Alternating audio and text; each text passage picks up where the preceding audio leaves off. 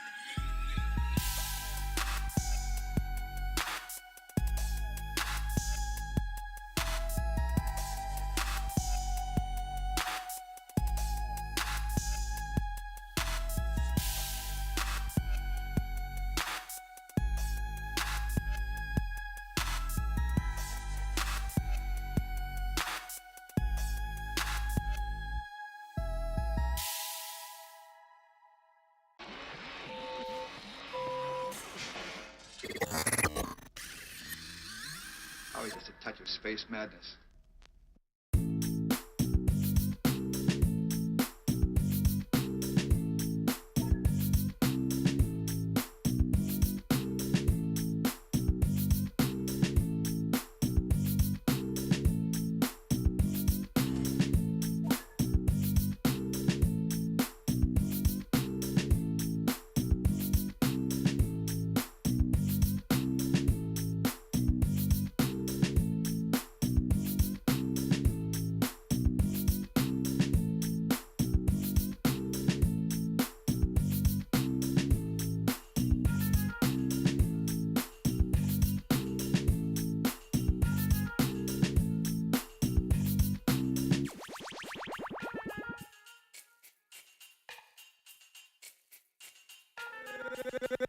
Gangsta Boogie.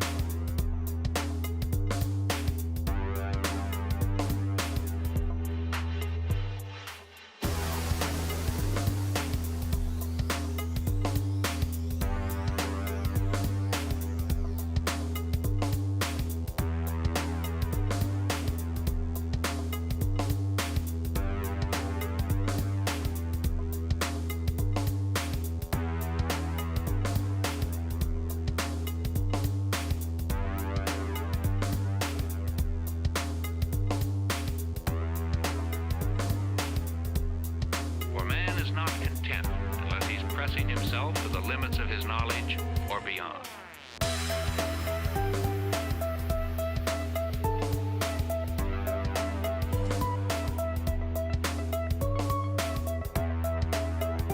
Beyond. Limit.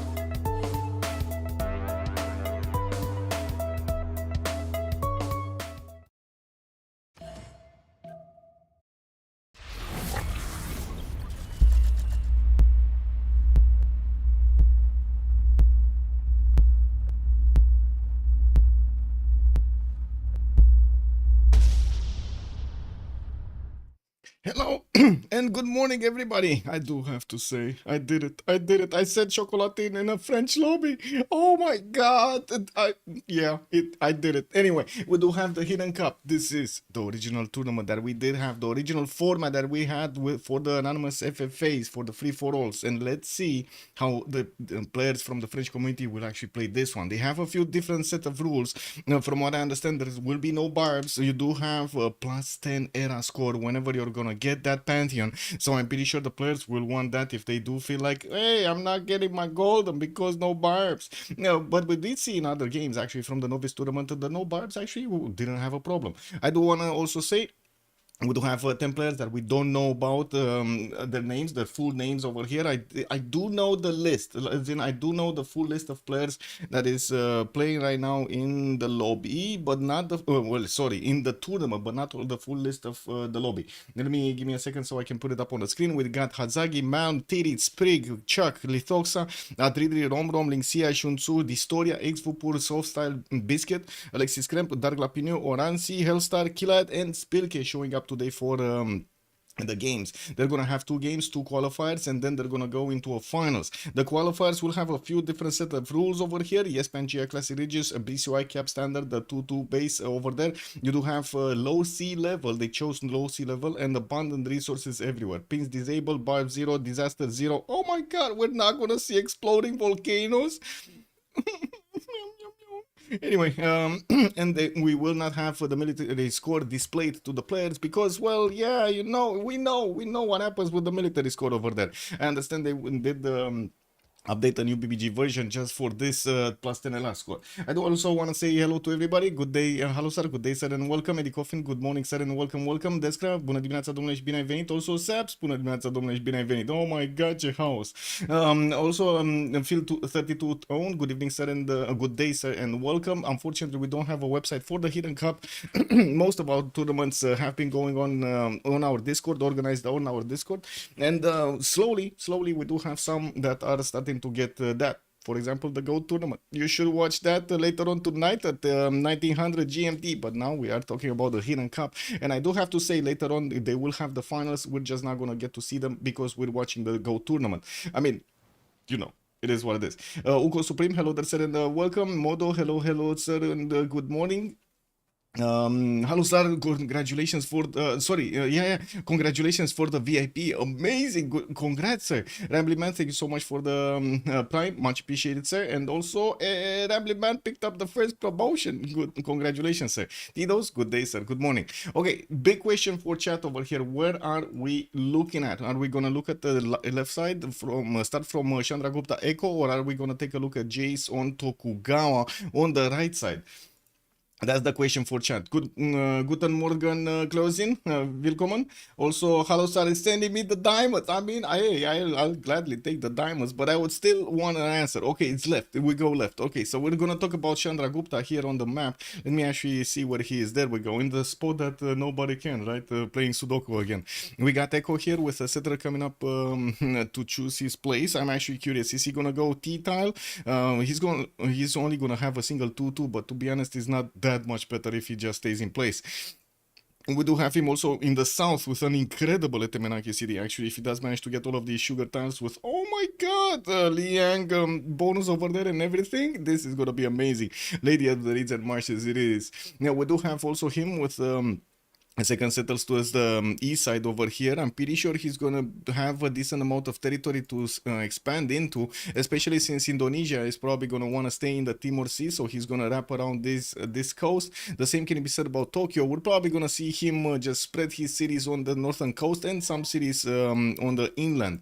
They are not allowed to actually make a military alliance, but they are allowed to make one friendship, from what I understand. So we're gonna need to see how they're gonna go through this. So there we go, 311 base over here on that T-tile. He's getting the extra science immediately from the beginning. We do need to move forward to actually wait a second. Strategic resources. He moved next to an iron tile first ring, and he does have his sources in the second ring northwest of Perna. Let's move to Simon Bolivar and see how he's doing. Southeast of Chandragupta, by the way, he's very close. We do have Bogota benefiting from 2-2-2s in the capital with his 2-2 base. That's probably his horse over there. Now we do have him with another iron tile on the right side. And I do see a horse in the third ring towards the east. A pretty good second settle on that rise. Unfortunately, not that many 2-2s around it. Actually, no, it's not a pretty good second city. Look at that. Look at the lack of hills around this territory. This is so weird. Anyway, we do have him on the right side with a lot more hills and more food from the right style. So that's definitely going to be a better choice. Some geothermal fissures in the southeast to get the extra Jesus. See, that's a +7 campus, by the way. 2-2-2 and a 1 over here. +7 campus that he can actually get to. And of course, we do have him to the southwest with Zulu that he's going to need to pay attention to. We're going to need to see how the Diplo is going to work between them. Who's going to make a friendship with whom and who's going to attack the other. Now on the right side, he's also going to have Tbilisi to pay attention to. Okay, well, let's actually move to Tbilisi. See Victor over here playing it. And we do have Tbilisi benefiting from a tobacco. But I don't think he's actually using it. Yeah, that's lacking a point of production. And at the beginning, especially in the first few turns, you really need every point of food and production that you can get. So he did manage to put his... how to say, his production on the 2-2s and of course not the 2-1-1 tobacco tile there. We do have him with settles on the east, settles on the west. Could actually even settle a tobacco tile if he wants to on the east side. Benefit from a banana there in the second ring and get the stone. Smart timer is wrong. Wait, what? Options. What is it?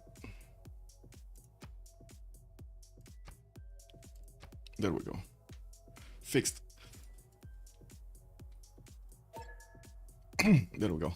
It was probably too slow. We might see it update actually next turn. I'm not sure if it updates this turn. Haley, hello there, sir. Can you switch ally? Does allying with a high score player give an edge in qualifying? From what I understand, you do get an edge in qualifying if you actually take caps. That's one of the prerequisites of getting qualified and getting a top 5, and of course score. And now to answer your question wildly, yes, you can actually switch allies during the mid game. There's no problem with that. And allying with a high score player, I think actually depends on where your ally is and how it will affect your game, if he can actually protect you or not from the other bigger boys. We do have Georgia also benefiting from an iron in the first ring, has his sword second ring towards the north, and does have a lot of territory here to settle in the north side, which I'm pretty sure he's actually going to get closer to Indonesia at some point. Now, we do have him also with Babylon, but behind the mountains towards the northeast and behind Jerusalem, which probably is not going to pose a challenge, while to the west side, of course, he did have Gran Colombia here to pay attention to. Now, moving forward, let's actually see Shaka. We got him south of Gupta, west of Chandragupta. Grand Columbia, and we do have Ulundi here benefiting from a lot of horses. Oh my god, actually third ring spy style over there to the north, 2-2 base and a lot of chops. 2 horse styles in the capital, 1 first ring, 1 second. Pretty good second settle. Actually, I think that's the best second settle that I've seen right now. He could try to get cattle tile or try to get next to that silk tile. I think actually he's gonna put 2 cities over here. But anyway, we do have him inside with some spy styles that he's also gonna get close to. That's an extra production tile, 2-3-1, definitely a good one. And he will have some geothermals to help him out with the adjacency towards his campuses. Triple continent split means a lot of amenities here are gonna be gathered for the Great Zulu Empire. We do have him with some land to settle southeast. This is not going to be contested that much by Gran Colombia, and I'm pretty sure southwest and west side, not to mention north, is also going to be land for Zulu here. Now let's take a look at his island, the second ring towards the northeast. Okay, Kupe. We got Kupe in the game. Tehonyanga Noya Kupe, capital city over here. We got Maori getting his sticky huts in the north, and I do see he's also getting a settler out in 410s from his capital. He does get extra food from that rice tile, and I gotta say, man, he does have turtles in the water with some fish tiles here.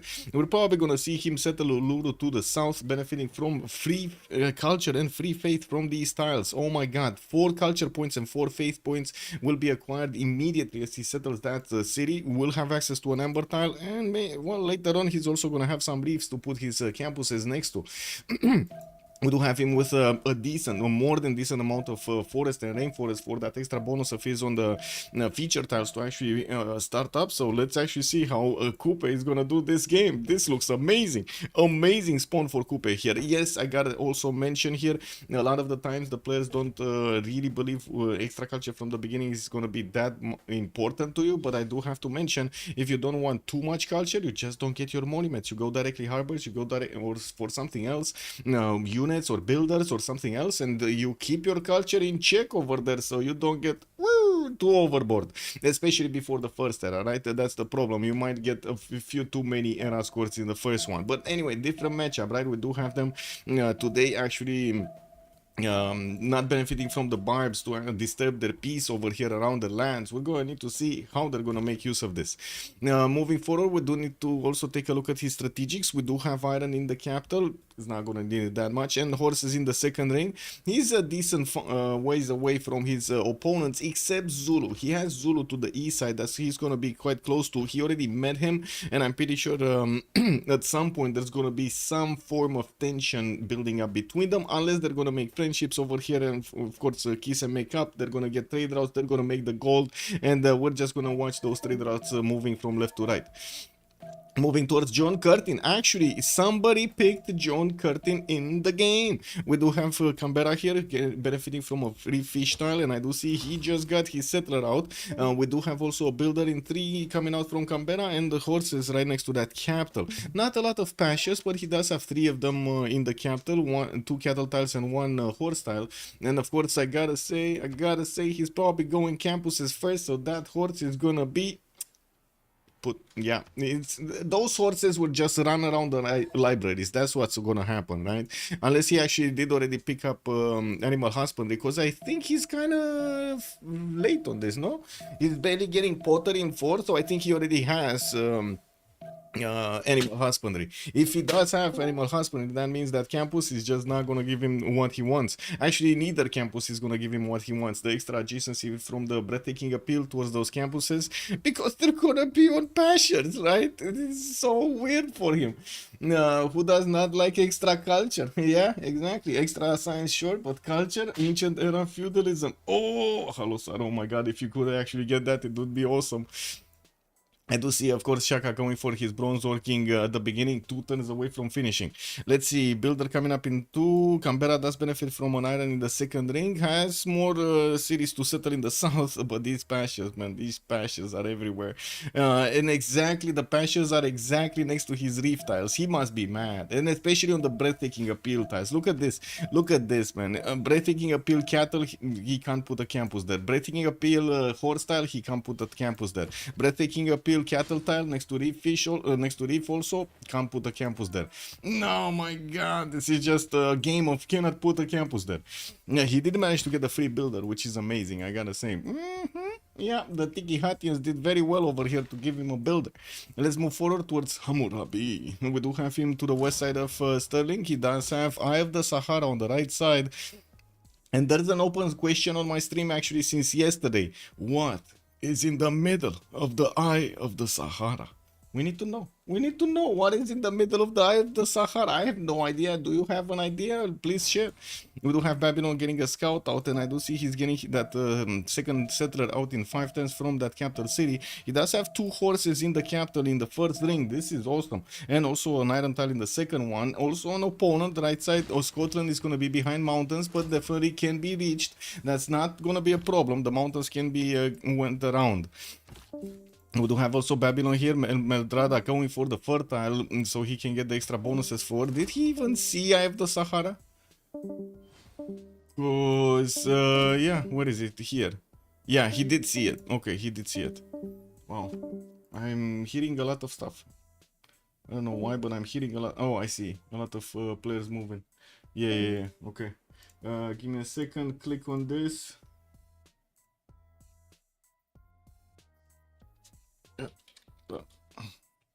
Okay, there we go. R360, good evening, sir, and welcome. Maybe in the middle of the Eye of the Sahara is the pupil of the Sahara. Okay, good day, sir. Yes, that's definitely a possible answer. Also, any special rules for this one? Yes, they do get no barbs, they do get no pins, they do get no military score. They cannot see if they cannot see the military strength of their opponents. Also, no diplo. Plus 10 era score whenever you're gonna get the Pantheon, and you do get extra point. You do basically get qualified in the next one if you do take a cap. That's from what I understand, that's an extra rule over here. You do get qualified in the next in the finals if you do manage to get a cap from a player. Don't click too many buttons. Yes, Modo. Yes. Well, moving forward to Robert the Bruce, which, to be honest, is kind of a surprise that he's getting picked into this kind of a game. He has an extremely defensive spawn over here. We do have him with mountains to the southwest that are going to be opening up, of course, the land towards Babylon here. And Babylon can only go through the northern side to actually get to Sterling. We do have Heimerdinger here, also with the third city coming around. Could go south, could go north. It does have a +5 campus in the south. Not that big of a campus in the north. Now, we also have him already improved his fertile. We might actually see him try to get the Temple of Artemis quickly here, so he can benefit from those extra amenities. Remember, on Scotland, every amenity counts. If you do manage to keep your cities at extremely happy level, ecstatic, it is gonna be so good. The bonuses of Scotland do accelerate the bonuses that you normally get from ecstatic. Also, Vidbak, good evening, sir. Good day, sir. What are the rules of the hero? Is those players famous? Who is playing? Also, Zelfer, good day, sir. Plus 10 era score. Yes, I'm pretty sure. I hope so. I hope nobody's gonna miss a golden age. Also, Vidbak, to give you the, I think I just sent the rules. But anyway, we do have quite a few players also streaming right now, but depends on what you call famous. What is your threshold of famous? They're famous in the French community. Is that enough? Because yeah, everybody knows them in the French community. It's extra rules. They basically just need to be in the top 5 so they can actually get into the finals to get qualified, and if they do take a cap, they get auto qualified. So we're probably gonna see quite a few wars during the game. Is Australia buffed? As I remember, they removed the production from pastures. Yes. Well, if I remember correctly, they delayed it. If I know, they buffed it at some point, they nerfed it at another point, and then nobody played it, and then they rebuffed it at another point. Let me actually double check over here on Australia. I'm pretty sure you do have, yes, +1 on pastures at political philosophy, so he just needs to get to political philosophy. Let's actually see. Scotland does benefit from already 1-2 amenities here. Does have his sword style in the south in the second ring. Also an iron tile there, second ring southwest. Could try to get his third amenity, the amber tile, towards the northeast of Stirling. He already improved Mercury and of course fertiles here, and he does have that second city about to settle, the third city about to settle to the south, which does have a bit of a problem with the 2-2s. He's gonna need to actually grab those switch those tiles from Sterling into the second city so he can actually work better tiles. Working a 1-3 at the beginning, not the best thing that you can do because of the lack of population growth. Also, Zelfer, Scotland's land looks very rough to scale on. Yes, I do have to say, over here in the north, you're not going to have a lot of fresh water, and I tend to agree with Zelfer. It is going to be a tough challenge here to get everything done, but I do see some hope, right? He has very good campuses. He has a possible Temenanki city, which, by the way, he just put down, and we're gonna need to see, or is that, no, that must be a Temenanki. Anyway, and he does have a Temple of Artemis in the capital. So let's actually see how he's gonna proceed during this opener. Right now, we do have him going for currency, so it's gonna be commercial opener immediately, not going for anything else, nothing else.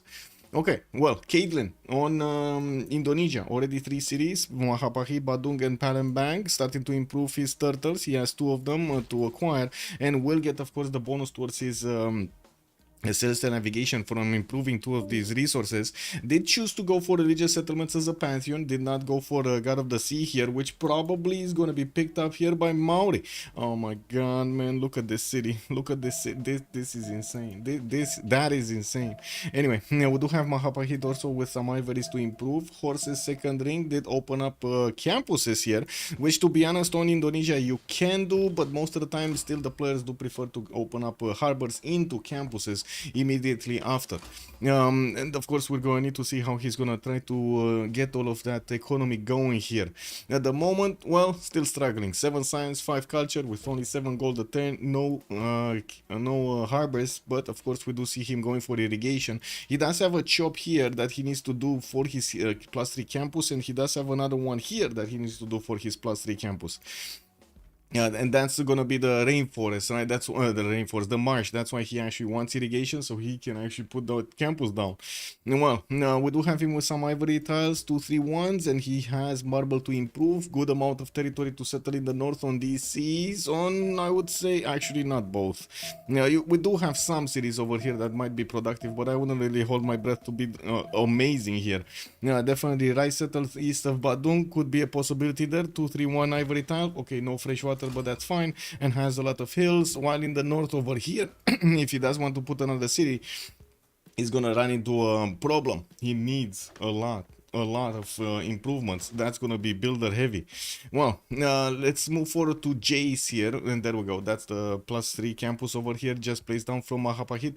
Jace is gonna have Tokugawa in this game. 2 cities off the coast, Nagoya, Kyoto, and of course Tokyo on the coast. Getting his trade routes to start acquiring the extra bonuses for his trade routes. City Patron Goddess on Kyoto, and we do have him getting scouted out by Indonesia. Now, he doesn't know it yet that Indonesia is not gonna have a possibility to actually get to him, or at least I don't think he knows yet. Let me actually double check his vision. Jace does not know there is no opening in the north. He knows somewhere around the right side there's an Indonesian nation, but he doesn't know exactly where. Just knows there are a lot of mountains, and somehow an Indonesian unit got to him.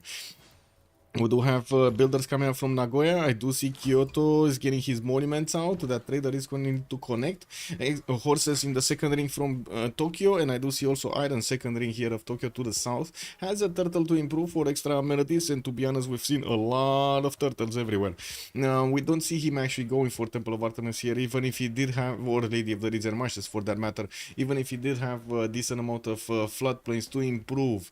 Now going City Patron Goddess is going to give him the 40% towards the building of the first district in a city, and to be honest, he does have a pretty good harbor here in Tokyo.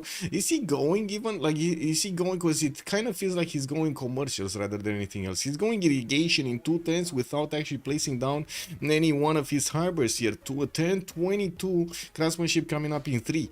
Okay, he's delaying his harbors. Okay. Or commercials for that matter. I'm not sure which way he's going, since we only see irrigation, which, yeah, whatever. Pingala established in Tokyo. And we do have Indonesia appearing with a warrior next to his borders. 3 city encampment opener for Zulu going out of war and plunder. He's gonna get extremely fast these general points. Already on 4, he's gonna get 6 when he's gonna finish his third Ikanda. And I do see him working on Moksha in Ulundi in 3 turns. And look at that, he actually did settle those 2 cities I was talking about. He's gonna also get his upgrades on the horse tiles here. Definitely wants the iron tile improved. And we're gonna need to see how quick he's gonna wanna do something against Maori, or if he is gonna do something against Maori. They're very close. That is his closest opponent. It's either that or India in the north. And to be honest, I think he actually made a friendship here with Kupe. Yeah, there we go. It is a declared friend. We don't know if it's gonna be a declared friend for the full game or just, you know, the beginning of the game, because anything can happen. Anything can happen at the beginning, especially. The players do prefer to have a bit more peaceful times, so they can get their initial cities set up and so on, so they have the opportunity to keep on growing while they also put effort into maybe a war somewhere, a conflict somewhere. Also, Stonehenge 5 head, yes, ready. Sciences are on and all of them are north. Yeah, could you show all the, yes. Talking about the sciences, we do have Mitra and Taruga for the science. Both of them are north, right? Over here, Mitra and Taruga. Oh my god, can you imagine, like, these cities are gonna be available for, like, Indonesia, Tokugawa, and Chandragupta, and then probably nobody else is gonna see them? Like, Gran Colombia, maybe? I don't think so, right? Gran Colombia is not gonna get there. We got Georgia that is coming with a scout, but he might actually take a turn to the south here, or to the west with his scout. Okay, and from what I do see, Babylon not gonna see it. Yeah, Babylon definitely not gonna see it. Scotland not gonna see it. Australia not gonna see it. Coupe might see it actually. He might actually get a boat at some point to see both of those cities, because you can actually go through the Atlantic Ocean to get there. We do have also Singapore with Johannesburg and Cardiff for the industry. Volin is going to be the only one for military. I do see Vatican City, Armagh, and Jerusalem for the religious bonuses. Caguana, Vilnius, Mohenjo-Daro, and Namadol for the culture. And we do have, that's it, Zanzibar and Cahokia for the trade. That's actually it. Yeah. Zanzibar, and Zanzibar is already getting seized, by the way, by Victor, by the Georgian Empire. He's very close, and of course the extra amenities coming out from Zanzibar are going to be extremely important. I don't think it's a problem with Terrascore. They already got way too much. Like, I'm pretty sure getting the Pantheon is a bit too much in this no barb game, but sure, okay, let's see how this develops. Now we do have Tbilisi starting to get his improvements up. I do see Gran Colombia opening up with campuses, has 3 of them, and it go also for open the plantation pantheon, goddess of festivals. We do have him with a Liang also opener for the extra food and production on those resources, and I do see he has some awesome bananas here, to be honest, some insane bananas. Getting a Gavron Plaza. This is only going to be a +2 campus with a +2 campus, so not that very big. Gonna turn into a +3 because of the Gavron Plaza when it's going to be finished. And I do notice he did manage to get this +7 in Cartagena de Indias. This is insane.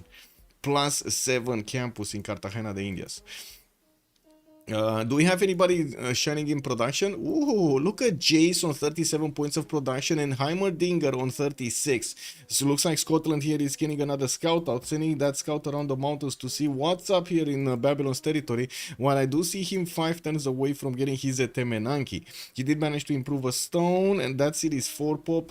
He's not investing into another tile, but I think with his builder, he will get another improvement here. Oh, looks like he's going for the rice. Still not going for Liang in that city center. He's gonna put Liang in the capital, and he did go Lady of the Reed, so he's getting that extra production point underneath the settles in Dumfries and his floodplains. No second production though. Anyway, we're probably gonna see quite a few farms being built here by Scotland, and to be honest, he still has he has no competition yet on getting Temenanki built, so I don't think he actually has anything to fear.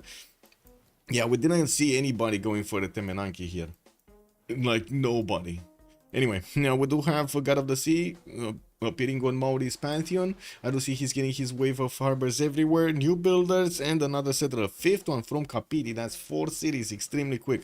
Starting to get the extra production points on his resource, on his not the resources, sorry, on his features. And we do have him exploring the northeast. It looks like Japan is also settling right in the face of India for Chandra Gupta. I would imagine they did make friends because we did have Kupe making friends with Zulu. So I would imagine Chandra Gupta did make friends here with Japan and or Indonesia or Gran Colombia. I'm not sure. Because to be honest, I don't think there are many players that would actually make an alliance with Tokugawa. He's just not going to send traders to you. You know, it's kind of useless. Also, wait. +7 campus if place. Yes, there is still a double campus Pingala promotion. There's no double Pingala, but it's better yields for Pingala. So you do get this one, the Eureka one, that you get the +3 science for each library, +5 science for a university, and another +7 for a research lab. So basically, if you don't have the university and the library in, you're just instantly gonna get +8. Preserve near Eye of the Sahara. Yeah, hopefully somebody's gonna think about preserving that Eye of the Sahara. Oh my god, he actually did it, boss. Good day, sir. He actually did it. Look at these tiles. These are 4-2-2-2-2s over here next to the Eye of the Sahara with that grove inside of the preserve. Beautiful. We do have another setter coming up in 3 turns here from Babylon. Did go for fertility, right? So he's getting an extra point of food on each of these wheat tiles, rice tiles, maize tiles, and so on. You do have him also with actually 2 settlers coming around, getting his Palgum in his cities. These are replacement water mills, the unique building of Babylon that gives him extra food on the improved tiles around fresh water. Now, Australia. Okay, so yeah, he does know about this open sky pantheon. He did get his extra culture from his pastures and did manage to put Geelong with Sydney in the north, getting another settler probably on that iron tile on the coast there, and yeah, or next to the iron tile. We do have him with Moksha in the city of Sydney, not really growing. This is interesting. He's probably using this style, the improved camp, which does have a lack of food there instead of a 2-2. Well, we do have him with the trader connecting to the capital that will give him extra food, so that's crisis averted. Getting new builders, also building his government plaza from Canberra on the river to the west side, also plugging in Magnus in the capital. I think this is the first Magnus opener that we see. Most of them are Liangs, so we got 1, 2, 2 Liangs, 3 Liangs, 4, 5. Oh my god, 5 Liangs. I've seen like 2 Magnuses and 2 Mokshas or 3 Mokshas. No, 2 Magnuses, 2 Mokshas, and 1 Pingala. That's what the head count for the governor openers. That's a lot of Liangs. 5 Liangs, man. 5 Liangs, 2 Mokshas, 1 Pingala, and 2 Magnuses. Wow, that's yeah. Anyway, we do have him. We do have also Japan here getting his government plots in 2 turns, getting also his markets up. Kyoto gonna build that monument in 2. Okay, Scotland. What did he place? He did put his commercial hub actually. Did not go full Temple of Artemis. 2 turns away from finishing in Dumfries his Temenanki. Did manage to build 2 of those farms. Will need the other ones. And will also need to... Oh, there we go. He actually did pre-place his commercial on the right side of Dumfries as a +3.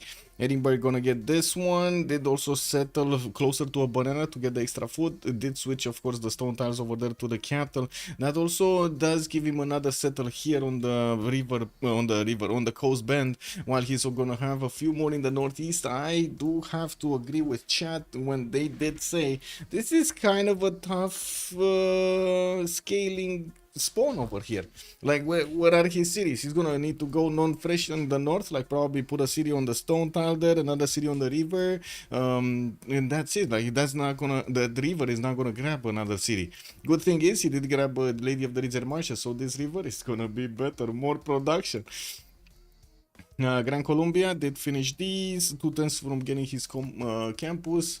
I do see we do have John Curtin actually 15-15, and Maddie is also 15-14 on Gran Colombia. Caitlin 18 and 11, and we do have him putting down an encampment quite quickly from Palembang, going for the government plaza in Mahapahit and getting his Liang to give him the extra points of food here.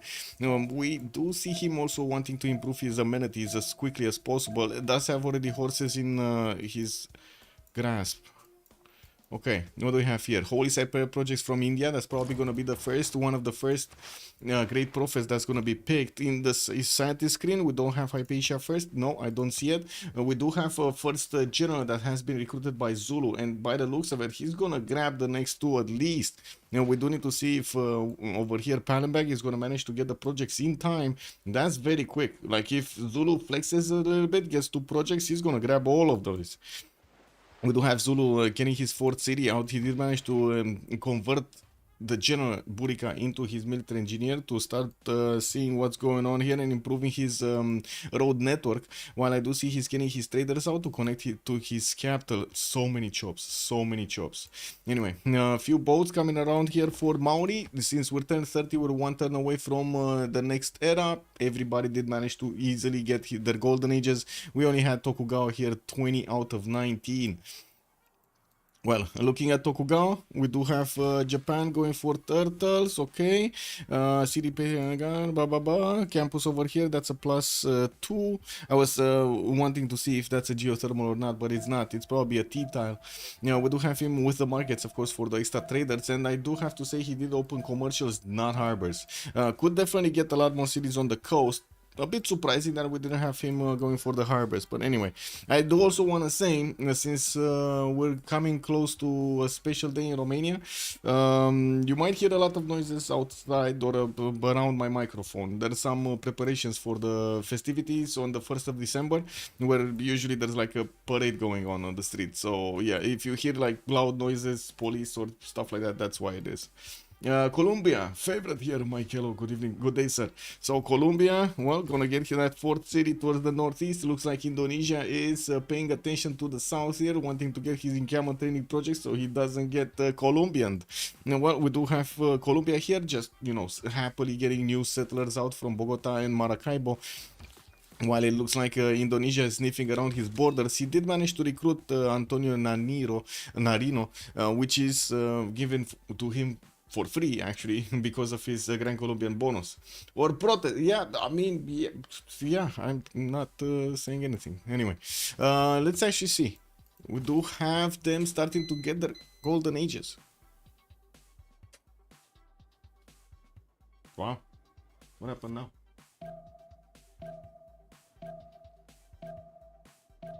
Kick.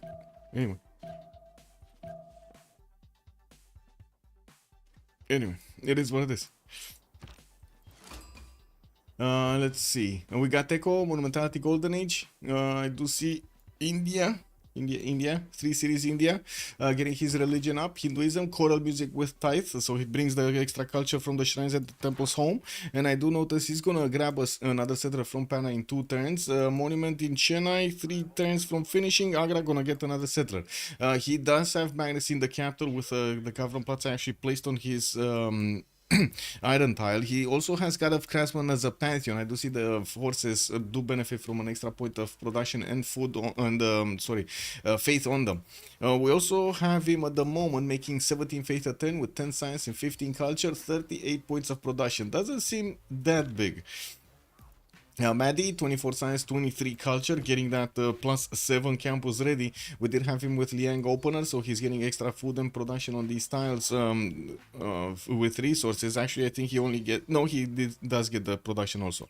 Getting another city to the right side, which kind of surprisingly, he didn't get that as a B2 or B3, but he did get Maracaibo, improving some wine tiles, and of course the bananas over there, getting the extra culture from his goddess of festivals. And we do have him connecting his cities at the moment. 47 points of production puts him in the top 5 over here productive nations in the game. Victor, 12 science with 20 culture on 3 cities at the moment. Georgia getting his 4th out soon right now. He's probably gonna plant it there on the 2-2 base. Did go for initiation rights as a pantheon, getting the faith out from unit build. While I do see he's gonna get another setter finished in Kutaisi next turn. We do have him chopping it actually. He did choose to go for a monumentality, build his 3 tickets so he can get the faith pattern, not only that but also the culture, and did go for an encampment here from Muscheta, which is trying to get the projects. He does need at least 2 projects if he wants to get one of the next generals, and I do have to say already Zulu did pick up the second one, so only 2 of them are available. Indonesia also trying to get a general here. 3 turns from finishing might actually chop it a little bit faster here. Now we do have also Georgia going for the Waller's Throne in his capital, 3 turns away from finishing, and of course we're going to need to see who's his target. If he's going so heavy on the military, who is his target? Are we talking about Gran Colombia West Side? I don't know, man, I don't know. Seeking the city of Badung, we do have Georgia getting that builder in there both with monumentality, and we're going to need to see what is he gonna do to improve everything here. Shaka, 10 science, 31 culture, 4 city strong, audience chamber. What? Where is his Waller's Throne? What do you mean audience chamber? Anyway, minus 2nd city Quaducuza, and we do have him with builders starting to improve his plantations here. Getting a campus from Quaducuza, +2 next to the mountains, while he's gonna get Bulawayo to build a +1. That's kind of sad though. That is kind of sad. He is gonna have a little bit of help from Maori on this lake. He's gonna actually get to connect to the cities over here of Maori with trade routes through Bulawayo and through the soon-to-be city here from Maori. Now, we also do see he improve both of his strategic resources and getting Ikandas from each of his settlers cities here. 39 points of production, 23 gold. Okay, not that big. Kupe, 13 science, 19 culture. Pembrush and Voice Coldenish, 48 points of production with 25 gold. Getting his campuses out, harbors finished, and of course getting the lighthouses in the harbors for the extra trade routes. He has a lot of connecting to the capital to do. No extra points though for connecting to that capital because he did choose to go for Governor Liang at the beginning of the game in the capital here. Now we do have him with right now actually jumping to 52 points of production.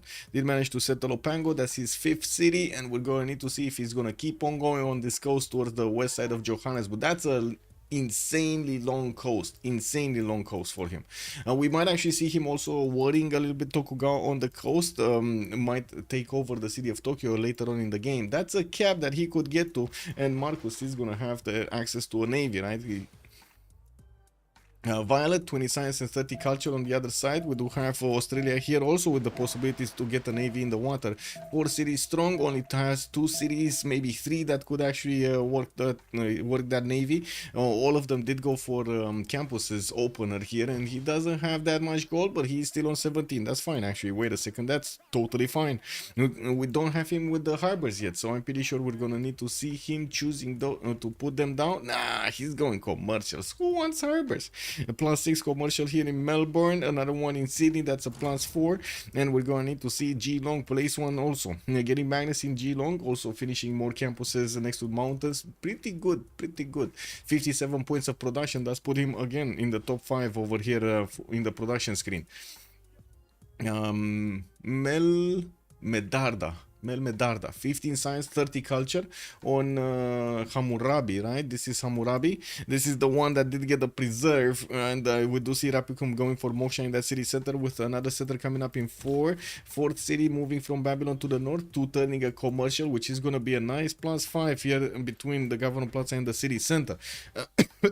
He did go for Ancestral Hall, and to be honest, he does have quite a bit of territory here to settle towards the north, using the lakes and the rivers for the fresh water, while the south is going to be protected. He could actually put a city or 2 in the south of Babylon to try to get a bastion here to defend himself from an opponent, or maybe just use the choke points. I mean, choke points are going to be fine either way. Okay, we do have them starting off on the merchant screen, but I don't really see one that is going to be extremely important at the beginning. We don't have Monty to get the extra resource over here, and we don't really see with the extra merchant showing up. So we're going to need to wait for it. Caitlin is saying that he is suggesting their 2 lawyers are gonna talk to make an agreement, talking with Maddie. So Caitlin is talking with Gran Colombia, Indonesia and Gran Colombia. Okay, there we go. There. Ah, I see. These are the two lawyers. Trung Track on one side and then Antonio Nariño on the other side. Yeah, okay. I do notice Indonesia starting to get those cities in the north also, trying to put Moksha in there. Well, at the moment, we don't really have units from Gran Colombia. We did have a horse coming around, but it's going south, so I don't think he's in a war mood. Or at least I don't see him being in a war mood yet. Let's take a look at Robert the Bruce here. What do we have? Oh my god, beautiful Etemenanki city. We do have a relic being discovered by Mel, that's Babylon. And there we go. Audience chamber in Sterling. He did finish the Temple of Artemis. Gonna get another city west side of that one. +5 campus there. Beautiful. Not that many times to work. That's gonna be a bit awkward for that city center right next to the mountains. Getting more markets to connect his cities. I do notice he does have builders, a few builders that will need to actually start to put down his golf courses, and he does have +6 happiness in all 3 cities. No, 2 cities. This city Dumfries actually has a total of 0 amenities. 0 amenities. That's kind of heavy. He does have 68 points of production though, which is second to Coupe. Second only to Coupe by 1 point, that's it. And I do see, of course, Coupe does have significantly more food, so I would imagine he's going to also have a lot more production later on than Robert the Bruce. We do have Caitlin, 23 science, 24 points of culture, getting horses out from Mahabahit and Palembang. He is moving towards the south to Maracaibo, and I do have to mention they do not know about the military score of their neighbors or opponents. They actually need to gather that information with scouts being placed in the face of their opponents, or maybe some spies or something that would give them the information. And right now, Indonesia is sending one of his generals. He probably doesn't want to be naked in the southern defense, so he's getting some horsemen to help with the defense if necessary. Getting his harbors in the water here from Badung. We'll need a 7 pop in Mahapahit to get another harbor. That's going to be a +4, that's fine. Actually, +4, that's fine. That's going to give him the splendid bonus. This one is only a +3 though, because it doesn't have an extra resource. Anyway, Moksha establishing Palembang for the extra culture, and we do have him only on 50 points of production. That's at the moment a bit low, I would say. We're going to need to see the production go higher and higher as he settles more cities. That's the problem right here.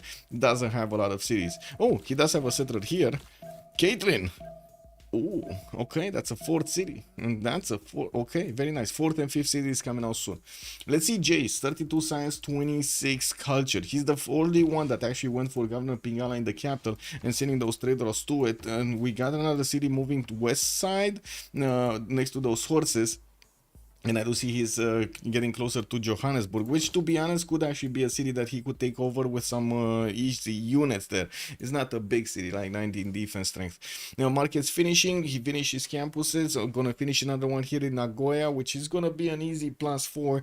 While in Tokyo, he does need his 7th population. I'm actually quite curious. What is he going to do for the 3rd district there? We did have him improving his sources. No iron yet, which doesn't look like it's going to be a problem. And he's trying to grab a city here on the west of India, which India might not actually be that happy about. We do have India going closer to Kyoto with another city, and Japan is seeing this acquirement of tiles here. We do have Pana also getting Warlord's Throne in 1, so yeah, one of the few nations that did go for Warlord's Throne. We did have him and Tbilisi, right? From what we know, him and Tbilisi. Not even Zulu went for Warlord's Throne. That is big. Zulu here with Audience Chamber not going for Warlord's Throne. Wow. Audience chamber also in Australia. Okay, this is more for the extra amenity, because to be honest, he has so much housing anyway. Theater squares coming out from Geelong. Okay, Melbourne going for Reina here, and I do see there is a possibility for him to trade later on with Scotland if Scotland is actually going to put a city on the coast. Scotland gonna get to turn a campus here in Dumfries. That's gonna be, what is it here, right? No, that's an entertainment complex. Wait a second, he's trying to get Colosseum in Stirling. That's big. And we do have Australia getting a scout to see what's going on here. Heimerdinger is going to put that city on the coast on the sheep tile, and they're going to get also Pingala in the city of Dumfries soon. Where is this campus? Oh, here, never mind, it's here. It's a +2 campus towards the north next to that geothermal. I see. Totally forgot about that placement. How about you as a observer? Can you see the military score to check? Yes, Brian Abrai, good evening, good day, sir. Yes, I can actually check the military score. The biggest ones we got Simon Bolivar and Caitlin right now, which to be honest, we did see them watching each other with generals, right? Juan JD, thank you so much for the prime, sir. Much appreciated. United Primer. Good morning, sir. Good morning. Also, the flying toilet. Good evening, sir. I should say good evening, right? Hello. It would be funny. Tito was also saying it would be funny if Maori would settle all the western coast. Gonna be a Chile on this map. Yeah, he will probably settle all of that western coast. I'm pretty sure he's gonna get more cities in the north of Kayapoi because there is nobody contesting this space over here, right? So yeah. Zulu, still no units, more settlers, okay. We do have encampments coming out from India. India is starting to make some of these. No, he's just getting, no, not yet. He didn't finish his encampment. We do have already all 4 of them getting picked up, and I do want to take a look. Yeah, we did have Georgia managing to get this one, Hannibal Barca. So Georgia over here, all 3 of the nations, all 4 of the nations in the middle do have a general. Now we do have Georgia also getting swordsman. The question is he gonna go with the swordsman to take Jerusalem, or is he gonna use that city for trade routes here for the externals? We do have him also getting some missionaries to spread his religion. Only got it in the capital, and that's gonna be papal primacy for the extra pressure, religious pressure that you add into a city state. Because of the Georgian bonus you do get whenever you're gonna convert that city, you're gonna get double the envoy, so you definitely want to get that converted. Jesuit education to purchase the campus and theater square buildings with faith, and of course have a bit of a discount. We do have him with at the moment not that much faith. He's like what, 62 faith attaining that monumentality. Getting markets out from Batumi, finishing his CKs, chopping them as much as he can, and of course gonna connect those cities to the capital city to get some more production. To be honest, it's looking good. Not amazing, but looking good. 63 points of production plus the 70. That's looking good. Also, Janus, good day, sir, and welcome. JZ Jazz, hello there. No cap taken yet. No cap taken, sir. Also, to answer the question of JC's science, 45 science and 31 culture, it's mostly because of Pingala internals here. And he did manage to get 2 campuses down. I think it's Pingala internals. We do have, and of course the bonuses of added on top of the bonuses of Japan. Again, a bit of a surprise that he didn't choose to go heavier on the culture, but still that science looks good. Nomels, hello there, sir, and welcome, because he invented the hex tech. Well, we got a horse from Japan, and I do see Chandra Gupta is putting a city right in his face. Japan doesn't look like he's very happy about this. Jace, how are you doing with this one? Also, does anybody know where are these names from? Does anybody know who are the names from? I have no idea where are the names from. The league? What league? What league? Arcane League. Oh, League of Legends. Oh, I see. Okay, I see. Okay, a series I cannot watch. Oh well, it is what it is. Thank you for enlightening me here. Okay, we do have monuments in Mumbai. Varus coming out from Pana. Looks like they are going toward Japan. We might actually see a first skirmish starting off between Chandragupta, Eko, and JC's Tokugawa. We do have already Japan trying to actually bully a little bit the Indian warrior with the settler. These guys are feeling afraid over here with the archers, right? You know, targeting the cats on that scout. That's not cool, man. We got India trying to get another city there, and it looks like a horse from Japan is coming closer. Japan, wait a second, who this? Was this Chandragupta? I clicked on Chandragupta, right? So we do have him friends with Gitarja, not friends with Jace. This is big. Tokugawa does not have a friendship with anybody in this game. Now we do have also Indonesia starting to deploy those units towards the south into Gran Colombia's direction, but not sending them towards his cities. While he's getting his feudalism up, I do see a wave of builders coming out. He will probably finish feudalism, right? Next turn, right? There we go. He's just pre-building builders there. Campus from Surabaya, that's going to be that +2 in the +3 in the north, and I do see him improving some more of those amenities there. They're not going to get this, another +3. That's a pretty good sign science acquirement, 33 and 36 puts him right on top of Simon over there, right next to Simon. Mosha establishing Maracaibo in Gran Colombia, another campus, okay, and I do see Cartagena de Indias is also working on more settlers. There are some horses between Zulu and Gran Colombia watching each other here in Cumania, but Cumana, but it doesn't look like either of them do have an army to actually go against each other. Zulu starting to build a pathway towards the north. Looks like he wants to get another city probably on that river to the north to grab it. And I do see an encampment training project coming up from India next turn. Okay, well, I mean, he does need at least 2 or 3 projects to actually get to Ethelflaed. That's going to be the next general. And this general only gives you advantages to medieval and Renaissance units. So if he's planning something, he's going to need to plan the night timing, courser timing to attack into his opponent to get the bonus from the general. If he's not going to care about the bonus from a general, that's totally different matter. We do have a warrior here coming up from Kyoto, and of course we shouldn't be seeing Jace that far away from getting his feudalism and going towards mercenaries. Yeah, there we go, 2 turns away feudalism, builders pre-built in his cities with a card, and we do have him improving his iron tile. Definitely want some samurais. More cities from Chandragupta got Delhi down, and I do see holy sites for the extra faith. Now we will need to see his faith per turn. 37, only 37 faith per turn. That's not that big, especially if you compare it to the faith per turn of Tamar here on 74. That's pretty good. And we do have those swordsmen starting to get around Kutaisi. That's gonna be the city of Tamar that's on the way towards Jerusalem here towards the north. I think he's gonna take that city. I have a very strong impression he's gonna take that city. Volin has also been defeated, but I don't know where. Where is Volin and why was it defeated? Okay, Roxburgh got settled here.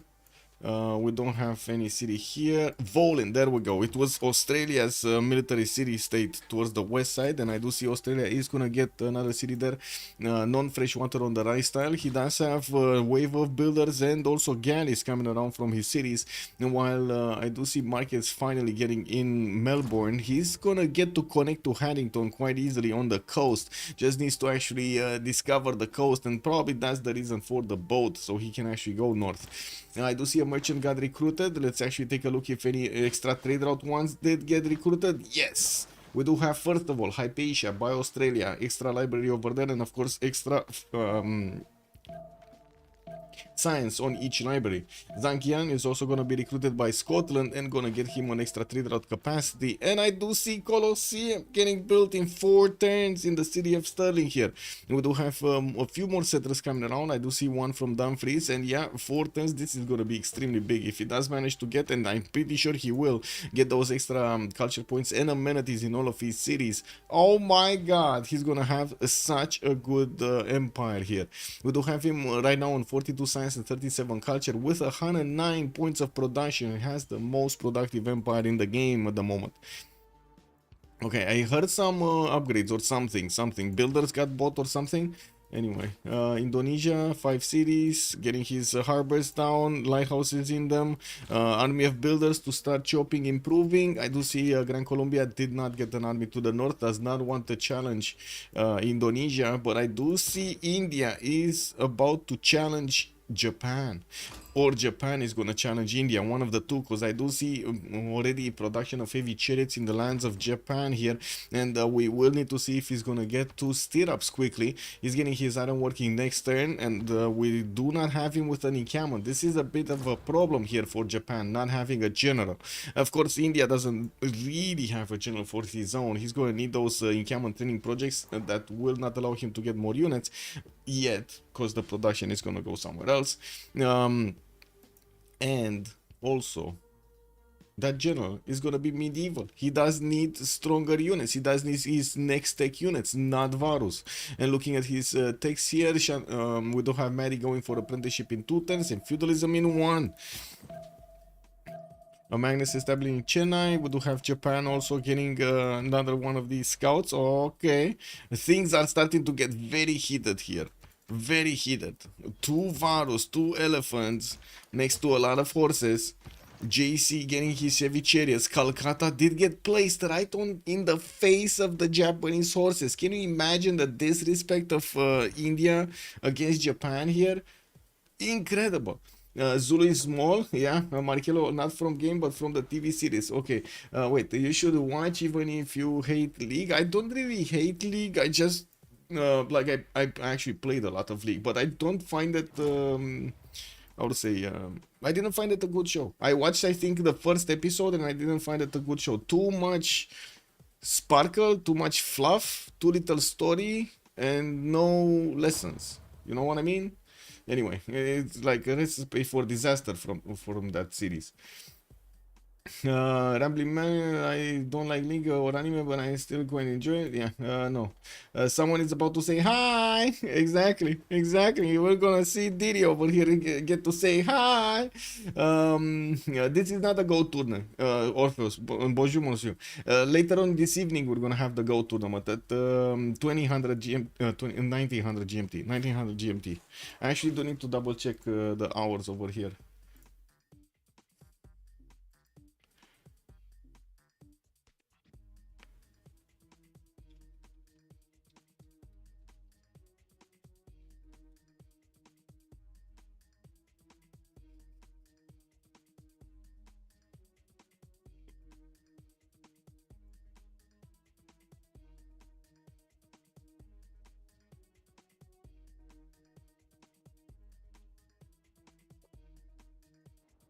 Okay, so looks like they did not start the war yet. We do have India still taking a look at the horses. Anyway, we also have Hanging Gardens delayed here in the city of Pana. I would have thought that he's actually going to get that a little bit faster. Going for the next encampment training project in Agra. That's a lot of projects. That's a lot of projects, man. That's a lot of projects. But at least he's going to get it, right? 26.4 points. He's definitely going to get it. Okay, Zulu did put Babanango in the north, got another city there. Bingala establishing Kwadukuza, chop most of his territory, moving Magnus everywhere he does have the chops, and of course trying to benefit from that extra boost of production. 27 science and 47 culture. Doesn't seem like he's keeping up with everybody. 76 points of production also, getting more campuses and his wave of feudalism builders. Now we do have also Gran Colombia getting his wave of feudalism builders here quickly. 7th city moving to the northeast of Cartagena de Indias, probably on that aluminium tile. But to be honest, why is he even going here? That's a bad city. That's just a bad city. Like, this would have been a little bit better, but longer to actually get to. Anyway, yeah, we do have him with, I guess, good mountain tiles for his campuses, right? At least that. Anyway, now we do have also Indonesia starting off on his production of aqueducts, so he can get the production going on those, or I should say the adjacency going on his industrial zones. We're going to need to see how every one of these is going to get set up. I think we're going to have one here on the 2-foot tile, another one here, and another one here.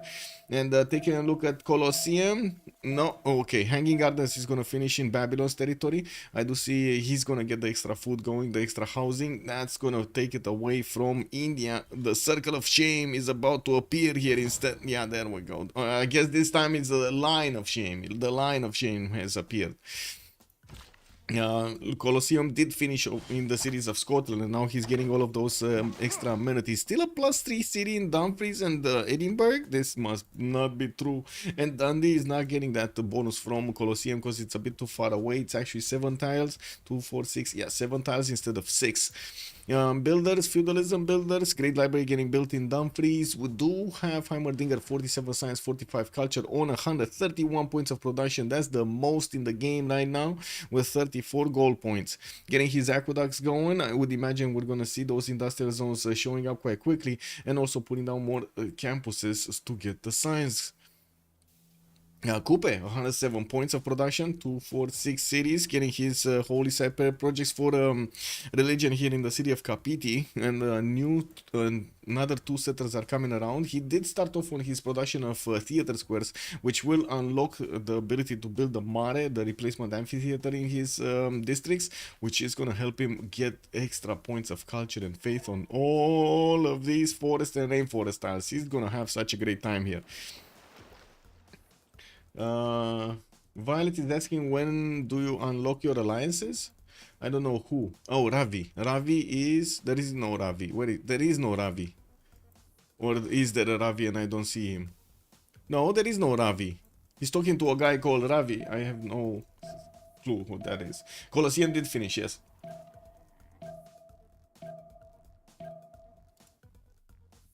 Well, I do see India is getting his granaries up in 6, and yes, we do have an encampment here from Chennai coming, another one, a second one coming up in 3 turns. Looking at the builders, he's gonna get them quickly, and they did manage to get a bit more faith per turn, 40 faith per turn, not a lot of faith. We do have Gran Colombia starting off on production of horses. Cuenca actually has 3 of them rounded up, but I think it might be because of Indonesia's presence here. He probably is not feeling that comfortable with a few Indonesian horses on the border. In the tech side though, he's 2 turns away from castle, so we might actually see him try to get an attack going. He does have a 4th horse in Maracaibo, but no road to connect to Cuenca. He's gonna need to go through these forest and rainforest to get there quickly, and it looks like he's trying to get these horses on the west, chopping more to get those done. Okay, another builder is gonna be chopped. No, another horse, another builder and a horse. Okay, chopping everything. So he has 5 possible coursers with a Grand Commandant General that could go and take down Agra and Panna. Can you imagine? This is India exposing his right side with no visibility. No, he does have visibility. He even sees what's going on in his neighbor city. Echo is aware of what's going on in Cuenca because of this scout here, and will need to put down units to help defend it. Defend his east. Losing Agra will lose one of his encampment cities. Losing Panna, that's the capital. Gran Colombia is gonna get an instant slot in the finals. Australia did manage to put more cities to 4, 6, 8 in total, and I do see he's getting new builders. Harbor coming up from Geelong does have boats moving around the coast, so he can see what everything is looking like. And we got Jace upgrading his first knight. We got Japan here getting those knights upgraded and crossbows upgraded. I do see one already in Nagoya.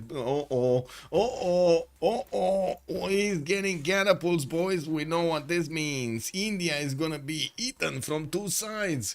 Oh my god, is India gonna stay alive or not in this game? What do you think? What do you think? Is India gonna stay alive or not? Does seem like this is gonna be a very hard challenge, very hard one. Okay, 2, 4, 6 horses, 7 horses, 7, and he does have more builders able to chop. Is he gonna chop more horses, or is he gonna chop more builders? I think he's gonna chop more horses here. 1 turn away from getting castles. That's 1 turn away from actually having the ability to chop horses. No way if attacked from both sides. I'm thinking the same, right? If Japan gets in with his knights, which are definitely going to be strong to actually trade punches with the Varus, but yeah, you still need these crossbows to actually deal the initial damage against the Varus. That he does also have India does have Indal on Tokugawa here. I'm pretty sure he actually has. Wait a second, they probably have a delegation or something, because I'm pretty sure he didn't get to printing. I'm pretty sure Chandragupta did not get to printing. Stirrups coming up in 5 turns. Mercenaries next turn for Simon Bolivar. While on Chandragupta, we do have him stirrups in 8 and mercenaries in 3. That's a long time, very long time. He did recruit Ethelfled, and at least he's gonna get extra bonuses if he does manage to get to knights. But going knights and not going coursers when he has pre-builds for coursers, that's a bit of a weird one. And there we go. Jace has declared war on Echo. That's Jace, Japan, declaring war on India. Getting his knight to grab a few builders here. That's a 4-charge builder that he might actually get next to Mumbai. And I do notice he's bringing more of these knights to the front line. And did manage to also pillage one of the mines here. Could not get there in time though. Could not get to Mumbai in time. Victor has also declared war on Mel. Victor, wait a second, Victor, that's Tamar on, wait, what?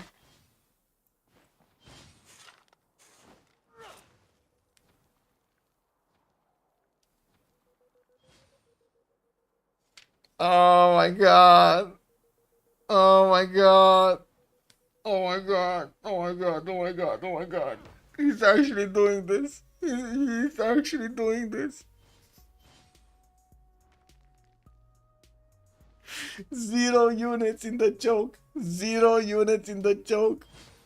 And I do have to say these capsules do not get stopped by the hills. They they take one movement point to go through the hills, so they're very, very quick.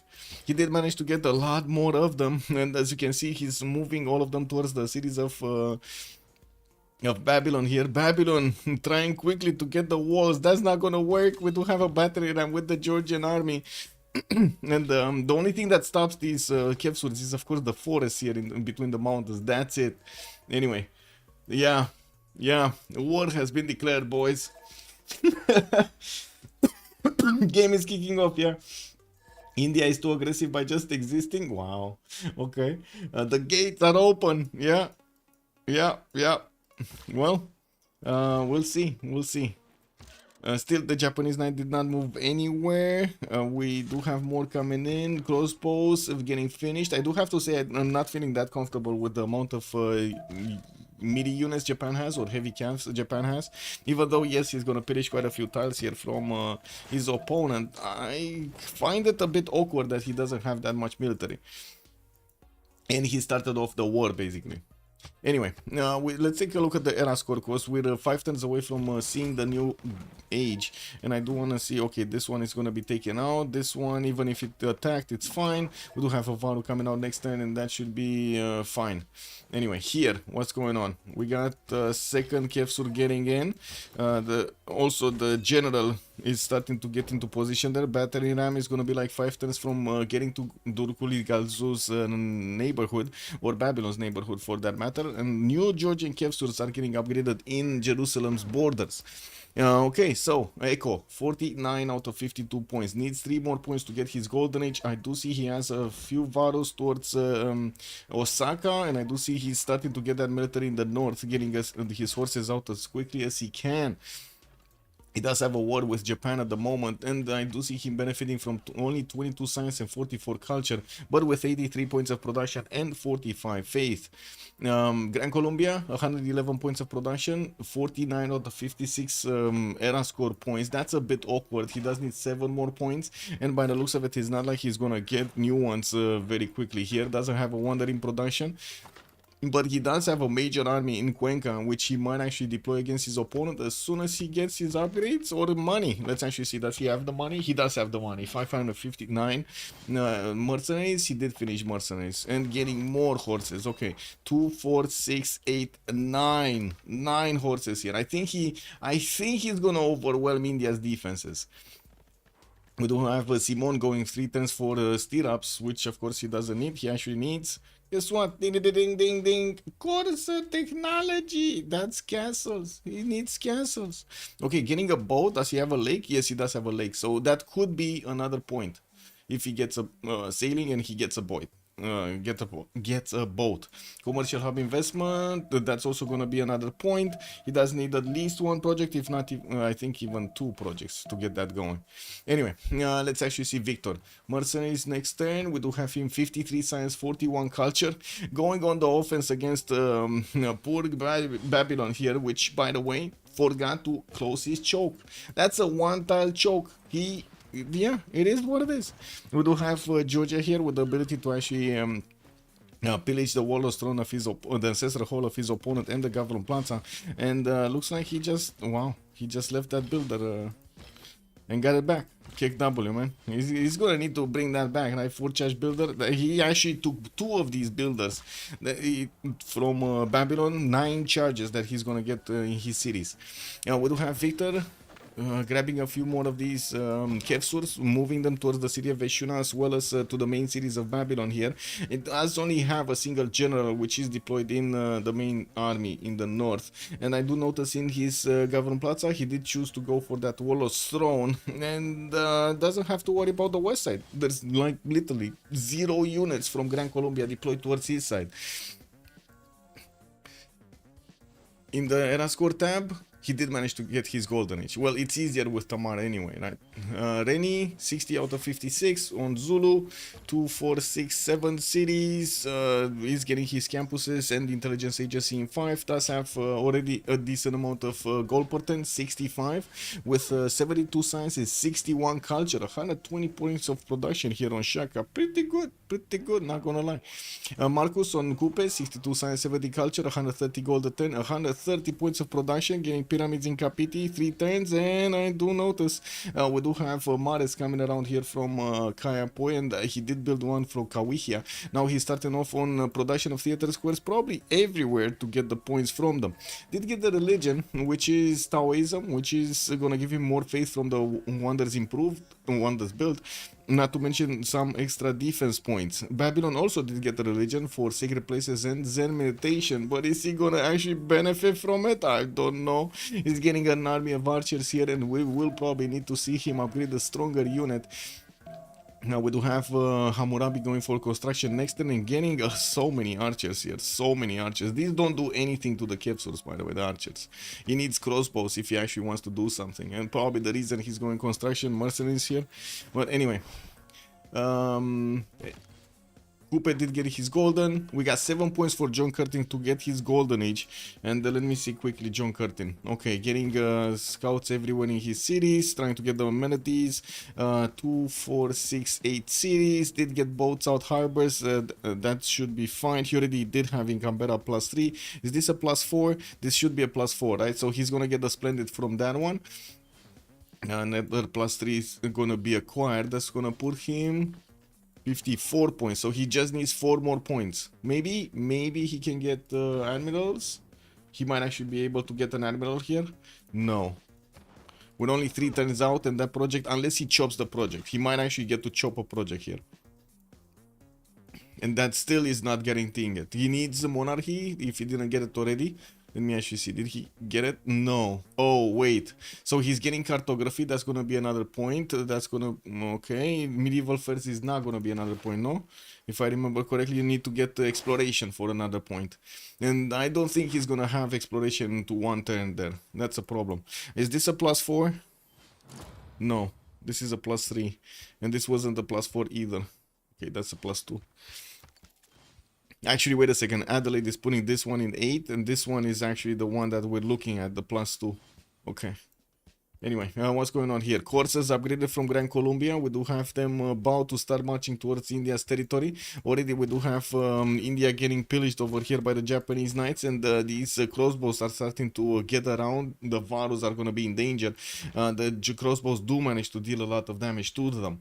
Now, we will need to see India try to recover from this, try to get stronger units, his knights out, and of course manage to push back both Japan and Gran Colombia. That's a hard task. Looking at Robert the actually, sorry, Babylon, right? Babylon, 66-55, he got his golden age. Heimerdinger, 78-61, he got his golden, getting horses out. And I do see him building up his market count for those trade routes with new libraries coming in for the extra science. I did put down pyramids, did not finish it in the city of Air. It's gonna take a while, and he's choosing to go for a builder first in there. Okay, Caitlin, 4 more points. She needs 4 more points. Can he get them? Don't know. Did he get monarchy? Still no. Did he actually? He might have actually gotten monarchy and we didn't see it. That's 64 sciences, 61 culture. Let me see. He might have not switched. He didn't. He didn't actually get monarchy. Where did he go with his Civ6? Wow, getting... whatever. Oh well, he might not get the next golden. We do have Jace here also getting printing and theology in a few turns. I do see him going dark. 37 out of 38 points on Tokugawa. Going dark.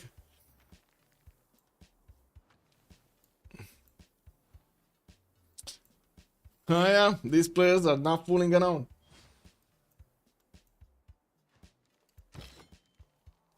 Oh my god, look at the armies of Babylon. Look how many units he actually made. There are 2 lines of units. Amazing. That's a lot of army.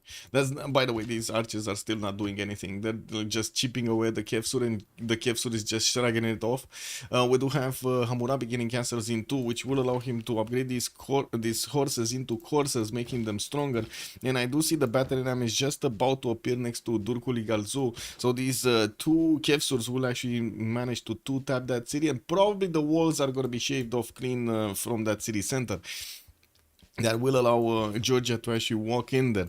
We do have also Georgia about to get to Eshuna, which is going to be extremely dangerous for Babylon since he doesn't have a defensive unit in that city center, nor does he have walls. He was trying to build an aqueduct from that city to get that extra housing going, and I'm pretty sure he wasn't really thinking that Georgia is going to come towards him through a one-tile choke. It's incredible to me that he didn't have at least a scout in this, how to say, in this forest over here towards Jerusalem.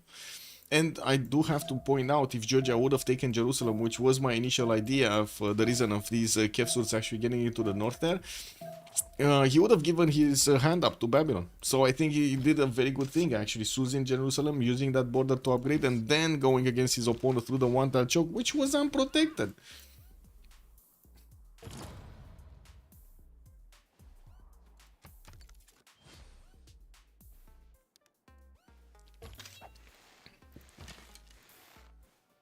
Oh man, that's look at these archers, man. They don't do anything. They get one shot by these Kevsurs quite easily. And there we go, battle ram moving in.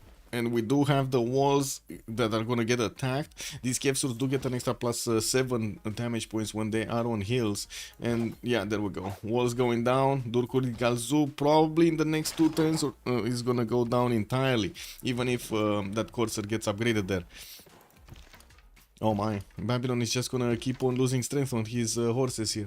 Anyway, we do have more chops on the right side, a few more heavy chariots coming in, and he definitely needs to get stirrups for this.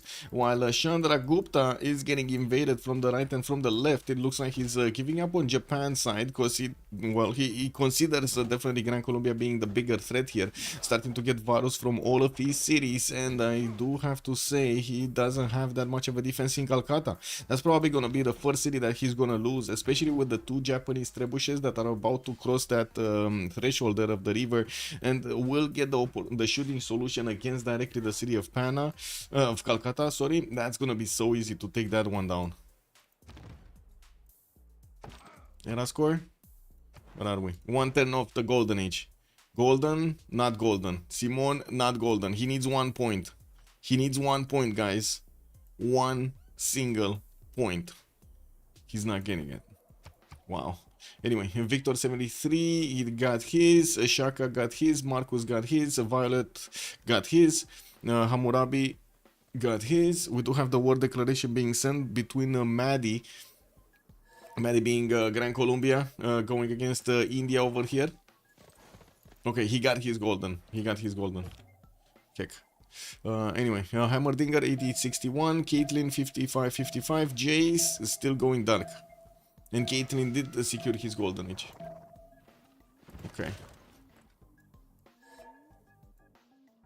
And look at the trebuchets walking onto those hills and into the rainforest to start attacking Calcutta. He does have a knight next to that city center that will do the final damage.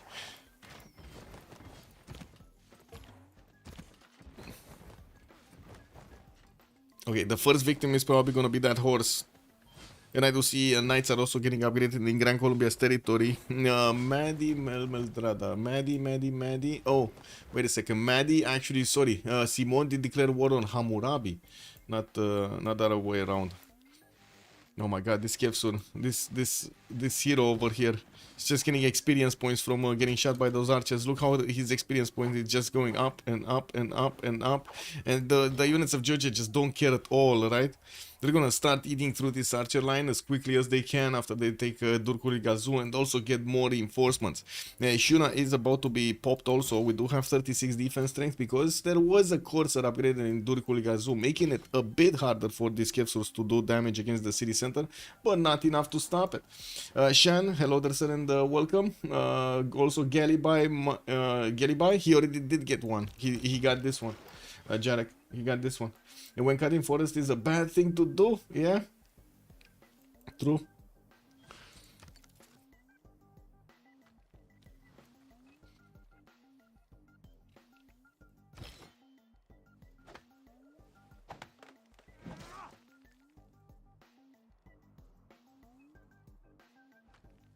Universities in 2 turns here from Edinburgh. I do see production from industrial zones already starting to appear here in the lands of Scotland. He's on 156 science and 95 culture. Looks like the corner spawn over here for Scotland is helping him out so much. Did finish the Great Library, did finish a Temenanki, did finish that Colosseum, Temple of Artemis, and still has very good amenities in his cities. Still lacking these. I'm quite not sure why he's actually lacking 3 amenities here. Well, anyway, maybe into high pop city or something. Anyway, we do have him sending a catapult towards Vatican City, and we're gonna have a quick pause for the players to actually get through the how to say, through the Congress. Gonna see the war here happening. Calcutta already got taken down. Let me do this.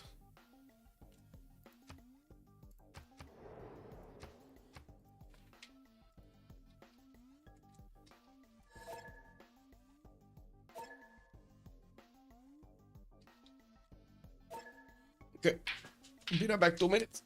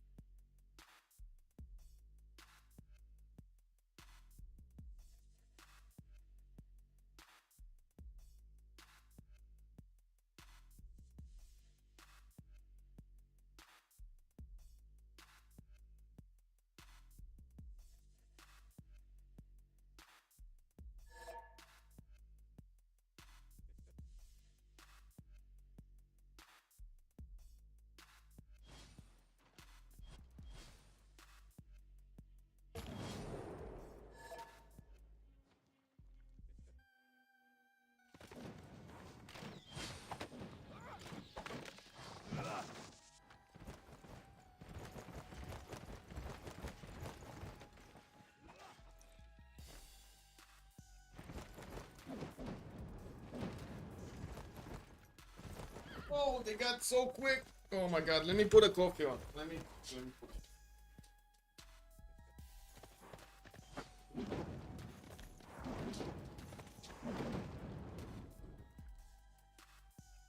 Oh my god, they got here so quick, and they got through the Congress so quick. I did click the button on the espresso machine. So Shaka, 20% faster pop. We do have Monarchy getting a wildcard policy slot. Okay, and Grand Colombia already starting to invade India, but he has problems. The Varus are managing to slow down his advancement. Calcutta already got taken by Japan, and moving in with his crossbow seems like he's doing enough damage against these Varus with them. The Varus, not that much against Japan's units. Give me a second, because it's starting to be full.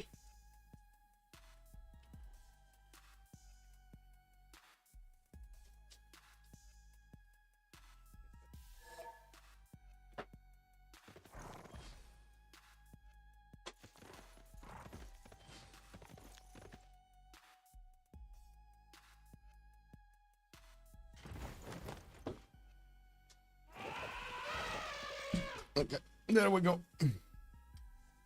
So, Golden Ages, what do we have? Chandra Gupta, Drums of War. He definitely wants to get his GMC up in 6. It's gonna take a while to actually build it, and of course in the meantime he does need to defend not only his capital but the city of Agra. Looks like that city in the south is gonna be taken down there. Probably Delhi is also gonna be falling soon. Unfortunately, maybe not actually. That city is trying to get walls in 3, and India does have a builder there. I don't think he's gonna get to use it. Anyway, we do have India at the moment with only 37 science and 54 culture, and I do notice he has a problem with 2 opponents attacking into him. Simon Bolivar, 67 science, 47 culture, one of the attackers of India here, is starting to get catapults out so he can go through walls much easier and getting another wave of units, knights this time, to go around the Indian units. India did get to his own stirrups and upgraded those, upgraded those into knights. While I do notice, Gran Colombia just took away another city from him and pillaging those northern miles there. Not to mention trying to get into the borders of Panna with his units. Now the knights can actually push through the Varus. They're much better at pushing through the Varus than we got the coursers. And of course, we do need the trebuchets to walk in there to do the damage against the walls. Tamar, 86 science, 83 culture, when Pen Russian voice golden age on already did manage to get Turkul Galzu, and I do see Georgia is moving towards the cities of Babylon. Does need to be a bit careful with these Kevsurs. Yes, he does have a promotion on this one and another one, and it looks, but if he does move them off those hills, he has a bit of a problem with the damage. So he really needs to stand on hills to get the full defense. And another city goes down, Ashuna this time with 4 Kevs in that city center. It looks like Babylon does need so many funds that he can't actually get. We got him only on 89 gold in the bank, 6 gold a turn, 150 production. Sure, he's 2 turning knights, but is he gonna actually get to upgrade all of these units he built? Probably not. They're just gonna die here. Now we do have Victor with Aqueducts coming around, 3 turns for GMC, and also an Australian horse is sniffing around his cities, building his Diplo quarter, getting workshops. Okay, next up, Zulu, 97 science, 79 culture. No army. We got him with builders, campuses, and universities, getting more settlers. Looks like he's looking to expand towards the southeast here. Probably gonna put a city on the north of Ngudumdulovu anyway. Okay, plugging in Liang, got Victor in Nongoma, Pingala, Moksha, Reina, Magnus. Oh my god, he has so many of these governors. Anyway, Kupe, 116 science and 70 culture on the free inquiry golden age, 2, 4, 6, 8 cities, getting his production capabilities up, industrial zones, and will build a navy. Looks like he's going to be looking to take out the cities of Japan on the coast here. 2 of them could easily be taken on, while if he does get control on the main seas, he could also take on Australia. He does need to figure out where Australia is first though. And oh, he does actually. Oh wait, this is Zulu, this is not Kupe, this is Zulu. Never mind. Did Kupe see this? I want to see if Kupe saw this. Yes, he's seeing all of this coast. He's actually discovering the coast right now. He sees the riches on the other side of the planet here. Okay, Violet, 229 science, 233 science. Oh my god, that's almost double the amount of Kupe with 70 culture also. Looks like he's getting his industrial zones up. Already has caravels, but he does need the production capability. So he's on 191 with only 2 coastals, soon to be 3 because Geelong is getting a canal. Was that a forest? That was a forest here. Okay, never mind. 2 turns for industrial zone logistics. He's trying to get Imhotep in his empire so he can build a wonder. And taking a look at this, okay, Agra has been taken, Mumbai is about to go down, and it looks like Gran Colombia is going to take it over. We do have Japan doing the damage against Delhi. No, taking out these units of India is a priority here. Definitely the attack on the Varu is going to need to happen. While at the moment, he doesn't have that many units in Calcutta to actually put pressure on Chennai. We do see India did manage to get a strong army of knights here, and of course Varus around them. It's still not strong enough. Still not strong enough. Mel Hammurabi, 42 science, 78 culture, losing 2 cities, about to also lose his army here next to around the city of Babylon. We do need to see Georgia reinforcing this offense with more of his Kevsurs, even though these are extremely strong. It looks like getting closer to his opponent. He's, oh no, these are unbeatable. Look at it. What? These are unbeatable. Vidbook was also saying a scientist is important. Yes, it is. A 300 pointer Newton is going to be available for them. Yes. Look at the Kevsur's damage, man. Look at the... Oh my god. 80 strength Kevsur, bro. Like, yeah, good luck with that. Good luck with that, man. Not even the crossbow actually does enough damage. Wow. I do see a spy coming out from Rapicum, and he did manage to get to recruit Imhotep. He got it away. And look at that, one of his Kevsurs did die, but 2 knights and a horse gave so much of their health to actually attack into that Kevsur. So much. And let's see the Georgian counterattack here. He does need to take out at least one knight, no? Repercussions. Oh, you know what? He did take out something else. We got the units from the south, from Eshuna, starting to move in, wrap around Babylon probably, and he does have them on mines. He could start pillaging. Another one, the other two from Dur-Kurigalzu are actually chopping around Babylon's units here in Mashka Shapir. And by the looks of it, they're cleaning up house. We do have Victor establishing. So he tries to stabilize that city's loyalty, even though I don't think he's gonna manage to do it. GMC coming out next turn from Tbilisi, and another two Kevsus are being put into the production queues. Okay, well, Robert de Bruce, 180 science, 111 culture, 246 cities, 7 cities, finishing his universities, getting industrial zones down. That's only gonna be a +3, and I do see he's getting new commercials. That's a decent amount of gold on him. 150 gold a turn is pretty good. 2 coastal cities, one that did try to build the pyramids, never actually got it. I don't know where pyramids got built though. Somebody built the pyramids because it disappeared from that territory. Oh, Mumbai did get taken by Japan. Looks like Delhi is also going to be one of his cities. And he's probably going to leave Gran Colombia, the city of Panna. But that's unfortunate because they do want the points, right? The points are actually in the capital city. They're not... to actually get qualified in the next round, you need to take a capital or be in the top 5. Can you GMC buy units in occupied cities? No. Actually, at some point, we did take away that ability, I understand, through BBG. Because, I mean, it was kind of weird. You take a city from your opponent somewhere. Wait, did he leave? Rage quit? Wait. Give me a second.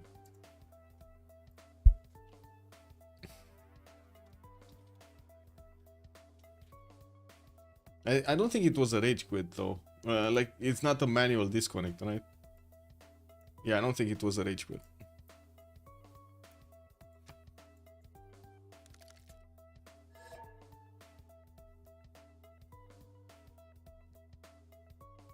Coincidence, yeah, coincidence, probably.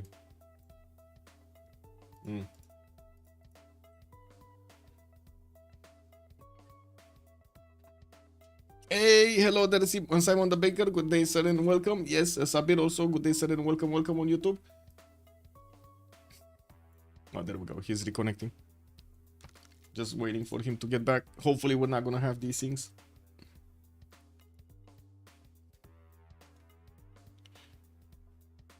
Oh my god.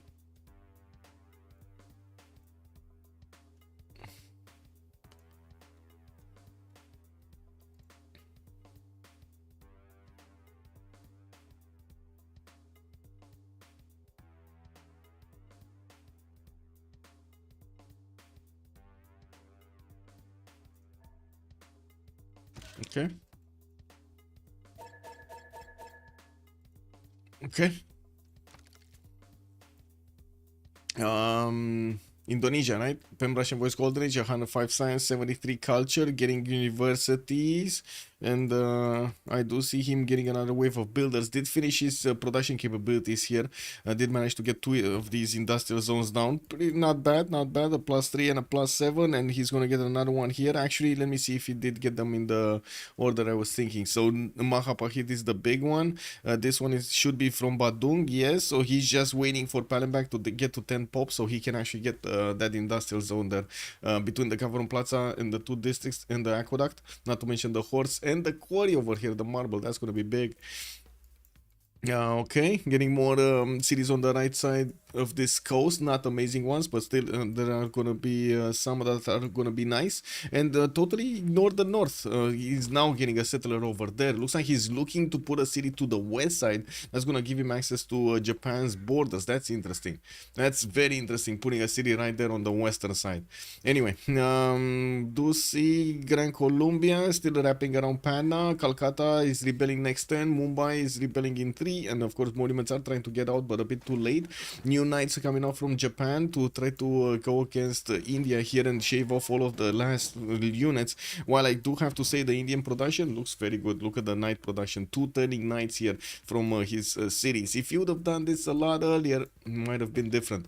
Intelligence Agency 3 also for Japan, production looks pretty good, 145 at the moment compared to, of course, India's 62. Definitely looks much better, but not really the same production numbers of everybody else in the game. He's trying to attack Johannesburg with a few coursers and a crossbow, and looks like Johannesburg is kind of beating him up. And we do have JC in a Dark Age Monumentality, 136 science, 55 culture, 145 points of production. Not the biggest opener. And of course, I do have to say, Maori here is getting a very big fleet. We got 2, 4, 6, 7 boats. I do see he's getting scouted by Gran Colombia, finishing his mares, and there we go. That's where the pyramids are, in Opango. We do have him getting more markets from that city center, and of course, grabbing free charges on his builders is awesome. Where is he on cartography? 2 turns cartography, 3 turns exploration, while I do see Robert is also getting exploration in 2 turns. I would imagine Violet already has exploration, or did go through it, because he's now square rigging. The problem is Australia will need to hard build caravels, while we're gonna see a lot of boats upgraded from how to say, from Coupe. And looking at the gold here, he only has 141 in the bank right now, but he's making 190 per turn. That's actually 2 caravel upgrades with mercenaries per turn. That's not bad. That is not bad.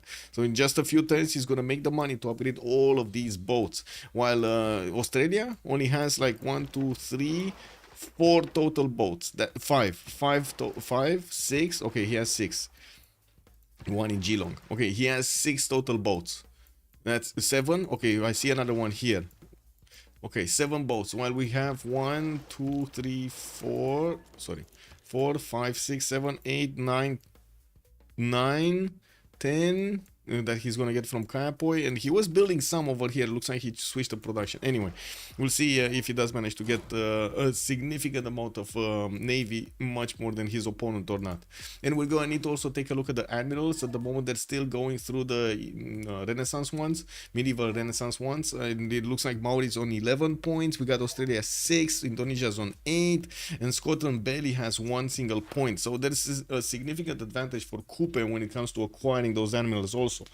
What happened to Australia? What happened to Australia? What happened? Nothing. He's good, right? He's good. He's looking good. Biggest science in the game, 250 science, 75 culture, getting industrial zones projects down, and also starting to put quite a few of these, I would say, outback stations here. Oh, he's desyncing. Oops. Okay. Alright. I didn't see that, sorry. Thank God that Maddie did put the pause. That's sportsmanship like that. That's sportsmanship right there, I gotta say. The French are letting us know how it's done. Look at that. He didn't want to work when his opponent wasn't actually at the PC, right, to react to his war moves. That's sportsmanship like there. Something to respect.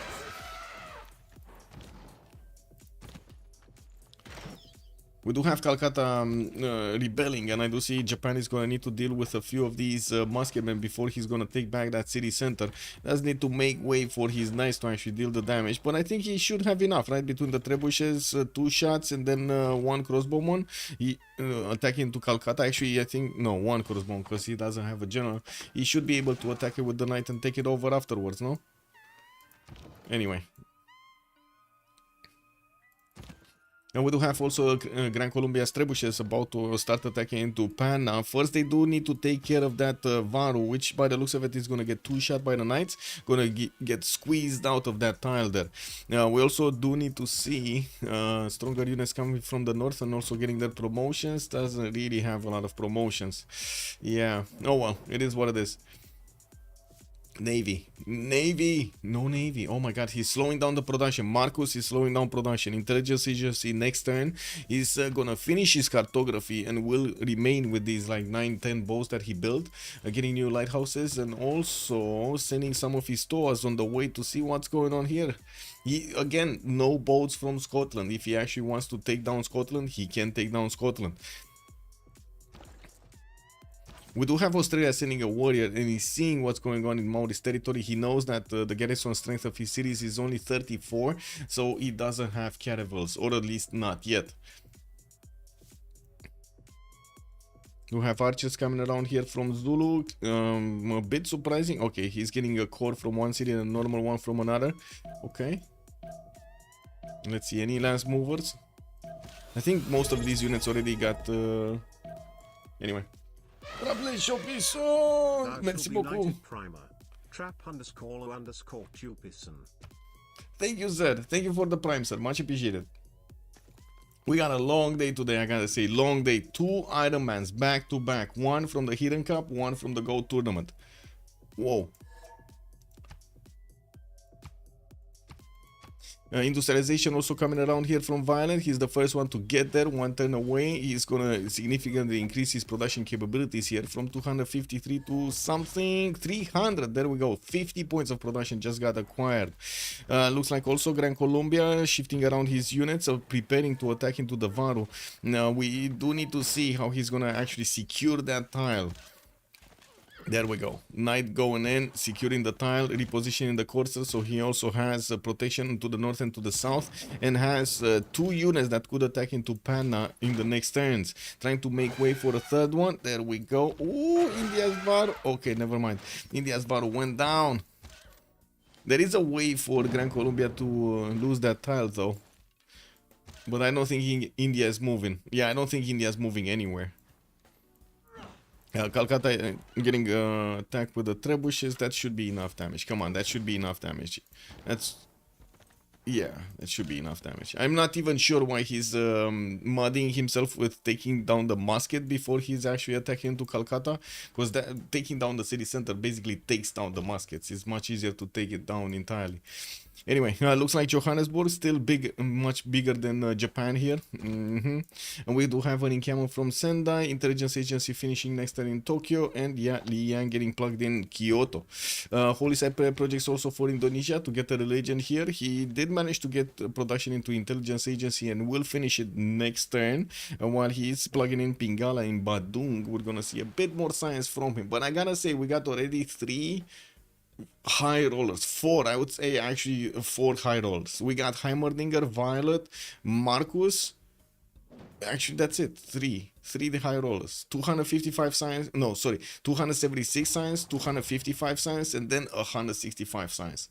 We do have, yes, afterwards, Caitlyn on 145, Jace on 138, and then Rennie on 131. But still, man, 250 science, 270 science, 250 science. That is amazing. Marcus here is actually the first one with only 170. I do see Heimerdinger coming up next with 380 points, and Violet 375 points, while Victor is still taking down the armies of Babylon. We do need to see another battering ram. He lost his battery ram. I don't know how, but he lost his battery ram. There's no more battering ram. And I do see new units are going towards the cities, but Eshuna liberating, or I should say, how to say, revolting, is putting men-at-arms in the chokes that are gonna slow down these capsules from getting into the borders of his opponent. He should be able to buy a battery ram from Durkuri Galzu though, if I say so myself. I mean, he just pillages a tile and gets that, no? He has 159 in the bank, okay. Yeah, there we go, he just pillaged something. Okay, so still city of Panna. 2 trebuchets are getting in. We do have a crossbow, 2 crossbows from the south that are also shooting against that city's defense, and more of these coursers are wrapping around with full strength. He did manage to replace the ones that he actually lost the health on, put them back into his cities. Calcutta did get retaken by Japan, and it looks like Japan is slowly moving towards Chennai here with his knights, trying to get his hoofs onto those mines to pillage them. Bombards coming out, Nagoya, Kyoto, and I do see Johannesburg just pushing him back. Oh, we do have Maori actually upgrading 2 caravels here. Oh, he just wants oh my god, he just wants the boost. He doesn't actually want to go against anybody here, does he? He probably is thinking, oh, but that's so much gold invested. I don't want to do that. I mean, free cities. Who likes free cities? I don't like free cities. Wait, I think India may not get to nukes. Yeah, I think India is not going to get to nukes. Yeah, for sure. For sure, he's not going to get to nukes.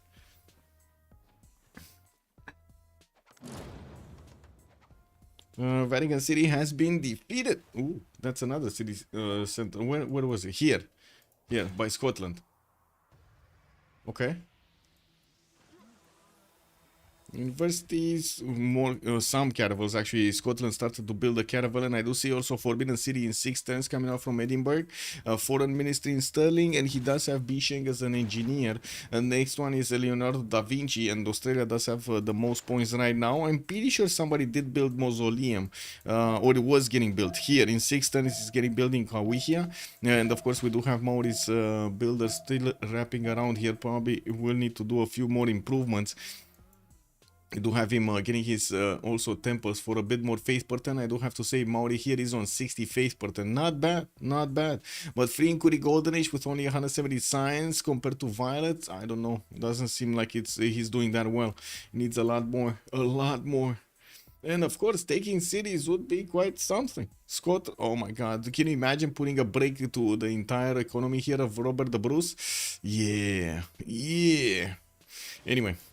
We do have, of course, factories coming in from the cities of Australia after he did get his industrialization. Also did recruit Ibn Khaldun. Newton also got picked up. That was picked up by Scotland. And that's okay. And Australia did get Ibn Khaldun for the extra bonuses for his non-food yields over there from the happiness. Okay, what's going on? Panna did get taken over. That's Gran Colombia taking over the capital. He is qualified.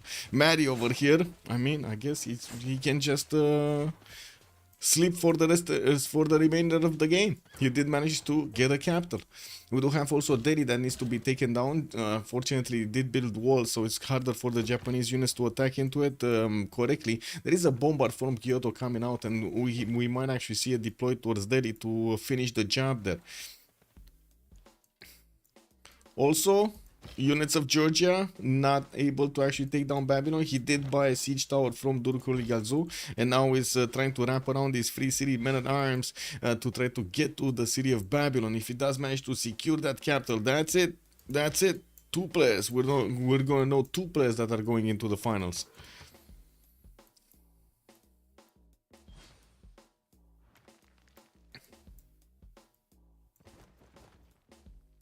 Oh, my coffee.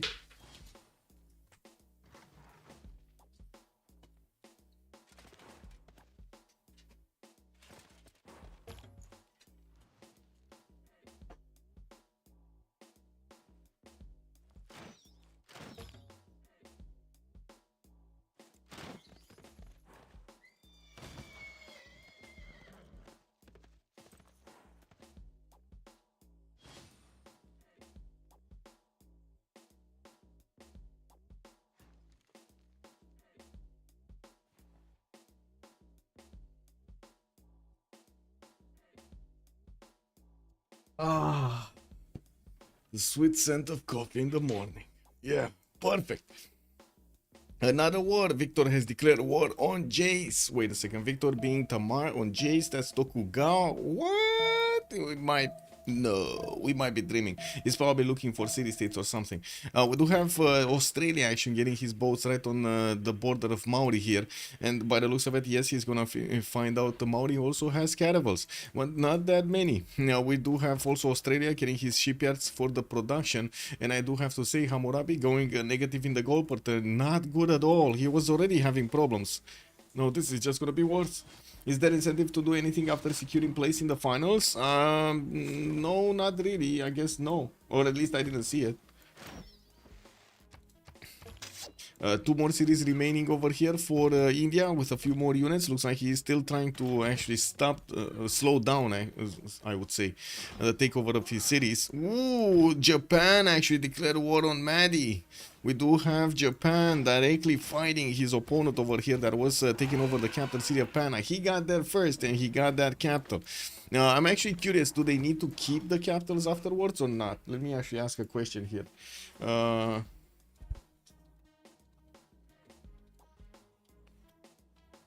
Also, give me a second.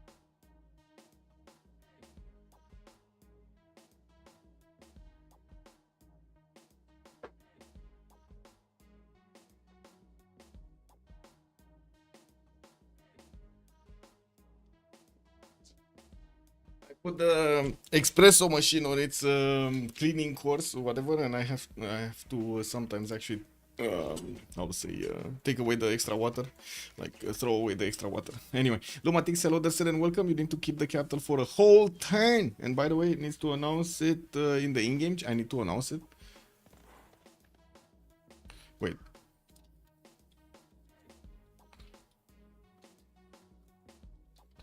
I don't know, nobody told me anything about announcing it in the in-game channels.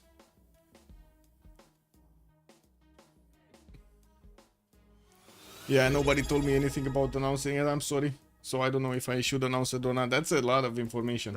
Lucan, hello there, sir. Thank you so much for the prime. Thank you, sir. Coupe, we got Coupe. Let's see. 3 times Mausoleum, 7 times Chicanita. Oh, that's gonna be big. Getting a campus here in Capiti, taking out one of the Uluru tiles, but you know, it is what it is. And I do have to say, Reni over here still not doing that much other than getting his science up and his culture. Looks like more universities are finishing. He's getting his tables and production for the later on game. We might see him cleaning up house later on.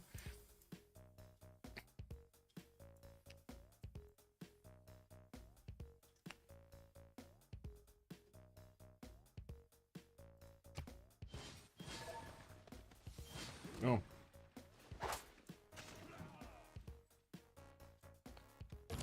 Man. Okay. Looks like HK did it. Okay. There we go. He did it in France. In French is better. Okay, so Siege Tower, 1 turn away from getting next to Babylon, and we do see one of the capsules here in Apicum is in deep trouble. It doesn't have the health to actually keep going. We do have the other capsules also wrapping around the Babylon, but that's 61 defense strength. It's a bit tougher than even the capsules can attack into. We have here coal power plants in Sydney. We do see industrial zones Melbourne and new universities in Canberra. He did get the Leonardo da Vinci and Finnish Mausoleum. That is big. Leonardo da Vinci here is going to give him another +6 on each of his workshops. That is insane. We do have Violet already with the biggest science in the game. Now he's going to have a lot of culture from his industrial zones. On 340 science, 112 culture at the moment. Still needs Leonardo da Vinci to tap twice. 408 points of production also on the side of John Curtin. You build as Perth, universities on the western side. I do see north, of course, more workshops. In the lands of Scotland, I do see industrial zone logistics and returning Forbidden City in Edinburgh. He does have access to Mimar Sinan, which is the next one of these engineers. Doesn't have the production one, but he's getting the amenity, so maybe he's going to be interested in the amenity. Especially looking at Dumfries here that did not get to ecstatic. Oh, finally he did get to ecstatic. Okay, never mind, I take that back. We do have Indonesia also getting new settlers, sending that city so far away in between the two science city states on the western side. We do have him also finishing his universities in his cities, and I gotta say he's still struggling to get to 200 science. We do have him 188 right now with 250 points of production. Okay.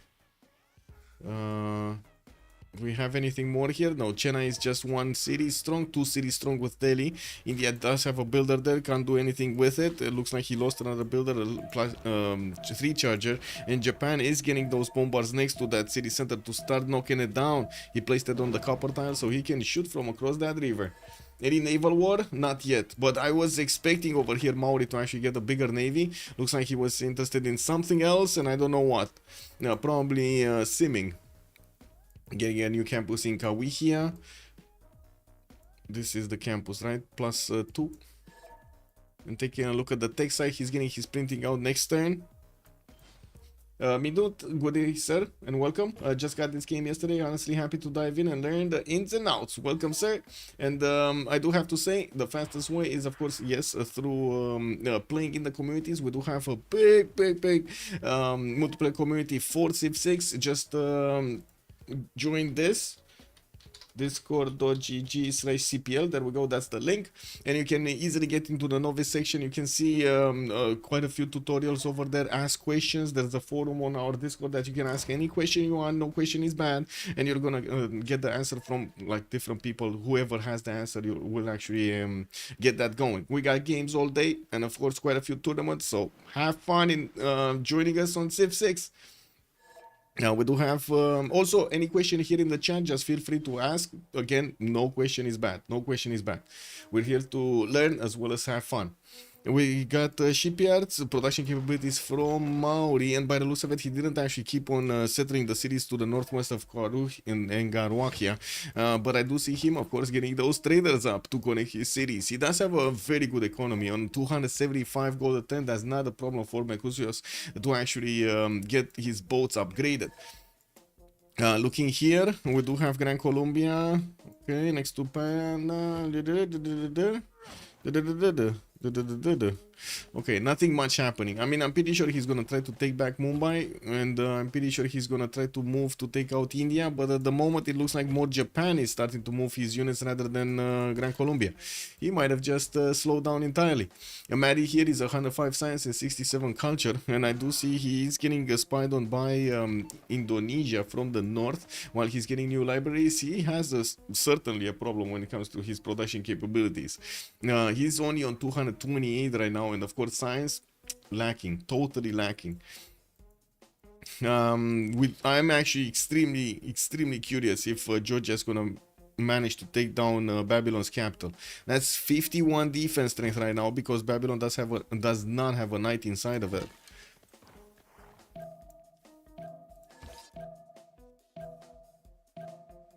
Okay, these did get there. This one is probably gonna die. It lost its movement, so I'm pretty sure it doesn't get a heal next in between the turns. At least it's on a heal, so it's gonna be quite punishing for these units of Babylon to attack into it. And we do need to see with the siege tower if those men at arms can actually climb onto the walls and take down Babylon.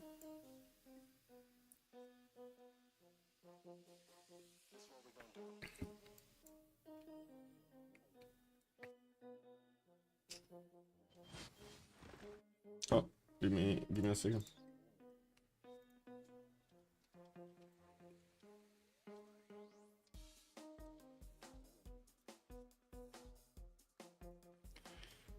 Okay, so that's another Kevsur down. We do have more Kevsurs trying to get across the river, and yes, we're going to need to see if they do manage to get onto this southern tile of Babylon also. There is a courser that's keeping that tile, and I do notice Georgia does need to cross the rivers. Now the question is he going to attack into that knight, or is he going to move across so he can get the courser? Anyway, we do have him with the possibility to start attacking into the city center with at least 2 units that I can see, but they're gonna be damaged quite a bit, so I don't think he's gonna be incentivized to do so, because, well, he's gonna get counter-attack and he might lose those units. If he does manage to get at least 4 of these Kevsurs in 2 turns, that city's down. Yeah, I'm pretty sure with 4 of these Kevsurs, after he attacks into that city center's defense, yeah, 2 waves and that city's down. Okay, we got Japan getting Cuirassier technology. Mari is getting his Llaneros in 2 turns, so he's gonna equal out the Japanese technology in 2. The moment Japan does do a lot of damage against the Grand Colombian units, and of course we do not have that many Japanese units to deploy. That's the problem of Japan. We do see Gran Colombia does definitely have a lot of units, and right now he's getting counter-attacked. India is trying to get into Agra to maybe take back a city center of his. We do need to see Gran Colombia pushing back from there, and I do notice finally Gran Colombia does have the extra intel on Chandragupta. Okay, encampment training project coming from Kyoto, bombards on the coast, also spy from Gran Colombia about to appear in the city of Sendai.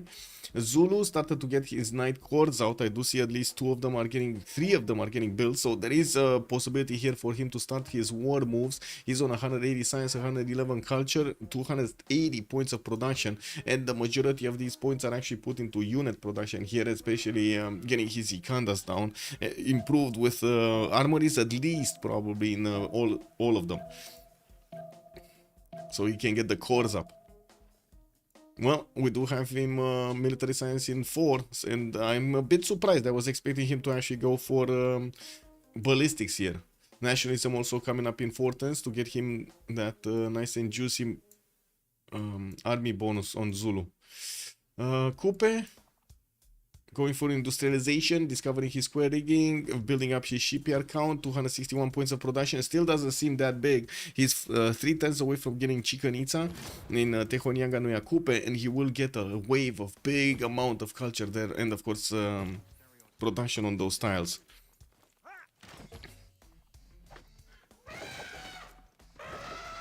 Well, I think that's over with the Indian army over there.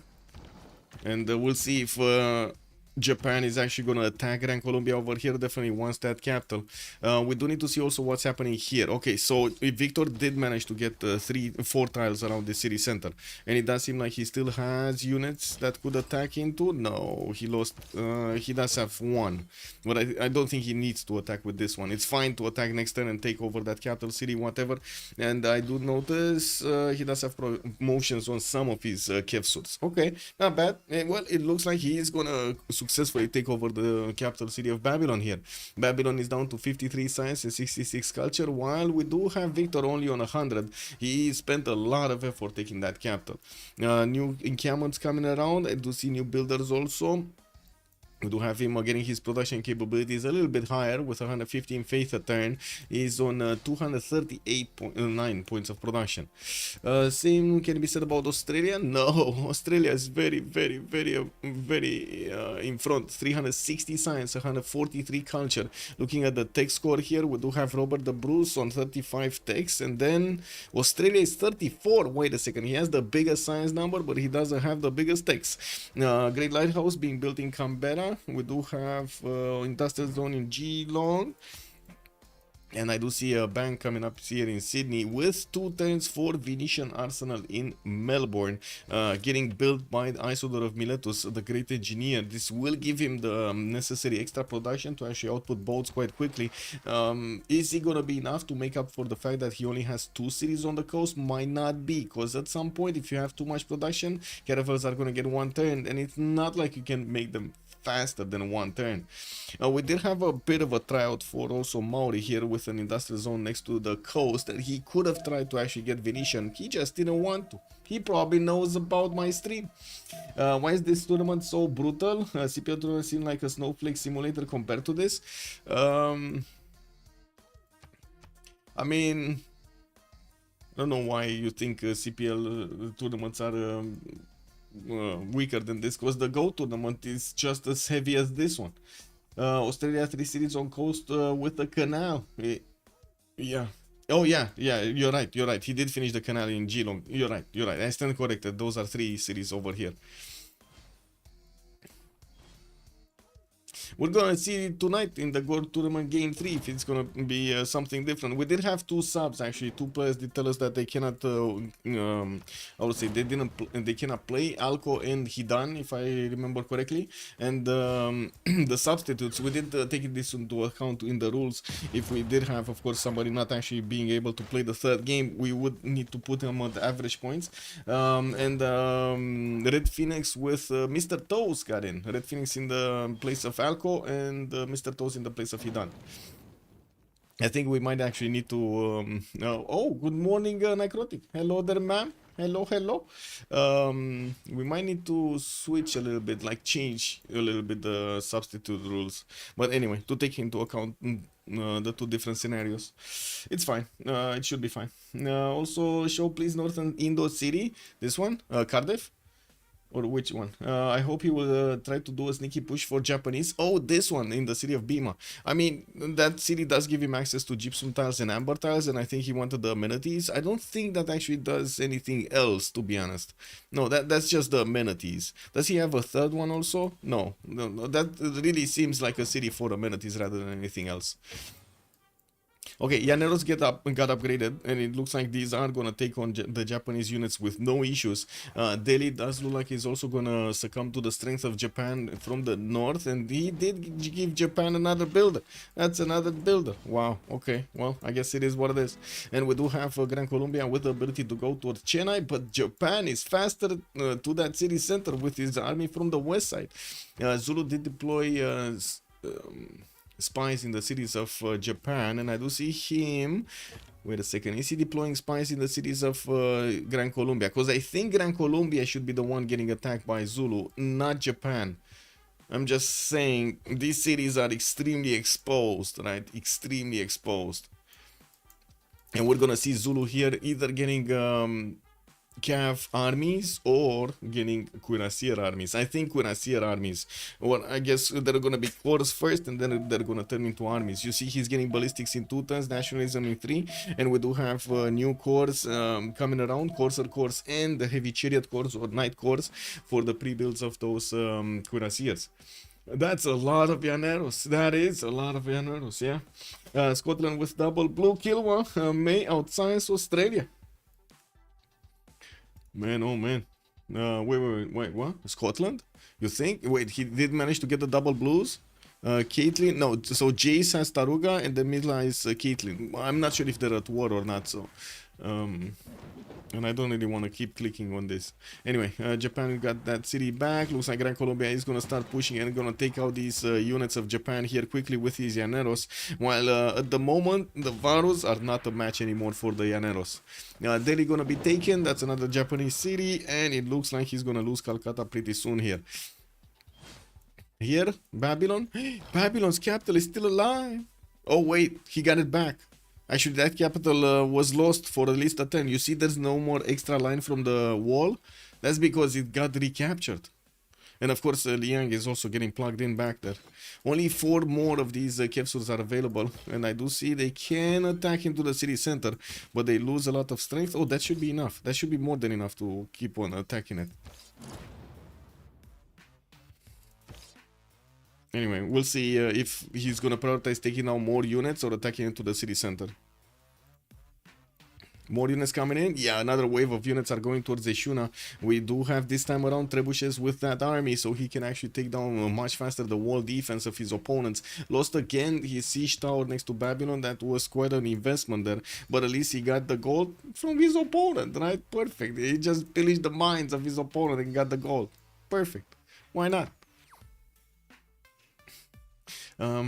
We are only 5 turns away from seeing the next era, and we're gonna need to start taking a look at their golden age points. We're also gonna need to see if Maori here is gonna manage to actually upgrade the navy, because at the moment I do notice John Curtin did get up to 600 military strength. He has ironclads, and I do see at least 2 of them did get upgraded. He did build his Venetian arsenal, could start to get the navy out quite quickly, but only 3 cities on the coast.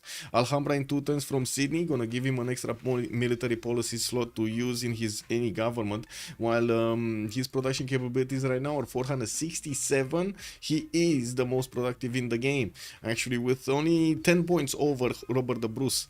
You know, we do have Scotland here also finishing Machu Picchu in Stirling, trying to get Angkor Wat in Dumfries. That's going to give him a wave of population in each of his cities.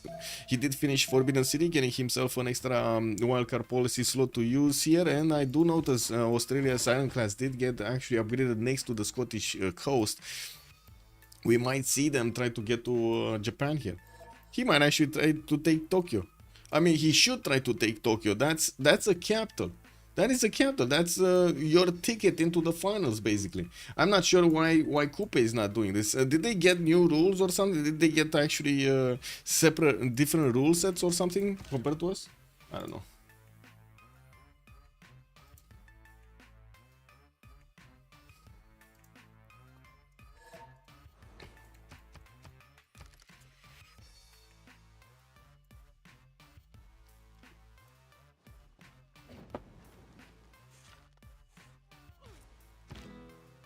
Well, Gran Colombia does have the chance of two-shotting the city of Chennai here, and it doesn't look like Japan is actually going to keep it. Calcutta also about to be taken down. There are more than enough Llaneros to cover that city center. And of course, Mumbai is just 2 taps away or 1 tap away of a free city from a Gran Colombian Llanero to convert to Gran Colombia. Now, we do have new Llaneros coming around from the cities of Gran Colombia, and I do see the army of Zulu is starting to get very big. We do need to pay attention to his military engineers pathways here. Is he going east? Is he going west? Is he going north? We gotta see where is he going. At the moment, I think he's actually I would say figuring it out. We do have him with 2 military engineers actually starting to move towards the northwest. Is he actually gonna try to go Osaka? Is he gonna bully Japan alongside the Gran Colombia? That's a very long way to actually get the capital. And Gran Colombia does have a big army here anyway. Anyway, we'll see. We'll see if he actually chooses this pathway towards the west side. Quite a few Knight Corps are still in the middle. And quite a few other knights are getting trained. He does need to get them armied up, right? Most of the time, actually, a lot of the players do choose to conquer cities to army their units. And that's 1 nation down. That is, we're down to 9 players in the lobby. Chandragupta was the first one out, caught in a war between Japan, Tokugawa, and the Llaneros of Gran Colombia. Looks like he succumbed to both of them. Seems this is a good format because it encourages going all in with attacks. Yeah. I mean, this is the qualifier game. That's a bit different than we do have the Go tournament. But that's one of the things that we also need to get taken care of in the Go tournament. Using the point system and the rules, probably. It looks like we did actually start to stir up quite a bit, right, in the last 2 games.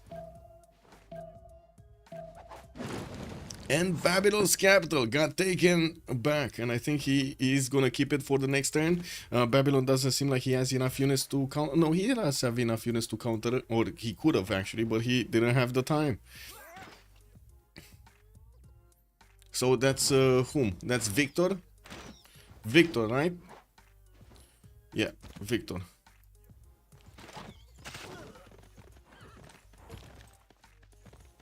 Do we need to keep it for 1 turn or multiple turns? I think 1 turn. If I chat said 1 turn, no?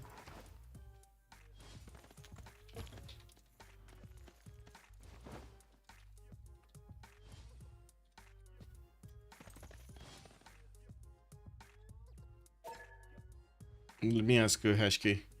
I have no idea. Maybe he should say it in English, in French. I mean.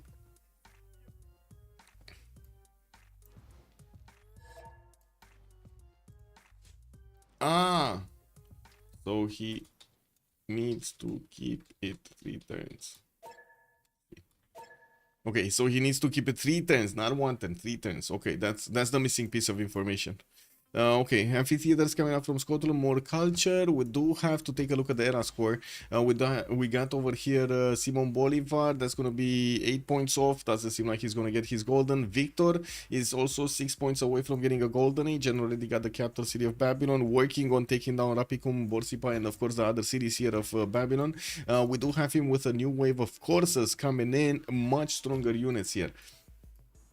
Much stronger units, much bigger army, I should say, not stronger, bigger army. We do have also Reni going for a Dark Age, or at the moment 79 out of 90 points. Will get his cuirassiers next turn and will get to upgrade quite a few of them. He does also have the upgrade button on these courses to get into cav cores, and I do see he is hard building them as well as getting his military academies in his Ikandas for the production. His 200 science, 117 culture, 300 points of production with a good economy working, 165. Okay, Coupe, 270 science, 129 culture, 350 production, and is going dark, 96 out of 97. As his new settlers coming around, looks like finally Johannesburg actually died to Japan. And look at these little guys. Look at the little guys. They're actually making a line of units to go against Tokyo. And Maori, the one that's next door to Tokugawa, they choose to give up on this. He chose to actually give up on this, not attacking Tokyo. Can you imagine? He just gave up on the slot in the finals. Anyway, maybe he's still gonna get it. Oh, Babylon got it back. Okay. But that city is just going to be taken back again. And all of the units of Babylon just, you know, will die.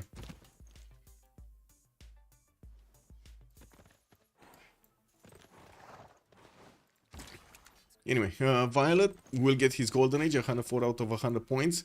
Hammurabi Dark Age, looks like Robert the Bruce will get his Golden Age as well, 122, 118. And did finish his Machu Picchu, did finish his other wonder that I forgot what it was. What was it? He was building... Oh, Angkor Wat. He was building Angkor Wat here. With banks coming in for the extra economy, he's on 337, 340 points of gold, connecting his economy on the coast with Australia. Did give him so much gold per turn. Also, 231 science is putting him ahead of John Curtin's 173 at the moment. And we do have him with 583 points of production over Violet's 541. Very nice, very nice. Chennai got taken. Looks like Mumbai is free city. Doesn't seem like at the moment Gran Colombia wants to move in forward towards Japan's borders. And we do have him starting to reposition his army. Looks like Zulu is going to pick up the flag of actually going against Japan and put him out of the misery here. Especially after Gran Colombia did secure a capital. Doesn't look like he's that concerned about this. Now we do have Catherine also going for golden. He's 1.0 for golden age, 92, 93, and we do see spies coming around from his cities. Did get flooded in Palembang. Has Mimar Sinan there. Archaeological Museum. Does he have something to recruit here? I don't see Indonesia being first in any one of these great person points. But anyway, Jace 5963 looks like, of course, he might get, but he might not get. Why didn't he get a single samurai? Oh my god, and don't tell me he can't build a samurai anymore or something. Anyway, that would be his points. That would be his points right there. I have no idea. I have not seen a samurai here from him. So, whatever. Let's see the boys. Let's see the boys. 4 of these ironclads are going towards Tokyo and Sendai. These are the only 2 cities on the coast from Japan. If they get taken out, Japan cannot react at all against the coast. Maybe bombards, right? Bombards maybe can tickle a little bit of ironclads, but man, these are like 74 base, 70 base strength units, and the bombards are like what, 55 on the offense base. Capital city of Babylon got taken over again, and it doesn't seem like Babylon will have the unit count to take it back. We do have Durkur Galzu actually flipping back to Babylon here, and he's putting down those crossbows into the production queues, starting to get next to Rapicum, which I gotta say has quite a few farms for these Georgian units to feast on. And we do have the crossbows, the final crossbows being taken out. These trebuchets are also starting to do the damage against the walls, but that's medieval walls because of something. No, that's just medieval walls. He actually built medieval walls, or were these built with I think these were actually built with James of St. George. I'm not sure though. Let me see if Babylon did get James of St. George at the beginning. What's the wall engineer? This one. Yes, he did. That's why he has it. That's why he has the 150 strength walls. Okay. Well, Terracotta army coming out on also next turn from Poti. That will give him an extra promotion on all of this army. This is going to be amazing for him to get back his health then. Did we have any changes? Tamar 2 points off. Looks like Simon still needs 6. Is he getting anything? Doesn't look like he's getting anything with points. He does have an industrial zone, but that's not a +3, or at least not yet. Oh well. Coupe still 6 points off. Barracks coming in, universities coming out from multiple cities, archaeological museums, and Mares. Doesn't seem like he's actually building any wonder here or something that would give him the points. 4 more points. He needs 4 more points. This turn, actually, he needs 4 more points this turn. Oh, there we go. Tamar actually got it. 110 out of 109. Violet, 106. He got it. Hammurabi, not getting it. Robert did get it. Caitlin, still 1 point off on Indonesia. He needs to do something for the 1 point. I don't know what. Oh, war. Maddie has declared war on Marcus. That's Coupe. And looks like they're piecing city-states over here for the extra points. Okay, let's actually see. Did he get it? So Marcus got it. No, he didn't. He's still 2 points off. Still 2 points off. Did he piece another city and got it? No. Okay, it wasn't him. We still have Caitlyn needing those 1 points. Oh my. Okay. Koopa is not getting this. And neither is Caitlyn. They didn't get it.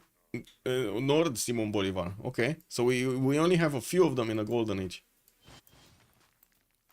We do have Zulu Knight armies already finished. They're gonna get Cuirassier army soon, and of course you can imagine the difference between Cuirassier armies and the normal Cuirassiers is gonna be insane. And HK just announced the takeover of the Babylonian capital here by Georgia. That puts our second runner-up in the finals. Tomorrow here is gonna be our second runner-up.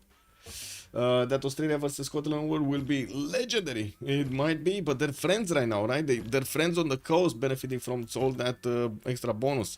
Okay, so Australia is putting a galley in the front of Tokyo. He's showing him the raft, basically. He's showing him the bad side. And then he's gonna swoop in with the ironclads and take over Tokyo. We're gonna see some boomsy. Yeah. Fortuna Belly, good morning, sir. Right on time to see the boomsy, Fortuna Belly. Very nice, very nice.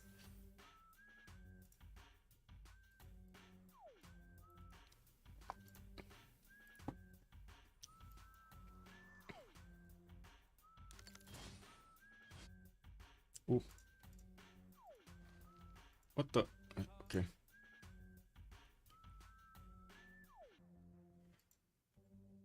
One sec.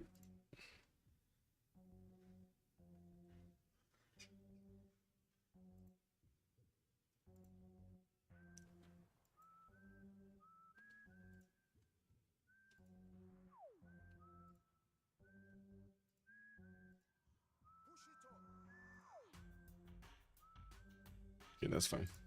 Too many pings, man. Too many pings. Anyway, now we're just waiting here for the movement of these ironclads to actually attack into Tokyo, so we can see the booms. And looking at the yields, we're also gonna have a pause, by the way, next turn, what I should say, in the next few seconds, in the next 30 seconds, for the Congress to go through. Finalfin, hello there, sir, and welcome. Friends could just switch capitals. Yeah, Kek W, man. Kek W. Yeah, they could just give each other the capitals, no? Okay, neighborhoods from Scotland encampments, and I do see Oxford University is here. Oh, we do have the attack on both Tokyo and Sendai at the same time. Looks like Sendai is gonna fall and Tokyo is gonna fall. Oh, in 2 turns. That city might not fall because ancient walls are getting up in 2. Sendai will probably fall next turn. And I do notice the pause. Let me actually finish this, and we're gonna have a bit of a break. Need to get to toilet anyway. Let me just...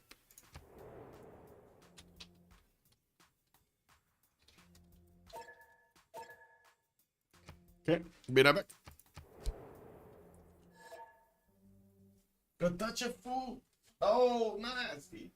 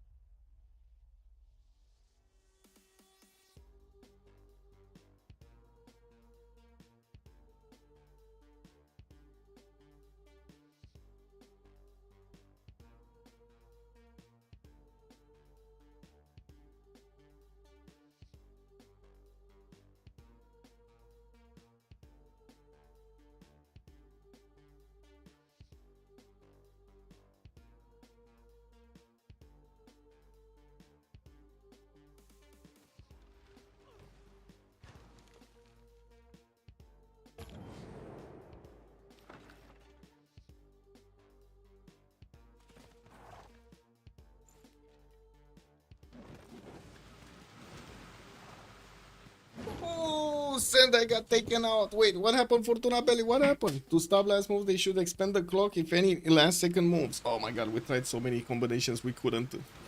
Tokyo looks like it's gonna remain alive here with 50 garrison strength. There is a bombard coming out there now, out of the city center, but the ancient walls are going up next turn.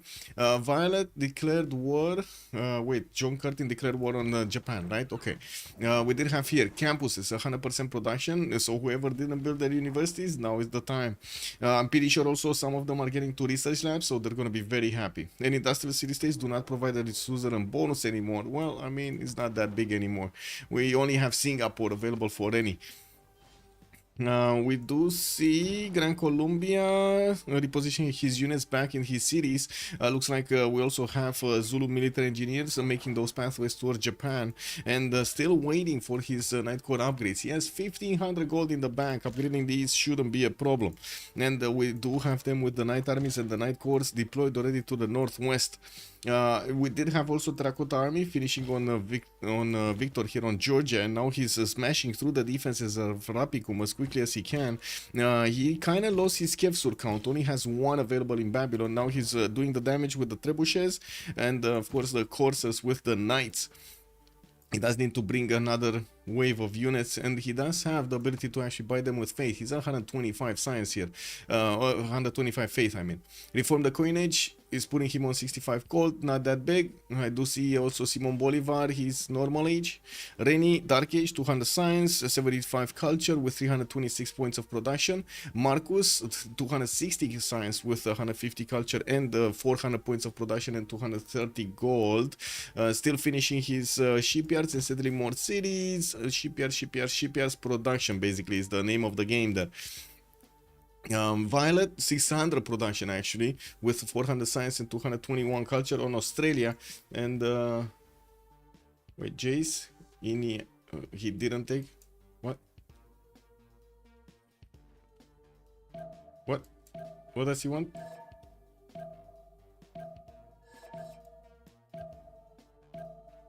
What? Did he cancel the walls in Tokyo? Wait. Oh, he did.